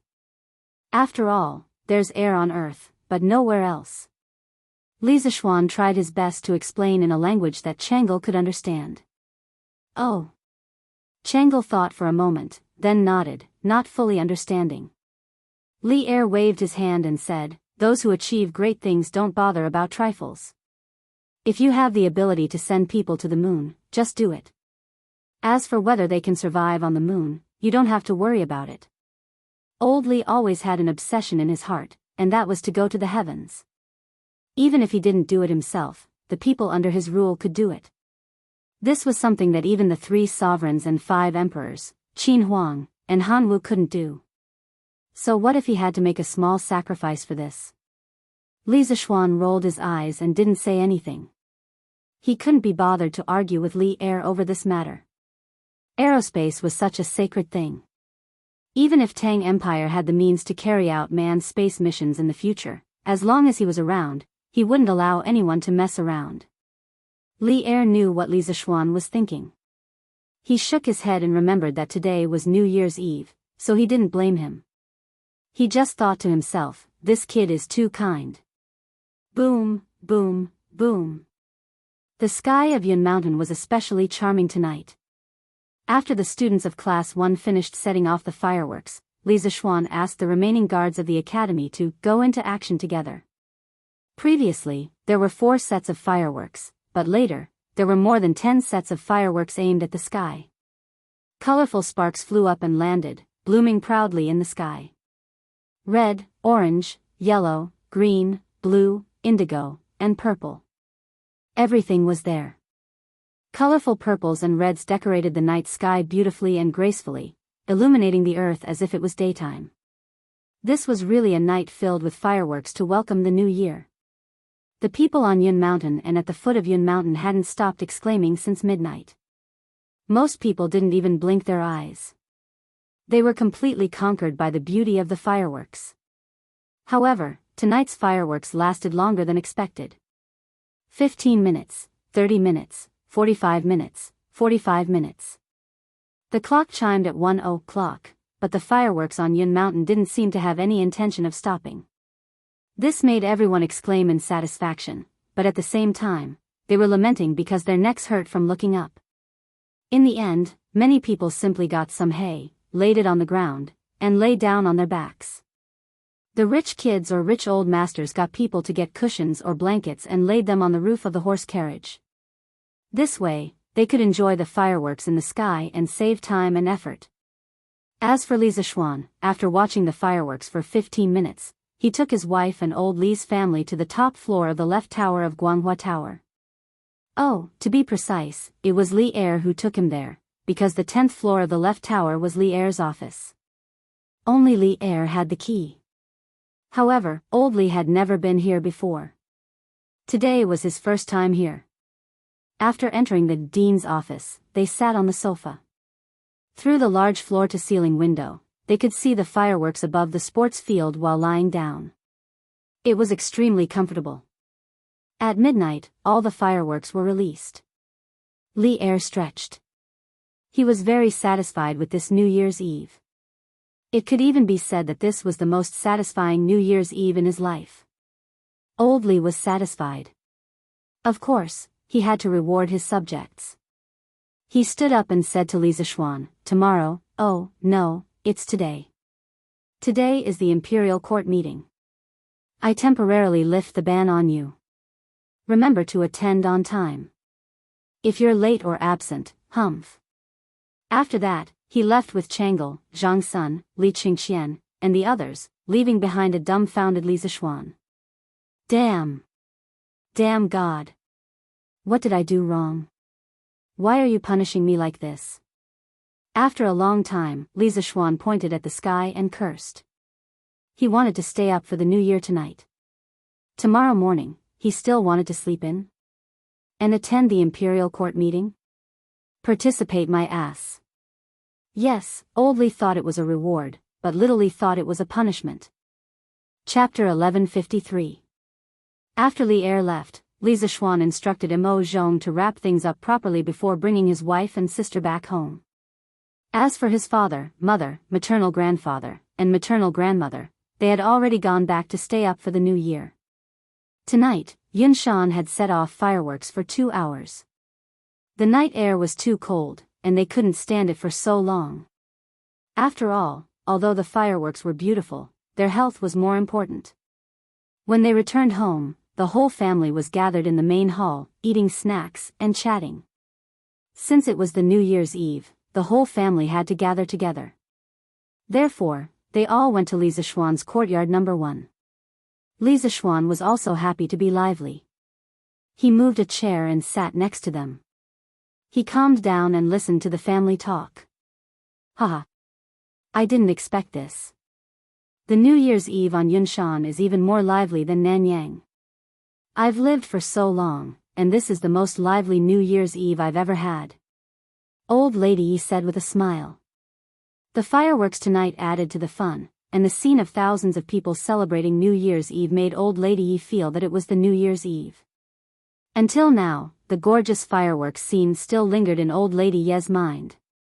Mrs. Li said with a smile, "Mother, since you like the New Year's Eve here, then don't go back next year. It's not like there's no place to stay here. You and Father don't have much to do in the family now. Stay here and let me fulfill my filial piety. Otherwise, Yuzhu will not be at ease for the rest of her life." Hearing her sincere words, Old Lady Yi looked at Yi Guozhong hesitantly. It was not a problem to let her stay here, but this matter depended on Yi Guozhong's opinion. Yi Guozhong frowned and said, "Let me think about this. We'll talk about it after the new year." After saying that, he glanced at Li Zixuan. It was unknown whether he did it intentionally or not. Li Zixuan was puzzled by his look. He thought to himself, if you want to stay, then stay. How can I say no? What do you mean by looking at me? In fact, after getting along with Yi Guozhong for such a long time, he didn't have any ill feelings towards Yi Guozhong. Not only that, but he also sometimes admired Yi Guozhong's vision of the big picture. At this moment, San Bao, Ah Fu, Xiao He, Xiao Shi and the other servants walked over together. It seemed like they had discussed this beforehand. The four of them walked closer and knelt down in front of Li Zixuan. Then, they said, "San Bao, Ah Fu, and Xiao He, Xiao Shi, wish young master and young mistress good health. We wish young master and young mistress good health and a young master soon." Although the Tang dynasty did not practice kneeling, it also depended on the time. According to custom, on New Year's Eve, when the time came, the younger generation would have to salute and give their blessings to their elders. The servants would have to kowtow to their masters and say auspicious words to each other. It was probably similar to how modern people wished for good health and safety. Li Zixuan was stunned for a moment before he came back to his senses. Wasn't this the modern New Year's greeting? However, he didn't expect these people to be so courteous. Haha. Good. Young master, I'll give you red packets later. No, I'll give you bets to win money. Once this fellow got excited, he wouldn't be serious. He even pulled out red packets. Thank you, young master. The few of them thanked him joyfully. Then, they began to wish Li Jingma, Madame Li, Yi Guozhong, and Old Lady Yi a Happy New Year. Later, under Han Yushi's reminder, Li Zixuan brought his wife along and solemnly bowed to the four elders in his family. Although he was not used to this kind of greeting as a modern person, when he thought of how Old Man Li and Madame Li usually doted on him, the knot in his heart faded a lot. Husband, you still have to attend the court assembly tomorrow. You don't have to stay up for the new year. You should rest early. After everything was done, Han Yushi reminded Li Zixuan. Xiao Xian is attending the court assembly tomorrow. Yi Guozhong heard and asked curiously. Han Yushi nodded and repeated the words that Li Er had said before he left. In the end, she looked at Li Zixuan and the corners of her mouth curled up into a smile. Yi Guozhong nodded and said, "Yes. Since you're going to attend the court assembly, Xiao Xian, you should rest early. You don't have to stay up for the new year." Li Zixuan didn't care and said, "It's okay. Grandfather. I can still hold on. Besides, it's just a court assembly. At most, I'll find a corner where no one will notice and secretly sleep for a while." Yi Guozhong glared and said angrily, "Nonsense. Tomorrow is the Yuanri court assembly. How important is it? How can you sleep? Stop messing around. Go and rest." He wouldn't compromise with Li Zixuan on such a major issue, so his tone couldn't help but reveal a slightly stern and indisputable tone. Li Jingma also advised at this time, "Xian, your grandfather is right. The Yuanri court assembly is no small matter.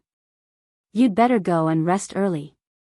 Seeing that the two old men had said so, Li Zixuan could only say unhappily, "All right then. Mother, grandmother, and wife, I'll go and rest first."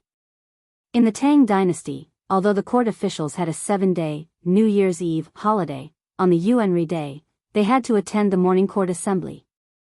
That was to enter the palace to pay a New Year's visit to the emperor. The court assembly that day was called the Enrich Court Assembly. It was considered one of the grandest court assemblies of the year. It could be called the collective New Year's greeting ceremony of the Tang dynasty's ruling group. First of all the civil and military officials in the capital had to clock in on time. They were not allowed to be late. Local officials from all over the country had to come from afar. The surrounding countries had to send people collectively to support them. It was like an international gathering. In order not to be late, the officials had to wake up early in the morning and bring their servants with torches into the palace. The early morning Chang and city was like a fire dragon at dawn. It was a magnificent scene. Li Zishuan was woken up by his wife and helped to put on his official uniform. After eating some porridge, he rode into Chang and city and saw such a magnificent scene. Damn! So many people. I don't usually see so many people attending the morning court assembly. Seeing the fire dragon everywhere on the street, Li Zishuan was a little dumbfounded. Seeing that his marquis was like a country bumpkin, Pang Feiji was a little embarrassed. He quickly explained in a low voice, "Marquis, there aren't usually so many officials attending the morning court assembly, but today is the Enrich Court Assembly. All the officials in the capital, including those below the 5th rank, and the officials of other states and counties outside Chang and city, and even the envoys of the surrounding small countries will attend this court assembly. Of course, there will be more people than before." Li Zishuan sucked in a breath of cold air and thought to himself, "Grandfather really didn't lie to me. This Enrich Court Assembly is really awesome. But with so many people, wouldn't it be easier for me to fish in troubled waters? By then, wouldn't I be able to sleep whenever I want? Hee hee. Let's go quickly. Don't be late." Thinking of this, Li Zishuan chuckled, then spurred his horse and rushed out. Chapter 1154. After entering the imperial palace and arriving at the plaza in front of the Taiji Palace, Li Zishuan was greeted by a sea of people. With a cursory glance, he estimated that there were at least 1,000 people. Li Zishuan was elated at the sight of this. This was because the Taiji Palace would definitely not be able to accommodate so many people. When the time came, there would be a group of officials standing outside.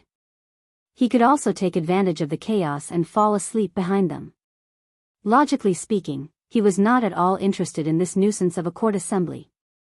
Although he had never experienced it before, he knew that it would be nothing more than Li Er leading the officials to recall how awesome their achievements were last year, reflect on their shortcomings, look forward to what breakthroughs they should make in the new year, and so on. In any case, Li Zishuan did not like to listen to such superficial things. Yo! Marquis Yong'an? What a coincidence. Just as Li Zishuan's eyes were darting around, a familiar voice came from behind him. He turned around and saw an old acquaintance.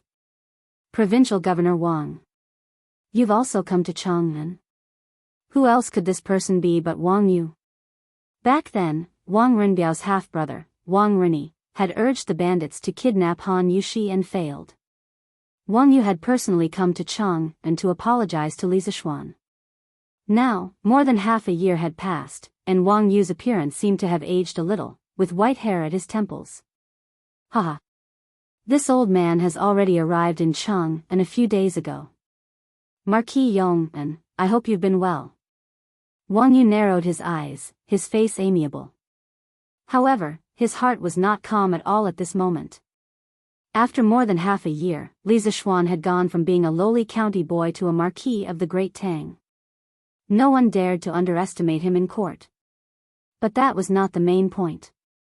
The main point was that the Chui clan had collapsed under Li Zishuan's secret maneuvering. That was a 1,000-year-old clan that even Wang Yu had to be careful when dealing with. But it had collapsed just like that? Wang Yu couldn't help but secretly rejoice at his decision back then. If he had completely fallen out with Li Zishuan because of Wang Rini, then before the Chui clan fell, wouldn't their Wang clan have fallen first? After hearing the news from Chang'an, Wang Yu could not help but break out in a cold sweat every time he thought of this. Logically speaking, during the annual Yuanri Imperial Court meeting, there was no rigid rule that required the provincial governors of each province to personally come to the capital. They only needed to send their adjutants.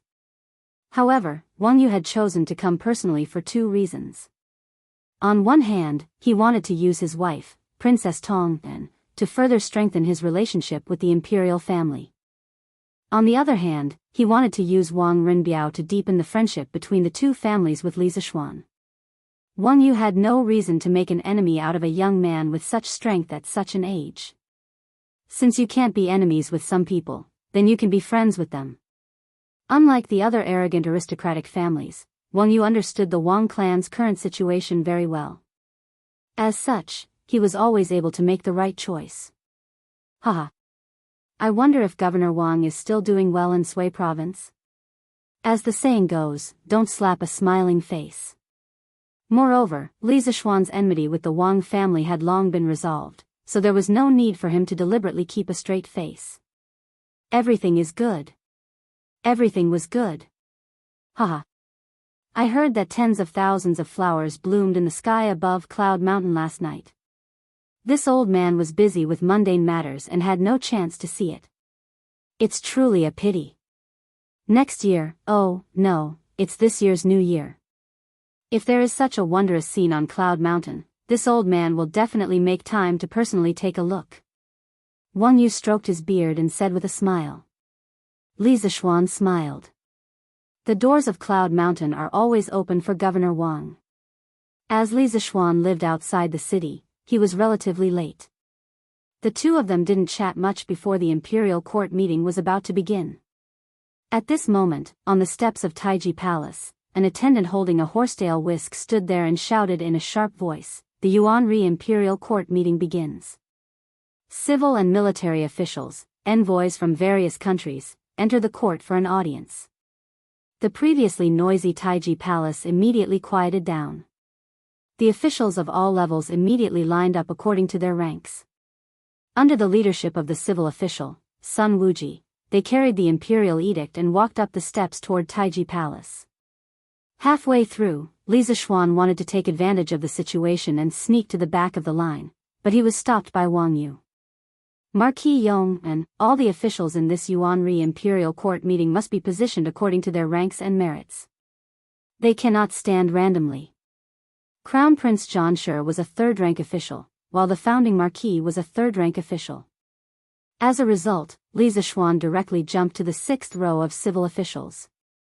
Those standing in front of him were all the old officials who founded the country. This made Li Zixuan rather depressed. He originally wanted to catch up on sleep, but with his current position, how could he sleep? He didn't even have a place to lean on. After greeting each other, the officials began to pay their New Year greetings to Li Er. This New Year greeting wasn't just a simple kowtow or a sentence. It had to be read out by the Prime Minister. The entire greeting was long and awkward, so it had to be read out properly. Then, the various vassal towns and affiliated countries all had their own greeting, and the Prime Minister had to read them out one by one. Especially the greeting from the affiliated countries, it wasn't something that was difficult to understand. Many countries didn't even know how to express themselves in Chinese, so how could their greeting be smooth? It was even more difficult to read. But no matter how hard it was, it had to be read out. This was the face of the Heavenly Empire. Li Zixuan listened in the line and felt a toothache. He couldn't help but sympathize with Zhang Sun Wuji. He didn't know how many times this old man had to read the greeting to be able to smoothly read out these awkward greeting. Actually, in the later dynasties, it wasn't as troublesome for the officials to pay their New Year greetings to the emperor. In the Song dynasty, after New Year's Eve, they only needed to write a greeting card and hand it to the emperor. They didn't even need to enter the palace to attend any court meetings. After reciting for close to an hour, Li Zixuan, who was listening at the back, was about to fall asleep. Zhang Sun Wuji finally finished reciting all the greetings. This old fellow's face and neck were still red in the middle of winter, as though he had just finished running 10 kilometers, panting heavily.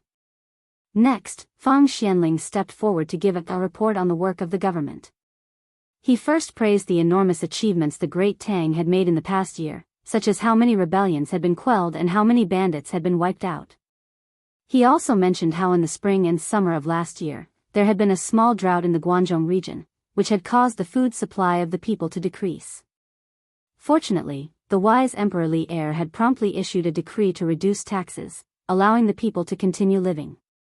Finally, Feng Xianling praised the Warm Tang Foundation led by Empress Zhongsun. Due to the warm winter operation initiated by the foundation, there wasn't a single person who starved or froze to death in Chang'an and the nearby counties. Such a situation had never happened even during the era of Qin Huang and Hanwu. In short, the first year of Zhongguan was a successful year, and also a year where the Tang Empire worked hard. This year, the treasury of the Tang Empire was filled, the people were rich, and there were more people who could read and write in the world. Chapter 1155. Old Feng's government work report made Li Er quite satisfied. This could be seen from the obvious smile at the corner of his mouth. Behind them, Du Ruhui stepped forward and continued to flatter Feng Xianling. He said that the saint cared about the people and should be worshipped by the people. Beautiful and dignified words came out of his mouth, which made people feel nauseous. However, no one said anything to accuse Du Ruhui of flattering the emperor. This was because it was the new year. Who wouldn't choose to say something nice when speaking to each other? Unless these two had a grudge. However, there was one exception, and that was Wei Zheng. As Du Ruhui's words became more and more exaggerated, and the flattery became more and more excessive, his old face had long turned black. At this moment, he couldn't hold it in anymore. He raised his foot and was about to go up and accuse Du Ruhui, but he was stopped by Xiao Yu. Left Minister Wei, His Majesty has been cautious and conscientious for an entire year. Just let him do as he pleases for once. It's not a problem for the overall situation. Xiao Yu said softly. Wei Zheng hesitated for a moment, but in the end, he didn't go up. After Du Ruhui finished his report, it was the turn of the chief officials of the 6 departments to go up and report. Li Zishuan let out a long yawn. The reports of the chief officials of the 6 departments were like notes of a lullaby that made him sleepy. His heart was already numb. Inadvertently, he glanced at a friend standing beside him. The latter had his head lowered and was shaking his head along with Zhongsun Wuji's report. During this time, he didn't forget to nod his head and praise. It was as if Zhongsun Wuji's boring report was a peerless piece of literature that left him with endless aftertaste. Li Zishuan was just about to admire this friend's erudition, but who knew that the latter would let out a soft snoring sound. When he heard it, he almost vomited blood. He thought to himself, I almost fell for your nonsense. Sleeping while standing with his head down, this friend's sleeping skills were really high. Hey! Then I'll also take a nap. With this old man as an example, Li Zishuan also lowered his head and dozed off. After a while, he fell asleep standing up. When the court session had just begun, the sky had not yet brightened. However, as time passed, the sun outside Taiji Palace shattered the dark blue canopy of the sky. Like a burning wheel of wind and fire, it suddenly rushed out of the horizon and revealed its face in the thin mist of Eastern Mountain, shooting out beams of intense golden light. Behind them, the morning sun rose higher and higher from the entrance of the main hall. The light passed through the thin mist and gradually covered the entire Taiji Palace. The warm sunlight made the already warm Taiji Palace even warmer, causing some people to sleep even more soundly. Li Zishuan didn't know if the martial arts strength of the Grandmaster realm would allow him to stand and not fall down. In any case, Li Zishuan had slept for nearly an hour and was still standing firmly in the same place, not moving at all. Even if he knew of this magnificent feat, he would probably be amazed by himself. All the envoys of the vassal states and affiliated countries come in one by one. At this moment, Zhao Song, who was standing at the head of the table, spoke in a loud voice, waking Li Zishuan up from his sleep. Oh, it's not over yet? Li Zishuan opened his eyes and saw that the friend next to him was still sleeping while the court session was still going on. He couldn't help but grumble under his breath. At the same time, he was deeply impressed by the sleeping skills of the friend next to him. On behalf of my father and the 800,000 people of Lingnan, Feng Zhidai wishes your majesty a new day of prosperity and longevity. Lingnan's chief, Fengong, had also sent an envoy to Cheng and to participate in the court session. Perhaps out of fear of death, Fengong did not come to Cheng and personally. Naturally, the leader of the envoy was Feng Jidai, who was still in Cheng and as a hostage. Haha. Good. Minister Feng has governed Lingnan and made the people live and work in peace and contentment. It can be said that you have worked hard and made great contributions. I am very pleased, I am very pleased. Li Erda laughed. It was unknown whether he was really pleased or not. The envoy of Junla, Puyatu, pays his respects to your majesty, the Emperor of Tang. Our monarch wishes your majesty good health and the prosperity of the Tang Empire. The next envoy was quite interesting. He was also an old acquaintance of Li Zishuan, the envoy of Junla, Puyatu. The reason why he was interesting was that he had spoken completely in Chinese.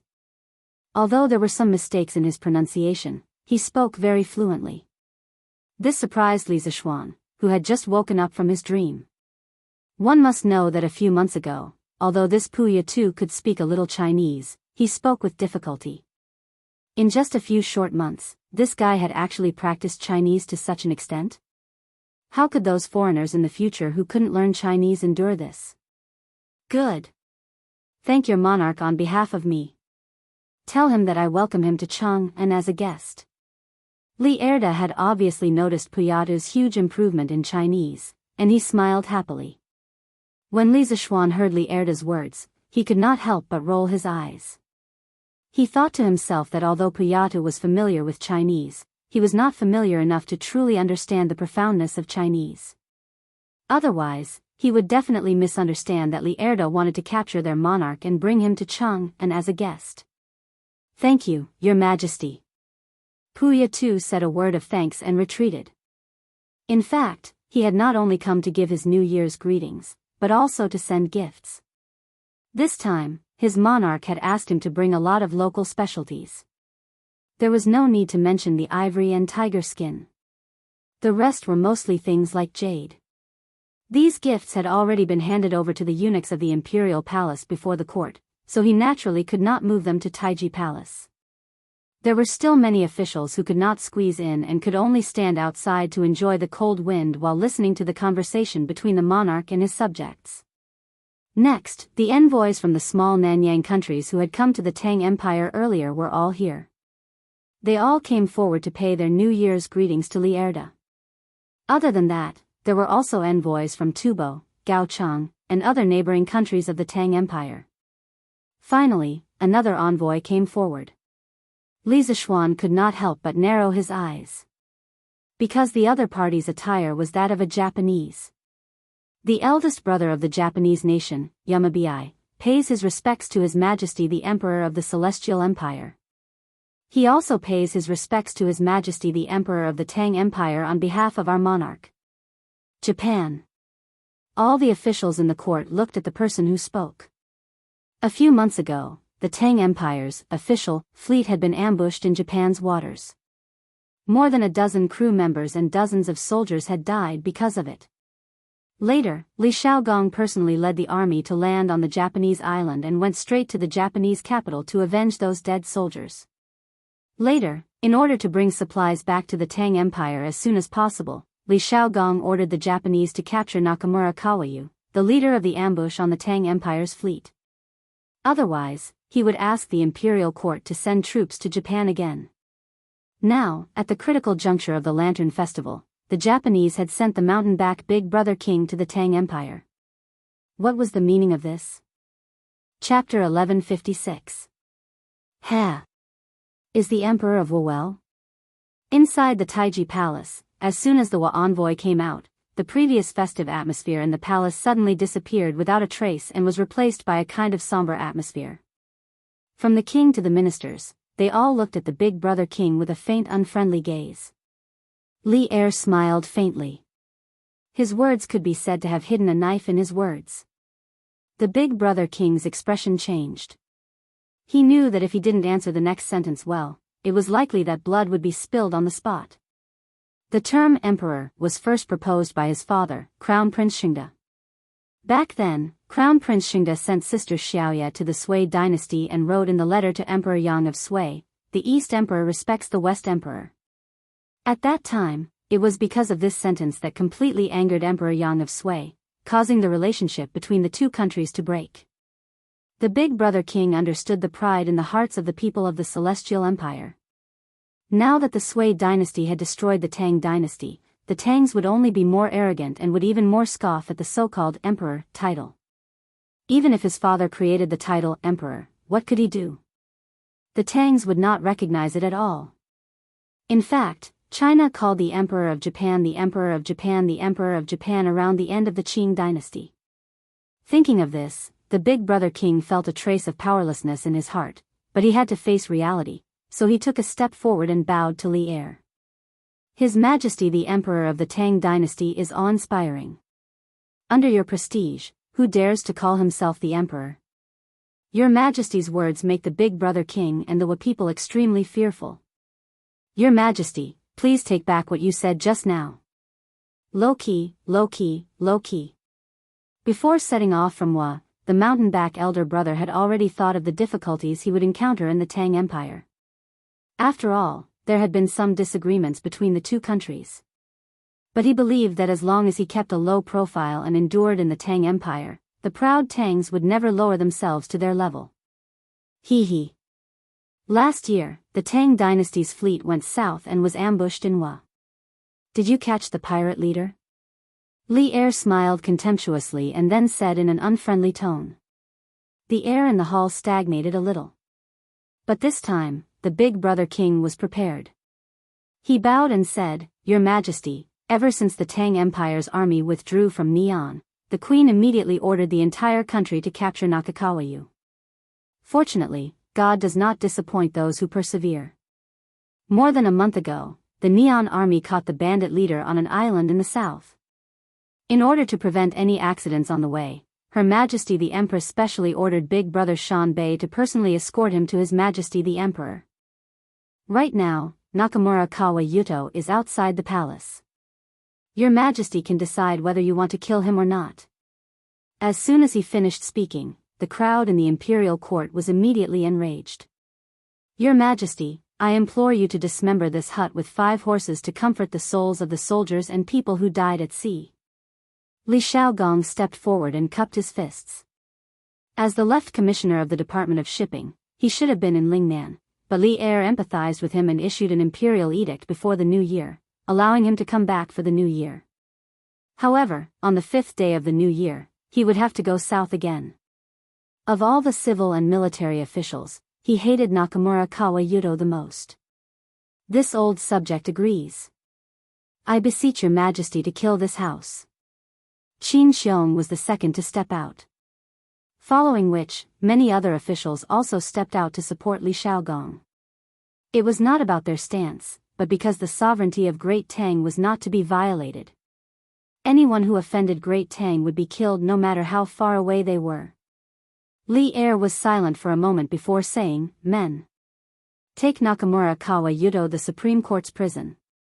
3 days later, he will be paraded through the streets and executed by 1,000 cuts at the entrance of the West Market. When watching ancient dramas, one would often hear that, so-and-so committed a heinous crime, so they will be beheaded at the Meridian Gate. Actually, this was just a joke in operas, novels, or folktales, and it did not exist in real history. If one were to carefully examine the names of the various dynasties, one would realize that before the Yuan dynasty, there was no such thing as the Meridian Gate. In the Tang dynasty, there were clear rules as to where the death row criminals were to be beheaded. In the law of the Tang dynasty, it was written that all crimes are to be executed in the city. Thus, Li Er chose the place of execution at the entrance of the West Market. Your Majesty is wise. As soon as Li Er finished speaking, all the civil and military officials began to flatter him. The eyes of the mountain-back's elder brother were like water. It was impossible to tell whether he was happy or angry. In fact, he was feeling very complicated at the moment. Nakamura Kawa Yuto had committed a heinous crime and even implicated Wu Nation and was blamed by Great Tang, but no matter what, Nakamura Kawa Yuto was still a citizen of Wu Nation. Today, he had personally sent the citizens of Wanation to Great Tang to be slaughtered by the Great Tang's emperor. To him, this was not something to be proud of. Li Zishuan, on the other hand, felt great watching from the side. He thought to himself, it's so awesome when a country is strong. They can punish any country they want and that country will send their people over. This is the treatment of a big country. Your Majesty, the mountain-back's elder brother has not only come to deliver the prisoners, but also brought a letter of friendship from the Wanation's king, 200,000 jin of brass and 1,000,000 taels of silver. Ever since the second year of Emperor Guangwu's reign, Wanation has been in contact with the Central Plains. Everyone in Wanation admires the culture of the Central Plains, so I hope that Wanation will be willing to maintain a good relationship with Great Tang. Furthermore, Wanation is willing to be a vassal state of Great Tang and pay tribute to Great Tang every year. This is Wanation's letter of credence. Your Majesty, please take a look. The mountain-back's elder brother was very fluent in Chinese, and he was also very familiar with the history of the Central Plains. He quoted from the classics as if he had lived in the Central Plains for decades. But no one paid attention to this. 200,000 jin of brass and 1,000,000 taels of silver. They were even willing to be a vassal state of Great Tang. Everyone in the imperial court was stunned by Wanation's generosity. Especially that 1,000,000 taels of silver. Based on the Great Tang's current annual silver production, it would take 100 years to accumulate so much silver. Haha. Good. Come, bring me the letter of credence. In this day and age, there was actually someone who took the initiative to waive their money and ask to be a vassal. How could Li Er refuse? Moreover, it was in front of the envoys of so many countries. This undoubtedly made him even more proud. After receiving the letter of credence, Li Er looked through it carefully. Seeing that the words were very polite, he nodded with satisfaction and then said loudly, Queen Tuigu is very sincere. I accept Wanation's goodwill to Great Tang. From today onwards, Wanation is officially a vassal state of Great Tang and will accept Great Tang's protection. Your subjects congratulate your Majesty. This was a matter that was both practical and beneficial to Great Tang. Who in the imperial court would object to it? As soon as Li Er finished speaking, the civil and military officials congratulated him without hesitation. Li Zishuan secretly felt that it was a pity because if Wanation became a vassal state of Great Tang, it would be difficult to take over them in the future. Although he thought so, he could not think of a suitable reason to object to this matter at the moment. He could only watch as Li Er happily accepted vassals. Chapter 1157. Translator, Endless Fantasy Translation Editor, Endless Fantasy Translation inside the Taiji Palace. Everyone was beaming with joy because the Tang Empire had gained another vassal state today. The Big Brother King was also smiling, but there was a hint of inexplicable meaning in the corner of his eyes. After the hall quieted down again, the Big Brother King continued to bow to Li Er. Your Majesty, I have admired the culture of the Tang Empire since I was a child. Now that Wanation is a vassal state of the Tang Empire, I would like to stay in Chang and for half a year to learn the classics, articles, systems, and laws of the Tang Empire so that I can use them to govern the people of Wanation in the future. I hope your Majesty will allow it. This change of address was really fast.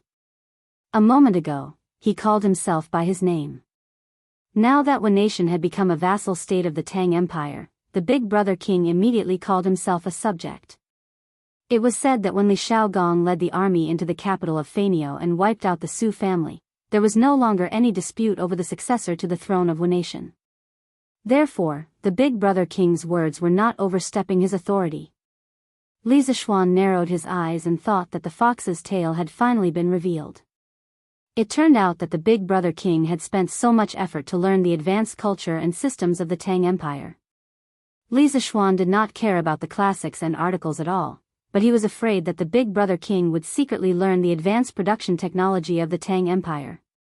Li Zishuan was about to object, but Li Er was faster than him. Ha ha ha. I allow it. I will also give you a house on Chongren Lane. How could Li Er, who was in the midst of joy, think of so many twists and turns? Moreover, the Big Brother King was willing to stay in Chang and for half a year. This was undoubtedly expressing his loyalty to the Tang Empire. How could he, Li Er, disagree? Li Zishuan sighed helplessly. It was too late to say anything now. The big brother king happily stepped forward and thanked him. Thank you, Your Majesty. Accepting one nation as a vassal state was a pleasant surprise. The court meeting continued in an orderly manner until it was close to noon. Many people were so hungry that their stomachs were growling. It was not a good sign to go hungry on the first day of the new year. Thus, as soon as Li Er announced the end of the morning assembly, the civil and military officials immediately went back to their respective homes. I've been grounded at home recently, so I can't visit my uncles one by one. I'll just stay here and wish you a happy new year. I wish you all good health and good luck. After leaving the palace, Li Zishuan cupped his fists and smiled at Qin Xiong, Qing Yao Jin, Yuqi Jingda, Niu Jinda, Li Jing, Li Shaogong, and the others. It wasn't that he didn't want to go door to door to pay his New Year's greetings, but he had to stay at home. Haha. Little Xian, we all understand your situation. You don't have to be so courteous. Qin Xiong said with a gentle smile. Haha. You're slacking off, using the imperial edict as an excuse to not pay us a New Year's greeting. Then, we'll have to go to your house for a big meal later. When the time comes, if you have any good dishes, don't hide them. Oh, I don't want anything else, just hot pot. I understand now. Of all the hot pot in Tang Dynasty, your hot pot is the most delicious. Qing Yaojin patted Li Zishuan's shoulder and said with a look of dissatisfaction. Li Zishuan said straightforwardly, Uncles, if you're willing to be my guests, I'll welcome you with open arms. When the time comes, there will definitely be plenty of hot pot and wine. Li Shaogong was dumbfounded when he heard that. He muttered, hot pot? What's that? He had just returned to Chang a few days ago. How would he know about these new things? Speaking of which, he had only noticed the new coal stove and honeycomb briquette in Chang and City on New Year's Eve. Yuqi Jingda licked his lips and said greedily, Ah. Shaogong, this hot pot is a kind of peerless delicacy. When you try it, you'll never forget it for the rest of your life. Niu Jinda, Li Jing, and the others nodded in agreement. Li Xiaogong's interest was piqued. I'm leaving for Lingnan on the 5th day of the new year. Time is tight, so let's do it tomorrow. I'll go to your house tomorrow to try that hot pot. Little Xian, you won't refuse, right? Let's go, let's go. The group of old foodies, led by Qing Yaojin, immediately started to coax him shamelessly. Li Zishuan had no reason to refuse. Of course, I don't have any objections. Uncles, you just have to come to Yunshan tomorrow. Little Xian, I heard that you had a conflict with the king of Lu. After everyone agreed on the date of the gathering, they went back to their own homes. Qing Yaojin purposely followed Li Zishuan behind and whispered to him when he saw that there was no one around. Li Zishuan's heart skipped a beat. He nodded and admitted, I did have a conflict with him last night. I beat up all his servants. Then, Li Zishuan told Qing Yaojin about the situation at that time in detail. Bah! This bastard is really a good-for-nothing. How dare he cause trouble in Yunshan? If it weren't for the retired emperor's protection, this kid would have died many times in the palace. When Qing Yaojin heard this, he spat a mouthful of saliva at the side of the road and cursed. After a while, his face turned solemn again. Xiao Xian, King Lu is a very petty and vicious person. I heard that many eunuchs and palace maids in the palace died directly or indirectly in his hands. Last night, you beat up his servants in front of so many people. With his personality, he won't let it go easily. So, you must be careful in the future. Li Zishuan's heart sank. He then said gratefully, Thank you for telling me this, Uncle Cheng. I will definitely be careful. Qing Yaojin nodded. After a while, he patted Li Zishuan's shoulder and said, But little Xian, you don't have to be too afraid of him. Even if that kid uses the retired emperor to suppress you, so what? The retired emperor was nothing more than a decoration in the imperial palace. Who will listen to him? The emperor? Humph. What a joke. I believe that even if the retired emperor wants to kill you, the emperor won't sit by and do nothing. Ha. I don't believe that the retired emperor doesn't remember the incident at the Black Tortoise Gate at all. If he dares to make a move on you, we'll see if the emperor, old Cheng, and your other uncles will agree or not. Li Zishuan's expression changed. Old Cheng's words were really too bold. If others heard it and it reached Li Er's ears, old Cheng would definitely not have a good time. However, this also proved that old Cheng really treated Li Zishuan as a family member. Otherwise, he wouldn't have said such heartfelt words. Hearing this, Li Zishuan's heart warmed. He nodded and said, "Thank you, Uncle Cheng. However, there are some things that you shouldn't say. It won't be good for you if it gets out." Haha. I've lived for so many years. What's there to be afraid of? Besides, little Xian, you're not an outsider. Later, send some fireworks over. I plan to set off too for the Lantern Festival to celebrate. Qing Yaoji never treated Li Zishuan as an outsider. He also never treated himself as an outsider. Therefore, he straightforwardly asked Li Zishuan for fireworks. Chapter 1158. After bidding farewell to Qing Yaojin, Li Zishuan rode out of the city and headed towards Yunshan. Along the way, the passers-by talked about the fireworks show on Yunshan last night. That visual feast undoubtedly left a very shocking impression on everyone. Many people were so excited after watching the fireworks last night that they couldn't sleep the whole night. There were also some rich businessmen and children of big families who sent their subordinates to inquire about where to sell that kind of fireworks. However, these people were destined to be disappointed because Li Zishuan had no plans to sell those fireworks. When he returned home, it was already noon.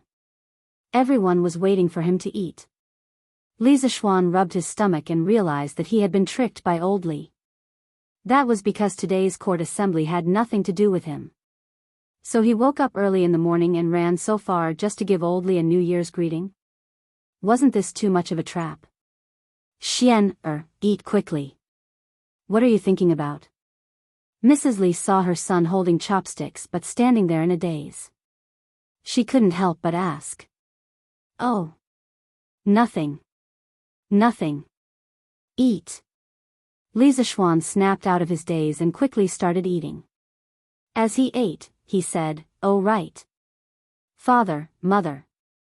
Tomorrow afternoon, Uncle Qin and Prince Hejian will come to our house to eat hot pot.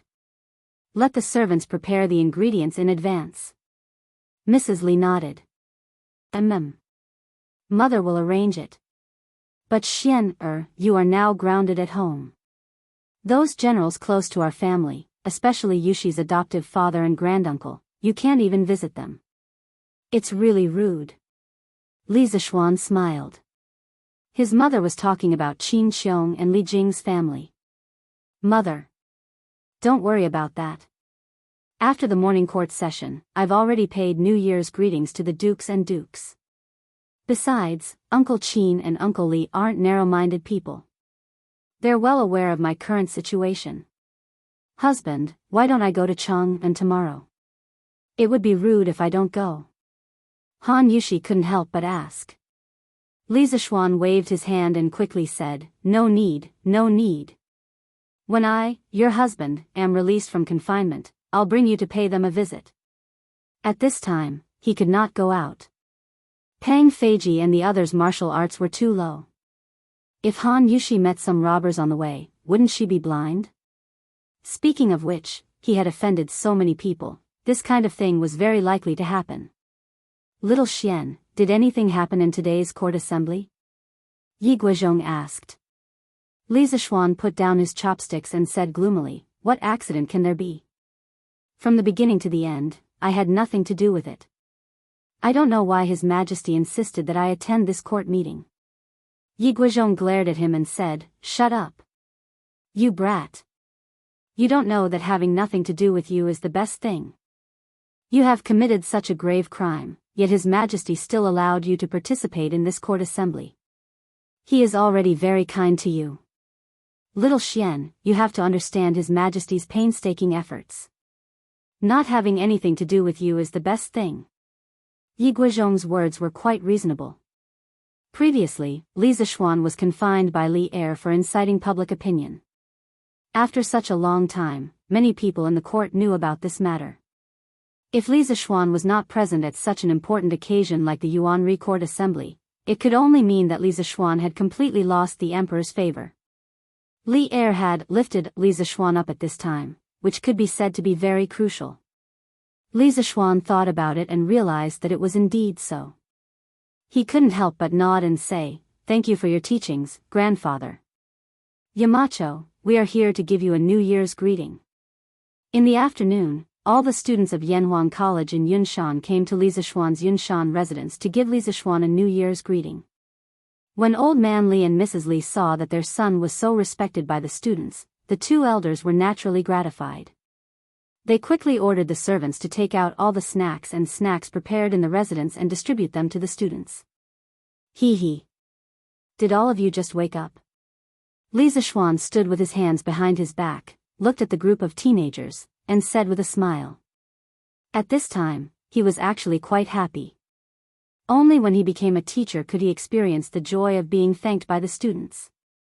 Speaking of which, should he also promote a Teacher's Day in the future? Hee. Yamacho. We didn't just wake up, we woke up before noon. Kushirqing replied embarrassedly. For most of them, this was the first time they were out of town, and with so many friends to celebrate the new year.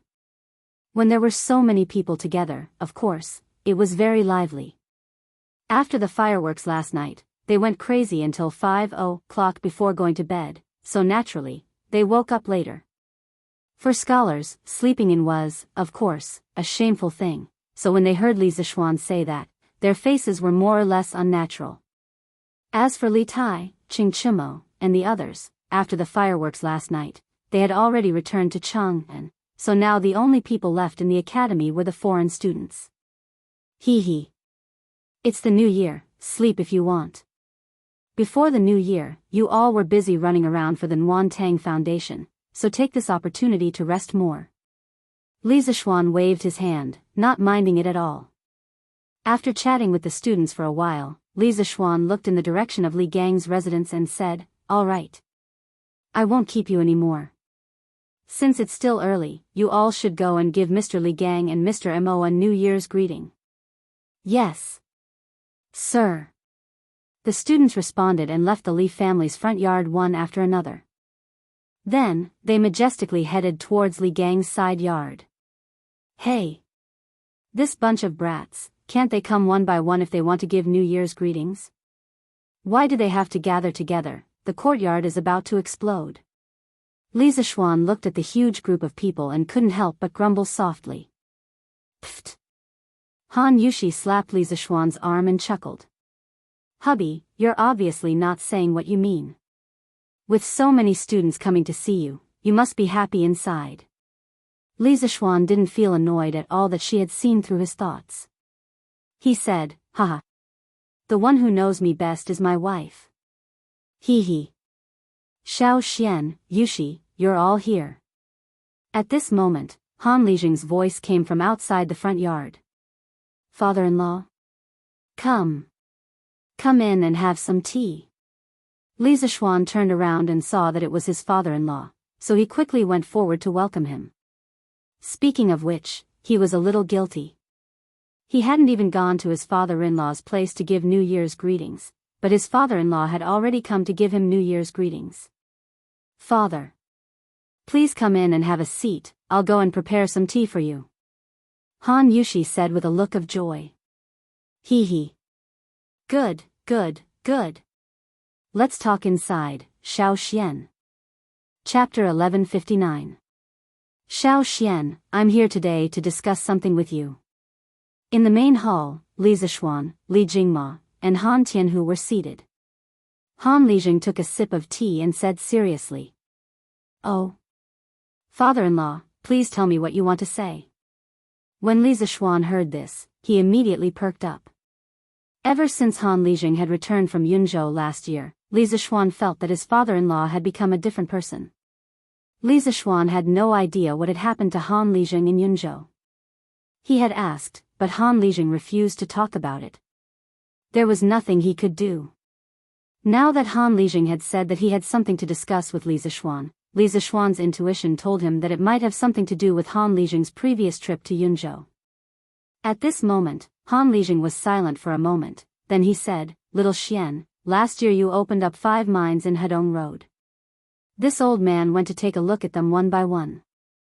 Generally speaking, each mine brought great benefits to the surrounding citizens, because the citizens could work in the mines to support their families. But as far as I know, the mines also brought a lot of trouble to the people around it. Trouble? What trouble? Did someone get into an accident in the mines? Li Zixuan frowned. He had a bad feeling about it, so he quickly asked. Father Li, who was beside him, also looked nervous. Obviously, he didn't want anyone to die in his son's mines. Han Lijing saw that the father and son had misunderstood, so he quickly waved his hand and said, "No. No. The trouble I'm talking about is the dirty water from the mines. It often flows into the nearby rivers or lakes along the ditches. As a result, the people's daily drinking water is very troublesome. Last year, when there was a cholera in Chang'an City, I heard from you that it was mainly because the water source was polluted. Now, I'm worried that the people around the mines will get sick if they use the polluted water source for a long time. Little Xian, I'm sure you don't want to see that kind of result either. That's why I'm telling you, so that you can make plans early." Li Zixuan's heart skipped a beat. It turned out that there was a problem with the sewage discharge from the mine. At the same time, he couldn't help but secretly praise his father-in-law for being so meticulous. He could actually foresee the negative effects of the mine on the environment. No one else had such foresight. "Xian, your father-in-law is right. This problem had to be solved as soon as possible. Otherwise, if something happened, it would be too late. It will also ruin your reputation." Li Xiqing's father chimed in. Li Zixuan nodded. After pondering for a moment, he said, "This is indeed a problem. Father-in-law, I have an idea here. Although it's a little troublesome, it can solve the water problem of the people around the mine." Han Lijing's eyes lit up and he said excitedly, "Little Xian, you have a way? That's great. Tell me about it." Li Zixuan frowned and ordered, "Xiao He, bring me a pen and paper." "All right. Young master." Xiao He's assent came from outside. After a while, the young maidservant brought in a piece of white paper and a pencil. Li Zixuan took the paper and spread it on the table. As he drew, he said, "First of all, we have to dig a sewage treatment pond between the mine and the river. The terrain of this sewage pond must be higher than the terrain of the river. At the outlet of the sewage pond, we have to set up special dams. These dams are filled with gravel and charcoal. After the sewage from the mine enters the sewage pond, it will pass through the gravel dams and finally be discharged into the river. In this way, it will not pollute the water source in the river." This method was actually called the biofilm treatment method in modern times. As the sewage continuously flowed through solid fillers, gravel, plastic fillers, etc., a mud-like biofilm would form on the fillers. A large number of microorganisms would grow in the biofilm. During the growth process, the microorganisms would release proteins that could convert the soluble heavy metal ions in the sewage into precipitates and remove them, thus purifying the sewage. This was the most effortless and feasible method of sewage treatment that Li Zixuan could think of at present. "Xian, will this work? What if we end up polluting the local water source?" Old Man Li was a little skeptical when he heard that. Li Zixuan waved his hand and said, "Father, don't worry. This method will definitely work." Han Lijing stared at the manuscript that Li Zixuan had drawn and frowned. He said, "Xiao Xian, if you want to build this sewage pond, I'm afraid it will take a lot of manpower and material resources, right? Not only that, but this sewage pond also takes up a lot of space. Is it worth it to make such a big fuss over it?" He was the one who proposed to treat the sewage, and he was also the one who felt that it was too costly. It was not that Han Lijing was pretentious, but he wanted to solve the sewage problem without adding too much cost to Li Zixuan. But how could there be such a perfect thing in the world? Father-in-law. This matter is not a matter of whether it is worth it or not, but whether to do it or not. If we don't do anything and wait for the water source to be polluted by the sewage from the mines, then in 100 years, or even 1,000 years, our descendants won't even be able to drink a drop of clean water. So, for the sake of our children and grandchildren, we have to take the lead in this matter. There was no concept of environmental protection in this era, but Li Zishuan hoped that as the owner of the largest private mine in Tang Dynasty, he could set an example for the other mine owners. When the other mine owners became mine owners, they would more or less pay attention to environmental issues. Good. With your words, this old man is relieved. In a few days, this old man will leave for Hedong Road and urge the other mine owners to hurry up and prepare the sewage treatment pond. Hearing Li Zishuan's serious tone, Han Lijing nodded solemnly and said, "Right. Father-in-law. How many villages are there closest to this son-in-law's 5 mines?" Li Zishuan suddenly asked. Han Lijing did not understand, but he still replied, "There are 3, why?" Li Zishuan chuckled, then said, 3 villages? That's good. This son-in-law intends to buy these 3 villages and give them to you. In the future, you can take care of the livelihood of these 3 villages, okay? Han Lijing was shocked and hurriedly waved his hands. No, no. Xiao Xian, why are you buying villages for no reason? Even if you really want to buy them, you should buy them for yourself. Why must you give them to this old man? Li Zishuan explained, haha. Father-in-law, listen to me slowly. These villages are very close to the mines. If there is any pollution in the mines, they will be the first to suffer. If we want to control the pollution in the future, we must carry out a large-scale transformation of these 3 villages. Under such circumstances, the best way is to buy all of these villages first. And this son-in-law already has 8 big villages under his name, so he can't expand anymore. So, I can only give these 3 villages to you, father-in-law. Chapter 1160.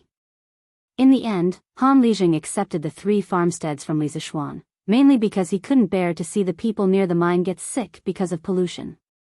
Li Zishuan gave his father-in-law the farmsteads not only to make it easier to manage the environment around the mine, but also to find some work for his father-in-law. Now that Han Yushi was married and Iron Egg was in school, under normal circumstances, only his father-in-law was at home. After a long time, it was inevitable that he would feel lonely. Last year, it wasn't that Li Zishuan didn't think about arranging a marriage for his father-in-law. After all, Han Lijing was only in his early 40s. However, when Han Lijing heard his suggestion, he almost turned hostile with Li Zishuan and became his enemy. After that, Li Zishuan didn't dare to mention this matter again, because he knew that his father-in-law still missed his deceased mother-in-law. There was a kind of love in the world, called to grow old together. There was also a kind of sorrow, called to be separated by yin and yang. Han Lijing's pursuit of love might have completely died with the tombstone. Li Zishuan suddenly gave the 3 farmsteads to Han Lijing because he wanted to make Han Lijing busy. When his life was full, he would feel less lonely. Naturally, he wouldn't be alone. However, he didn't expect that this unintentional action would benefit the people. In the future, the number 1 farmstead in Hedong would come from Han Lijing's farmsteads. The next day, around 9 in the morning, Li Xiaogong, Qing Yaojin, Qin Xiong, and a group of people came. Not only did they come, Li Xiaogong's younger brother Li Daozong and Li Daozong's daughter Li Shuyan also came along. Li Shuyan was less than 6 years old this year. When the fleet went out to sea last year, Li Zishuan saw her along the Bar River when he saw Li Xiaogong off. At that time, the little girl was a little shy and didn't dare to talk to him. Now that she was a year older, the little girl took the initiative to call him, Brother Xiao Xian. Li Zishuan laughed and quickly asked Xiao He to take out a big red packet and put it in Li Shuyan's hand. Here. Shuyan, Big Brother wishes you a happy new year and hopes that you'll grow prettier and prettier. Thank you, Brother Xiao Xian. The little girl was so happy that she revealed 2 cute rabbit teeth. Coupled with her snow-white fluffy jacket, she looked like a little angel. Sigh. This was the future Princess Wensheng. What a cute little girl. Now that I'm here, I'm determined not to let those Tubo barbarians snatch her away. Li Zishuan thought with mixed feelings. At this moment, Lan realized that a young lady younger than her had come to the house. She was instantly excited and began to act like an elder sister. She brought Li Shuyan, who was visiting Cloud Mountain for the first time, out for a walk. Li Zishuan smiled. He was not worried about the safety of the two little girls. The entire Cloud Mountain was his territory. No one could hurt his family. Haha. Marquis Yong and this prince heard that there are delicacies here and came uninvited. Please don't blame me. Li Daozong watched as Li Shuyan was taken away by Lan. Then, he looked at Li Zishuan and joked with him. Actually, he was not willing to come this time. After all, Li Zishuan did not invite him. However, he could not take advantage of little Shuyan's pleading and acting cute, and had no choice but to come. This was because he was very close to Li Xiaogong's residence. Moreover, Li Shuyan liked to visit Li Xiaogong's house since she was young.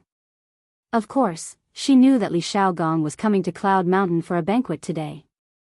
Therefore, for the sake of his daughter, Li Daozong had no choice but to be thick-skinned and come for a free meal. Haha. What are you saying, Prince of Jiangxia? It's rare for you to come to Cloud Mountain.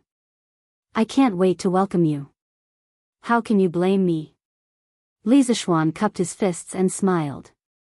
Then, he called out, Uncles, don't stand outside. Come in and take a seat. Everyone nodded. Under Li Zishuan's lead, they entered the courtyard and came to the main hall. Qin Xiong and Qing Yaojin had been here before. They were still fine.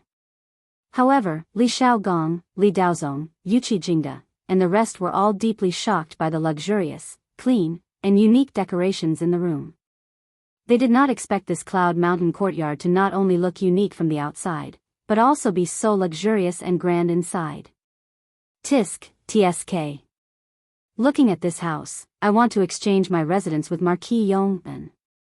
Li Daozong looked around, rubbed his chin, and sighed. Li Xiaogong agreed. Haha. Daozong is right. This house is bright and grand. I don't know how it was built. It looks more comfortable than my residence. Huh, you must be joking. It's just a small courtyard. How can it be as good as you make it out to be? Uncles, please take a seat here. The ingredients are all prepared and will be ready soon. Li Zishuan smiled and said. Haha. No rush, no rush. Xiao Xian, you do your things first. We old fellows can take this chance to take a good look at this courtyard. Niu Jinda waved his hand and said in a rough voice. Li Zishuan saw this and went to the kitchen to help cut the mutton. He was the only one in the family who could do this kind of chores. About half an hour later, all the ingredients were on the table. This table was specially built by the Li family to be used for hot pot.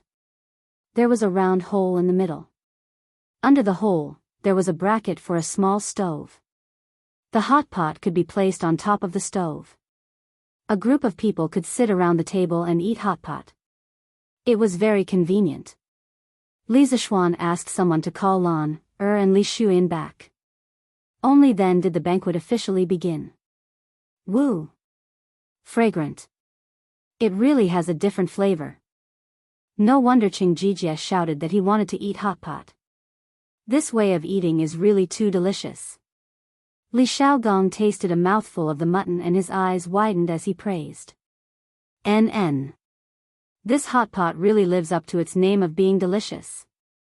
Li Daozong also tasted a mouthful. At this moment, he was somewhat thankful to his daughter. Otherwise, how would he be able to taste such delicious food today? NN, it's delicious. Father, let's bring some back for Mother to eat when we leave. Mother is so pitiful to be alone in the residence. This was the first time Li Shuyan had eaten such delicious food. She was a little speechless and didn't know how to describe it. But as long as it was delicious, then it was over. Furthermore, this young lady still couldn't forget about her mother at this time. Her filial piety was commendable. Haha. Xueyan, don't worry. When your father returns, I will let the chefs in the residence make it for your mother. Hurry and eat. Li Daozong patted his daughter's back with a gratified expression and said with a smile. When the young lady heard this, she immediately felt relieved and began to eat the hot pot. A few old fellows were eating hot pot while laughing and drinking loudly. Han Yushi and Lan were taking care of Li Xueyan and helping her to eat. Halfway through the meal, Li Xueyan suddenly raised her head and said, Brother Xiao Xian, the academy on this mountain is so beautiful. When Xueyan grows up, can I also come here to study? Chapter 1161. Ahem. Xueyan, your brother Xiaoshuan's college only recruits male students. Why would a girl like you want to join in? Be good. Hurry up and eat. This hot pot won't taste good if it gets cold. In the main hall of the residence, Li Daozong choked when he heard that his daughter wanted to go to Yanhuang College. He quickly scolded her with a stern face. Although Yanhuang College wasn't an orthodox Confucian school, it was still a higher education institution that Li Er personally selected. How could it be a place where a girl could go? If Li Xueyan were to enter Yanhuang College, wouldn't it be a slap to Li Er's face? After all, no matter if it was an official school or a private school in Great Tang, there had never been a precedent of female students. Oh. Perhaps because Li Daozong's tone was a little harsh, Li Xueyan's face darkened and she replied unhappily. Li Zishuan thought for a moment and looked at Li Daozong. He asked, Your Highness, in your opinion, can Yanhuang College accept female students in the future? In my opinion, under the same conditions, some girls' learning ability isn't worse than boys. Actually, Li Zishuan already had the idea of letting female students enter the college. It was just that when he first established Yanhuang College, he was always entangled with worldly affairs and didn't want to be too troublesome. Thus, he delayed it until now. Now that the most respected old officials of Great Tang were sitting here, he could ask for their advice. Li Xiaogong's expression changed and he said, Xiao Xian. Don't do anything foolish. Although this prince isn't a scholar, this prince still knows that the 3 principles and 5 principles of Confucianism. Your Yanhuang College is built on engineering and has already been criticized by the world. If you let female students enter the college, the world scholars will definitely attack you and accuse you of breaking the principles of ethics. When the time comes, no one will be able to save you. Uncle, why are others against Brother Xiao Xian letting female students enter the college? When Li Xueyan heard Li Zishuan's intention, she couldn't help but look at Li Zishuan with gratitude and admiration. Although she didn't understand the whole of Li Zishuan's words, she still understood the gist of it. Thus, she couldn't help but raise her head and ask. When she asked, her bright and beautiful face was full of grievances. It was very lovable. Xueyan, you're still young. You'll understand when you grow up. Li Xiaogong shook his head and didn't explain. At this time, Li Jing also spoke with a solemn expression. Little Xian, this old man knows that you have lofty ambitions and your ideas are often unexpected. However, this old man advises you to be careful in this matter. The Cui family's matter has just passed, and your Yanhuang College's foundation isn't stable yet. If you want to have more say, you have to manage your Yanhuang College well before you talk about other things. When you have a certain level of strength or when Yanhuang College is recognized by more people, you can propose to let female students enter the college. Perhaps the success rate will be higher. The legendary war god of the Tang Empire not only had a way of fighting, but also had a way of conducting himself. After hearing Li Jing's words, Li Zishuan couldn't help but feel deep admiration. He thought for a moment and nodded. Thank you, Your Highness and Uncle Li, for your advice. Let's put this matter aside for the future. Uncles, please eat first. Li Jing was right. Regardless of the era or the environment, strength spoke louder than words. The Yanhuang Academy had just started. Whether it was the talents they had cultivated or the results of their research, they were still too little. If they wanted to have more say, they had to wait until the Yanhuang Academy had more weight in the hearts of the people and Li Er. Now wasn't the best time to propose to let female students enter the college. After eating and drinking to their fill, everyone rested in the courtyard for a while and then said goodbye. However, before leaving, Li Huiren inadvertently said something that made Li Huiren miserable. "Xiao Gong, I remember that the college organized a hot pot banquet for the students before.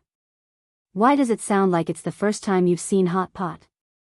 Didn't your Huiren mention it to you before?" "What? The college organized a hot pot banquet before?" Li Xiaogong's eyes widened and spat fire. He said angrily, "That brat."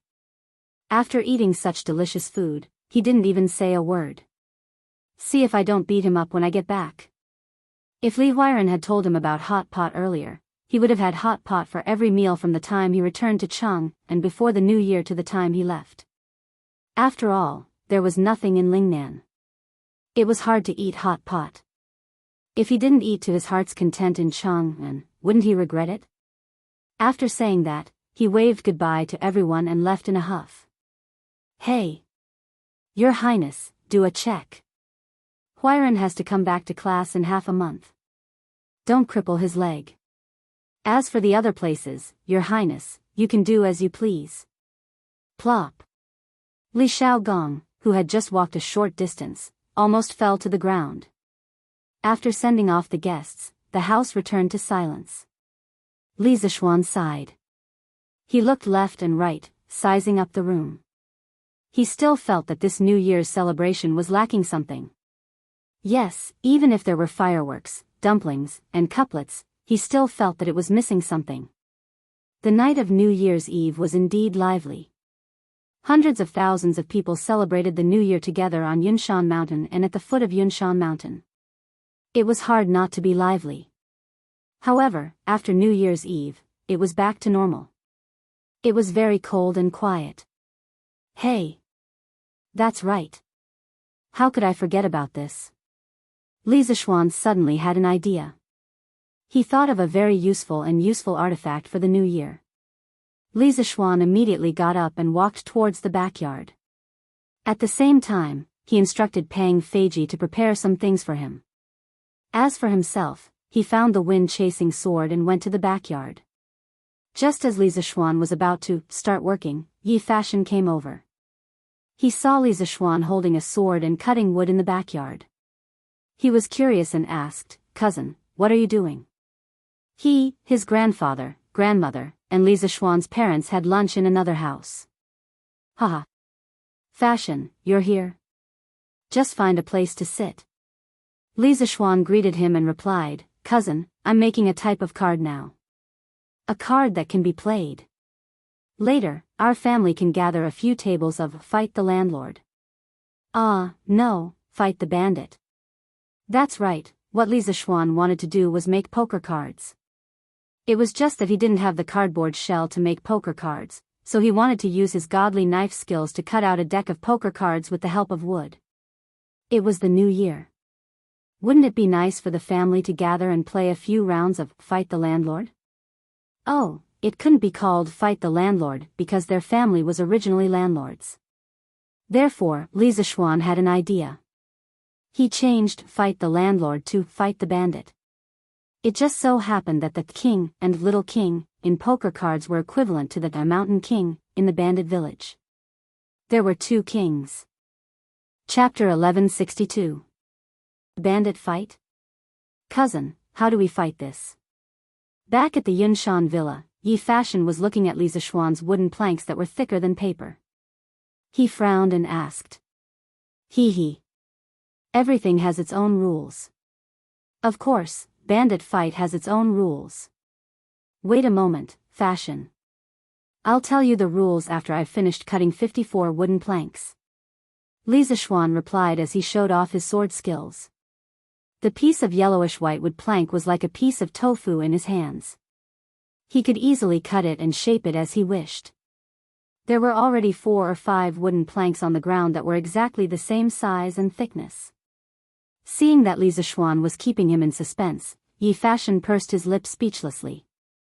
About half an hour later, the number of yellowish-white wooden planks on the ground increased. Yi Fashion suddenly thought of something and asked, Cousin, are you trying to copy the leaf trick onto the wooden planks? Li Zishuan could not help but be stunned. Leaf trick? What was that? He had never heard of it in his previous life. There was no such thing in this body's memory either. Well, he could not be blamed.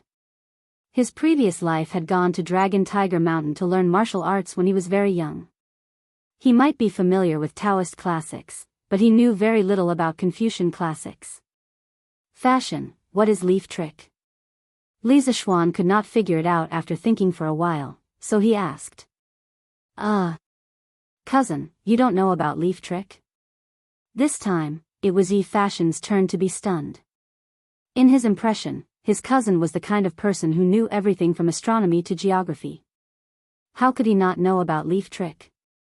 Being stared at by his little cousin like this, Li Zixuan's old face reddened, and he became somewhat angry out of humiliation. As the saying goes, a wise man's 1,000 considerations are bound to make a mistake. It's normal that your cousin doesn't know some things. Fashion, hurry up and tell me. Yi Fashion thought to himself, a wise man is bound to make a mistake. That's not the right way to say it. Although he thought this way, his original intention was not to embarrass Li Zixuan, so he explained, legend has it that during the war between Chu and Han at the end of the Qin dynasty, Great General Han Xian invented a card game to alleviate the soldiers' homesickness. The planks were only the size of leaves, so it was called leaf trick. The leaf trick is very simple. The players draw the cards from the back, flip them, and use the big ones to control the small ones.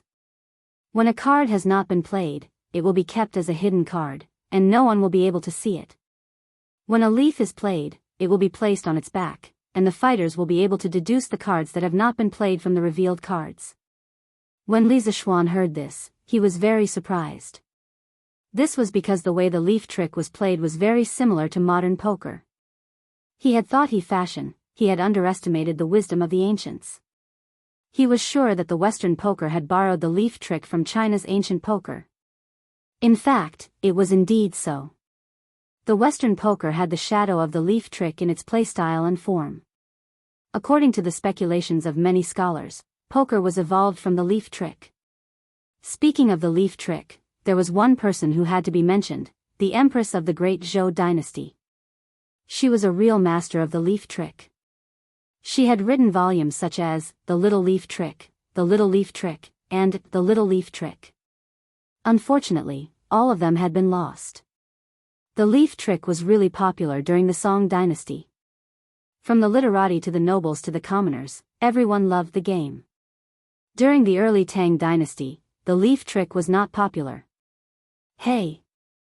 I didn't know you were so knowledgeable at such a young age. Li Zixuan joked with a smile. In fact, he was thinking that Yi Fashion was a good seedling. He was proficient in literature, science, arithmetic, and astronomy. If he came to Yanhuang College to further his studies, he would definitely become a representative of the next generation of engineers. It was a pity that this little cousin was determined to travel the world and save the world. Compared to cousin, I'm still far behind. Yi Fashion said modestly. Li Zixuan smiled but did not say anything. He continued to cut the wooden cards at the dock. After another quarter of an hour, the 54 wooden tablets were all peeled. Li Zixuan rubbed the edges of the wooden tablets on the sand until they were smooth and did not cut people. He then asked Xiao He and Xiao Shi to bring over a brush, ink, and cinnabar. He then wrote patterns and numbers on each tablet. After everything was done, he let out a long sigh of relief. Coincidentally, Han Yushi came back from outside. He quickly called out, "Wife! Come, come, come! We're short of one person. Let's fight the bandits." "Fight the bandits? Husband, where are the bandits in our house?" Han Yushi looked around and asked curiously. "Haha. These bandits are not the bandits. Wife, come here. Today, I'll teach you how to fight the bandits.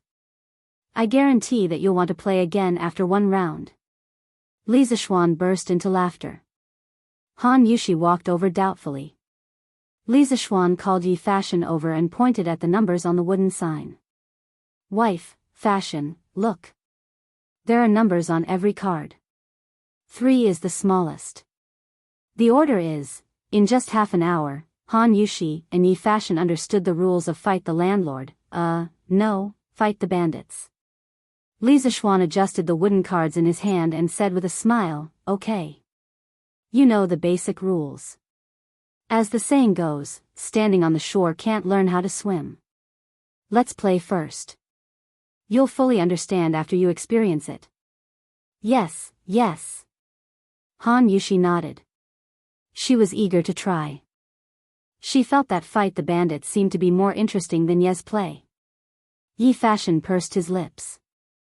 He did not show any excitement, nor did he refuse. The three of them took the cards in order. They were Yi Fashion's landlord, bandits. Yi Fashion looked at the cards in his hand and frowned. No. An ace was the biggest. Why should he call? Li Zixuan was Yi Fashion's landlord. At this time, he was beaming with joy. Hee. Call the bandits. After that, he reached for the cards in his hand. It was a 7 and a pair of kings. Haha. Super double. Li Zixuan laughed proudly. Cousin, what do you mean by super double? Yi Fashion was puzzled. When they were talking about the rules, they did not mention this. Li Zixuan explained, for example, if a game is 1 copper coin, if I super double, it will be 4 copper coins. If I win, each of you will give me 4 copper coins. If I lose, I will give each of you 4 copper coins. If there is a bomb in the middle, it will be a bomb. On top of that, it will be doubled. Do you understand? Oh. The two of them nodded. Li Zixuan asked, are you two going to double? No. Facing such an aggressive Li Zixuan, the two of them shook their heads. 3, 4, 5, 6, 7, 8, 9. Li Zixuan threw out a straight. He secretly thought that the 7 in his hand was very important. Han Yushi. No. Yi Fashion, 5, 6, 7, 8, 9. Hey. Not bad. Bomb. 4 kings, no. No. 3 with a pair. 3 with 2 with a pair of 4. Pass. King bomb, 1 with 3. A total of 16 times. Come, 16 copper coins each. Chapter 1163. Bandit. Super double. No double. 3 lead a pair. 3 lead a pair. Straight. Bomb. King bomb. After playing bandit fight once, Han Yushi felt the charm of it and suddenly became uncontrollable. In the main hall, the three of them were in full swing on the card game. Planes and bombs flew together, and straight and even pairs danced together. The scene was very lively. Gradually, Yi Fashion was also a little addicted. This was because he realized that bandit fight was not just a game. In addition to relying on luck, it also depended on skills. In his opinion, if he wanted to win, he needed to use tricks to play the card game. In order to make the opponent play the cards in the way that was most beneficial to him, he would do anything, from the playing skills to the mental level, to deal multiple blows to the opponent. Besides, cooperation was the essence of bandit fight. Through tacit cooperation to play a card game, one could understand the true joy of bandit fight. Based on this understanding, Yi Fashion's bandit fight skills became better and better. From the initial, huge loss of more than 50 copper coins, he actually began to make money later. This child had gradually evolved from a bandit fight rookie to a bandit fight expert. Starting from 0, the three of them actually played until 5:00 in the evening. Lon went crazy somewhere in the afternoon and only came back in the evening. Seeing the three of them in the room playing a kind of wooden card with patterns on it, the little girl suddenly seemed to have discovered a new world. She cried and shouted that she wanted to play too. Cousin-in-law, it's getting late. I have to go back. Yi Fashion looked at the sky and his face turned red. He quickly got up and said. In his heart, he was secretly guilty. He wanted to save the world and spread Taoism. How could he indulge in playing for an entire afternoon? Haha. Fashion, come play again tomorrow. Your card skills are getting better and better. Li Zishuan's eyes flashed and he laughed. Yi Fashion opened his mouth and wanted to refuse, but the words of refusal couldn't come out of his mouth. He could only rush out of the door. Husband, I'm going to cook. Go play with Lan, Han Yushi's tender face was slightly red. She didn't expect that once she sat down, she would sit until Yusher hour. She even forgot to prepare dinner. This wasn't what a good wife and mother should be like. After Han Yushi left, Li Zishuan glanced at Xiao He and Xiao Shi before he said, Come. You too can play with Lan, Needless to say, Li Zishuan did not want to play with her, so he pulled Xiao He and Xiao Shi over to be the scapegoat. Anyway, these two maidservants had been watching from the side for the whole afternoon, so they were already very familiar with the bandits' game. Yes. Young master. Xiao He and Xiao Shi didn't know what Li Zishuan was thinking. When Yi Fashion and Han Yushi were playing by the side, the two of them had been watching from the side for the entire afternoon. Now that they could finally fight in person, how could they not be excited? Li Zishuan smiled and walked towards the kitchen in the backyard. It's time to eat. It's time to eat. Xiao He, put away the cards. Lan, wash your hands and come over to eat. Half an hour later, Li Zishuan came from the backyard and shouted. The two maidservants quickly got up and went to the kitchen to help serve the dishes. Lan reluctantly put away the wooden cards and walked to Li Zishuan's side and said excitedly, Brother. This bandits game is so fun. Lan, just won 2 coins, isn't it awesome? Yes. Awesome. Go and wash your hands. Li Zishuan rubbed his sister's head and said unhappily. Then brother, after dinner, can you and sister Yushi accompany Lan, to play bandits again? This girl was obviously addicted. No. Sleep after dinner. You little gambler. Li Zishuan stared and pretended to be strict. Brother is so petty. Lana stuck out her tongue, made a face, and ran away like a wisp of smoke. 2 days later. The students who lived in or near Chang'an began to return to school. Although it was not time for school to start, the students who were used to staying in the academy were naturally not used to returning home. They were not used to going to the toilet because there was no toilet paper. Even if there was toilet paper, they would not be used to going to the toilet because the latrines at home were not as clean as those at the academy. They were not used to eating because the dishes at home had a familiar taste, but the dishes at the academy were undoubtedly better overall. They were not used to sleeping because there was no banter with their dormitory mates at night. Therefore, on the 4th day after New Year's Eve, many students had returned to the academy from home. Li Tai, Li Ku, Sun Zifan, Ching Chimo, Iron Egg and the others had all returned to the academy today. After returning to Yunshan, these people naturally had to come to the Yunshan residence to visit Li Gang and Li Zishuan. When they arrived at Li Zishuan's house, they inevitably bumped into Li Zishuan, Yi Fashion and Han Yushi playing bandit fighting. Yi Fashion had been completely obsessed with bandit fighting for the past 2 days. His consciousness told him not to indulge in it, but he could not help but come over every day. Therefore, Li Zishuan's house gradually expanded from 1 table of cards to 2 tables, then 3 tables. Li Zishuan had cut 2 more sets of wooden cards in the past 2 days.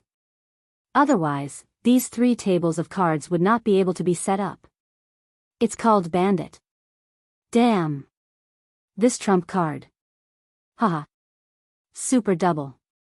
Li Tai was a lucky bastard.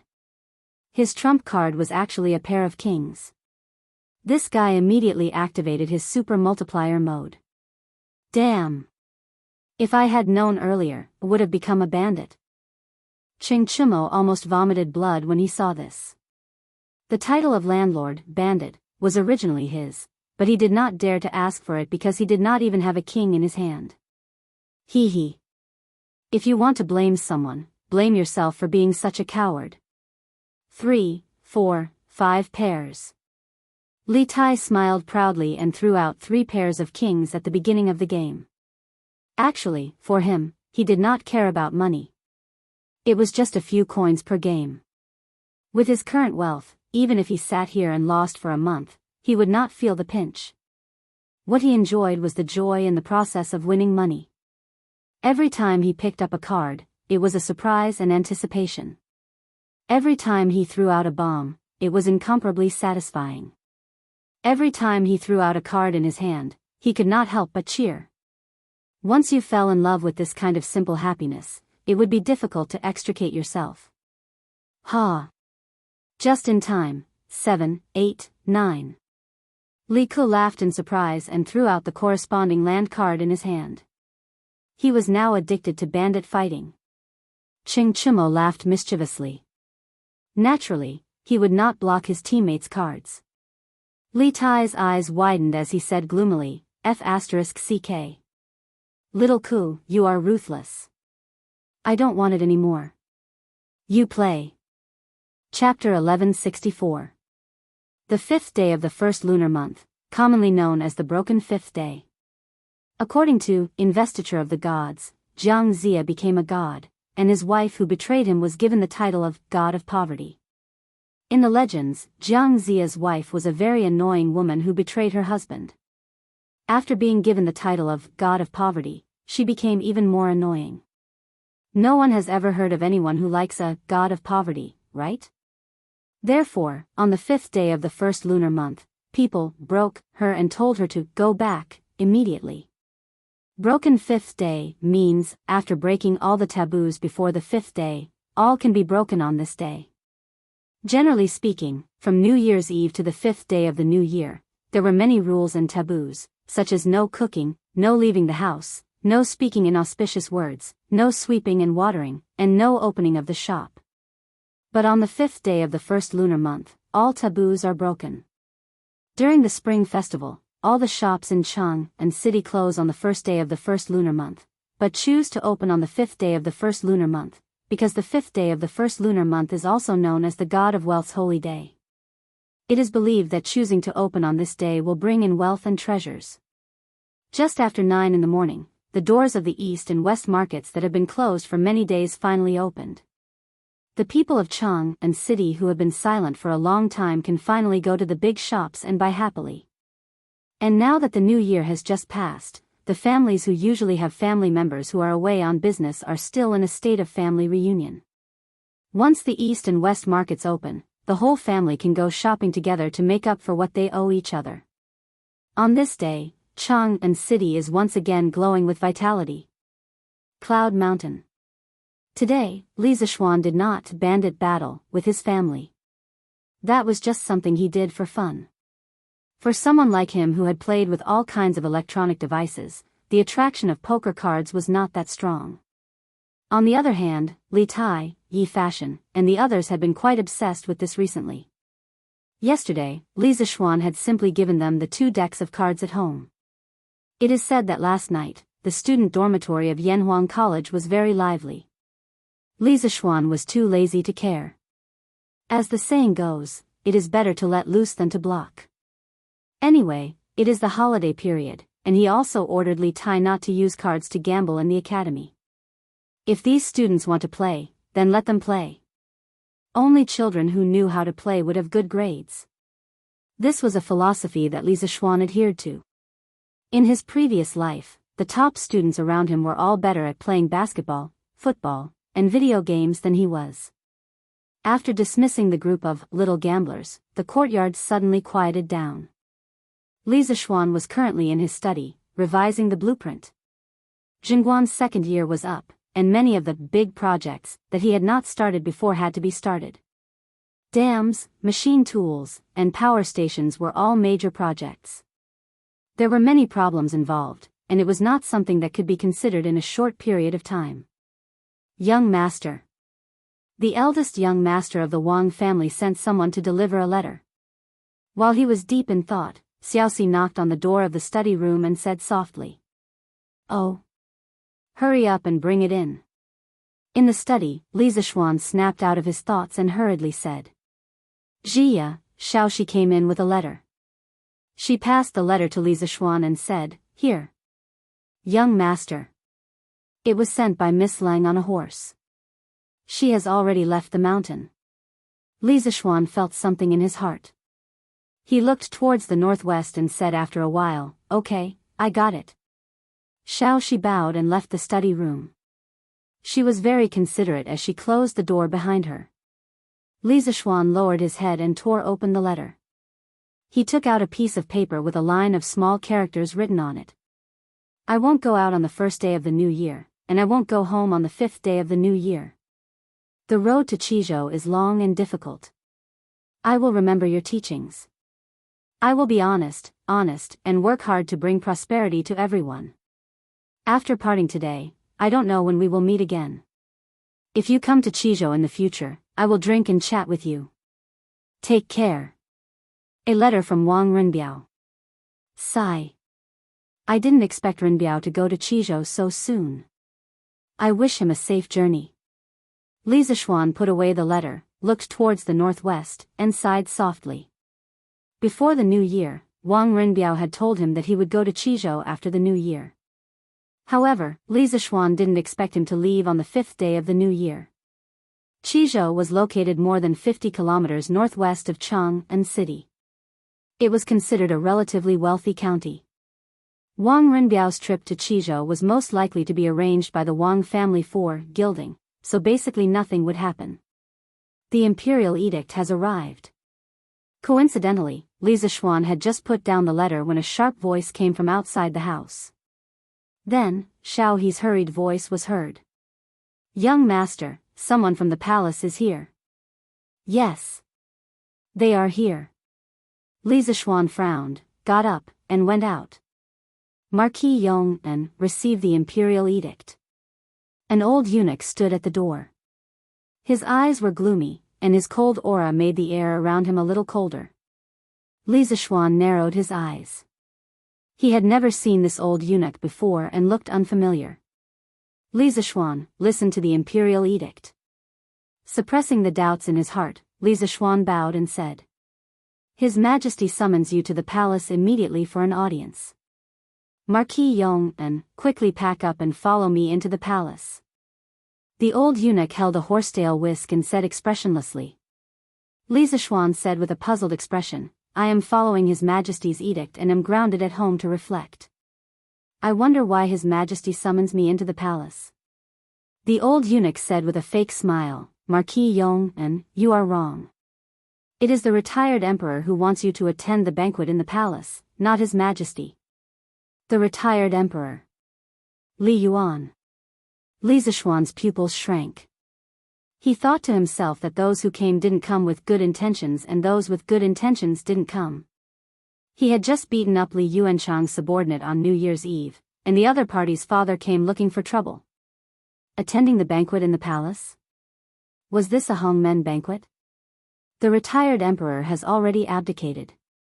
Why can the imperial edict leave the palace? Eunuch, could it be that you are giving a fake imperial edict? Li Zishuan raised his head and looked straight at the old eunuch as he said in a deep voice. "A mountain can't have two tigers, a country can't have two rulers." Li Yuan was the retired emperor, but now that Li Er was in power, Li Yuan naturally couldn't meddle in the affairs of the country. At most, he could only do whatever he wanted in the palace. His edicts, under normal circumstances, couldn't be sent out of the palace. The old eunuch's expression changed. He said coldly, "Marquis Yong'an, how dare you? Even if the retired emperor has already abdicated, he is still the emperor. How can you look down on him like this?" "Haha. When did I look down on him? I am only doubting the authenticity of this imperial edict." Li Zishuan gave him a sidelong glance and said without showing any weakness. "You." The old eunuch's expression suddenly changed. His chest rose and fell rapidly for a moment. In the end, he suppressed the anger in his heart and said, "This is indeed not an imperial edict, but it is the retired emperor's intention. The retired emperor wants to invite you, Marquis Yong'an, to attend the banquet in the palace. Could it be that you, Marquis Yong'an, don't dare to go?" Chapter 1165. Haha. don't dare? To be honest, this marquis really doesn't dare. What if the retired emperor wants to vent his anger on behalf of King Lu and casually accuses this marquis of a crime and has this marquis beheaded? Li Zishuan said with a light smile in the courtyard of Yunshan. The old eunuch's expression froze. Although the situation that Li Zishuan said was true, the old eunuch didn't know what to say for a moment because Li Zishuan didn't act according to common sense. Haha. What a joke. Eunuch, please wait here for a moment. This marquis will change into court clothes and enter the palace with eunuch. Just when the old eunuch was speechless, Li Zishuan laughed loudly and then turned to enter the room. As the saying goes, you can hide for a while, but you can't hide forever. Since he chose to become enemies with Li Yuanchang, then the day of confrontation with Li Yuan would come sooner or later. His words just now were just to test the old eunuch's reaction. Now it seemed that his prediction was not wrong at all. Indeed, after beating the young, the old came. When the old eunuch saw that Li Zishuan was willing to enter the palace, he couldn't help but breathe a sigh of relief because if Li Zishuan didn't want to go no matter what, he really couldn't do anything. First of all, he didn't have an imperial edict, so he didn't have the qualifications to force Li Zishuan to enter the palace. Secondly, if he used force and directly kidnapped him, it was even more impossible. On Yunshan, as long as Li Zishuan didn't want to leave, who in the world could kidnap him? Yunshan with 3 grandmasters in charge wasn't a place that anyone could casually cause trouble. However, at the same time that he breathed a sigh of relief, the old eunuch's heart couldn't help but sink. He secretly thought that although Li Zishuan was young, he didn't look easy to deal with at all. Those few words just now completely disrupted his rhythm, and he almost returned without accomplishing anything. All right. Let's go. After a moment, Li Zishuan changed into a purple marquis uniform and walked out. He spoke to the old eunuch at the door. His casual appearance was as if he was really going to attend a banquet, but the premise was that the previous conversation didn't happen. Yes. Marquis. At this time, the old eunuch had already put away his contempt for Li Zishuan. He respectfully turned to the side and said. At this time, Han Yushi had already received the news and was standing in the hall, looking at Li Zishuan with a face full of worry. Li Zishuan turned around and smiled at his wife, indicating that she was fine. He then turned around and walked out of the door. Outside, Sanbao had already prepared the horses. When the old eunuch came, he also rode a horse. The two of them rode 2 horses and rushed down Cloud Mountain. 3 with a pair. Iron Egg, I only have 2 cards left. In the student dormitory of Yanhuang College, more than a dozen students were crowded in dormitory 001, watching the bandit fight. Li Tai, Iron Egg, and Sun Zifan were in the midst of a battle. The 3 of them had some notes stuck on their faces. The faces of Qing Chumo, Yuchi Baolin, and the others were also full of notes. They were the contestants who had been eliminated earlier. Just as Li Zishuan said, gambling was strictly prohibited in the college. Those who violated the rule would be expelled from the college, and there would be no tolerance. Therefore, although Li Tai and the others played poker, they were determined not to gamble. After thinking for a while, they thought of the bad idea of sticking notes on their faces. This was very similar to a certain game in modern times. No. You do it. Iron Egg calculated in his mind and realized that there was still 1 bomb left. If he blew up Li Tai's card now, he would not be able to win the first round. He would be blown up by Li Tai's teammate, Sun Zifan. When that happened, not only would he lose, but he would lose even more. Hee hee. 2 on 2. Come, come, come. Iron Egg, I'll stick 2 cards on your face. Li Tai laughed. After that, he tore 2 pieces of paper, dipped them in water, and was about to stick them on Iron Egg's face. Chin-kei. I saw Yamacho and an old eunuch coming down the mountain at the entrance of the college just now. They seemed to be in a hurry. At this moment, Li Yen walked in from outside the dormitory and said.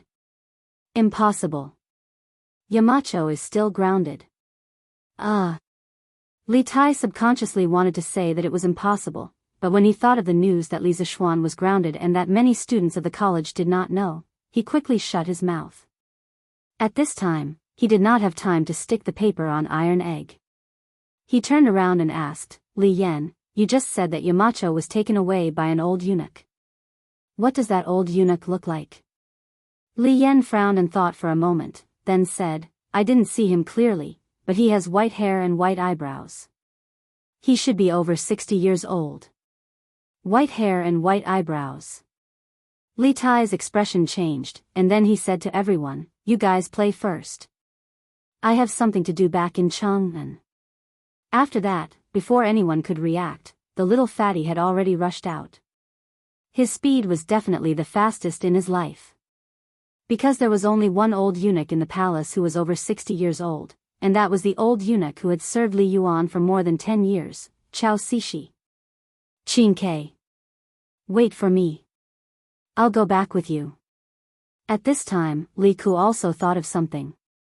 His expression changed, and he quickly chased out. "Marquis Yong, and this way please." In the palace, under the old eunuch's lead, Li Zixuan came to Taiji Palace and then went west, arriving at an independent courtyard. The courtyard had rockery, gardens, pavilions, terraces, and pavilions. It was just like a small paradise in the palace. After Li Yuan became retired emperor, he lived in Taiji Palace for the first few years. It was not until the 4th month of the 3rd year of Zhongguan that he moved out of Taiji Palace and moved to Depan Palace. In the courtyard, Li Yuan was half lying under the winding corridor, sunbathing, surrounded by a flock of orioles and swallows. He was really happy. An old cow eating young grass. This old fellow is really shameless. Didn't I hear that the old fellow was planning to die of exhaustion in the flowers? Such a happy way of dying, why didn't he make the best use of his time? Why did he have to come and find trouble with me? Seems like he's treating me as a soft persimmon. When Li Zixuan saw Li Yuan's shameless appearance of enjoying the blessings of multiple wives, he could not help but criticize in his heart. Associating it with the official records, Li Yuan gave birth to 9 younger siblings for Li Zixuan in 2 years. The corner of Li Zixuan's mouth could not help but twitch. They all said stud horses, stud pigs, and so on. But compared to Li Yuan, this old lecher, they were all weak to the max. "Father Emperor. Marquis Yong and is here." There was even a third will standing beside Li Yuan. When Li Yuanchang saw Li Zixuan coming over, his face could not help but be delighted. He hurriedly came over and bowed to Li Yuan. At the same time, it was unknown whether this brat did it intentionally or unintentionally. His gaze swept across the chest of a concubine sitting beside Li Yuan without leaving a trace. "Ha! This brat will definitely be a lecher in the future." Li Yuan was wise all his life, but in his later years, he gave birth to a bunch of repulsive melons and cracked dates. Other people did not notice Li Yuanchang's gaze, but it was caught by Li Zixuan. Instantly, a label of scum was pasted onto Li Zixuan's forehead by Li Zixuan. This subject Li Zixuan greets retired emperor. Etiquette still needed to be met. Li Zixuan took a few steps forward, then bowed towards the great Tang supreme leader in name.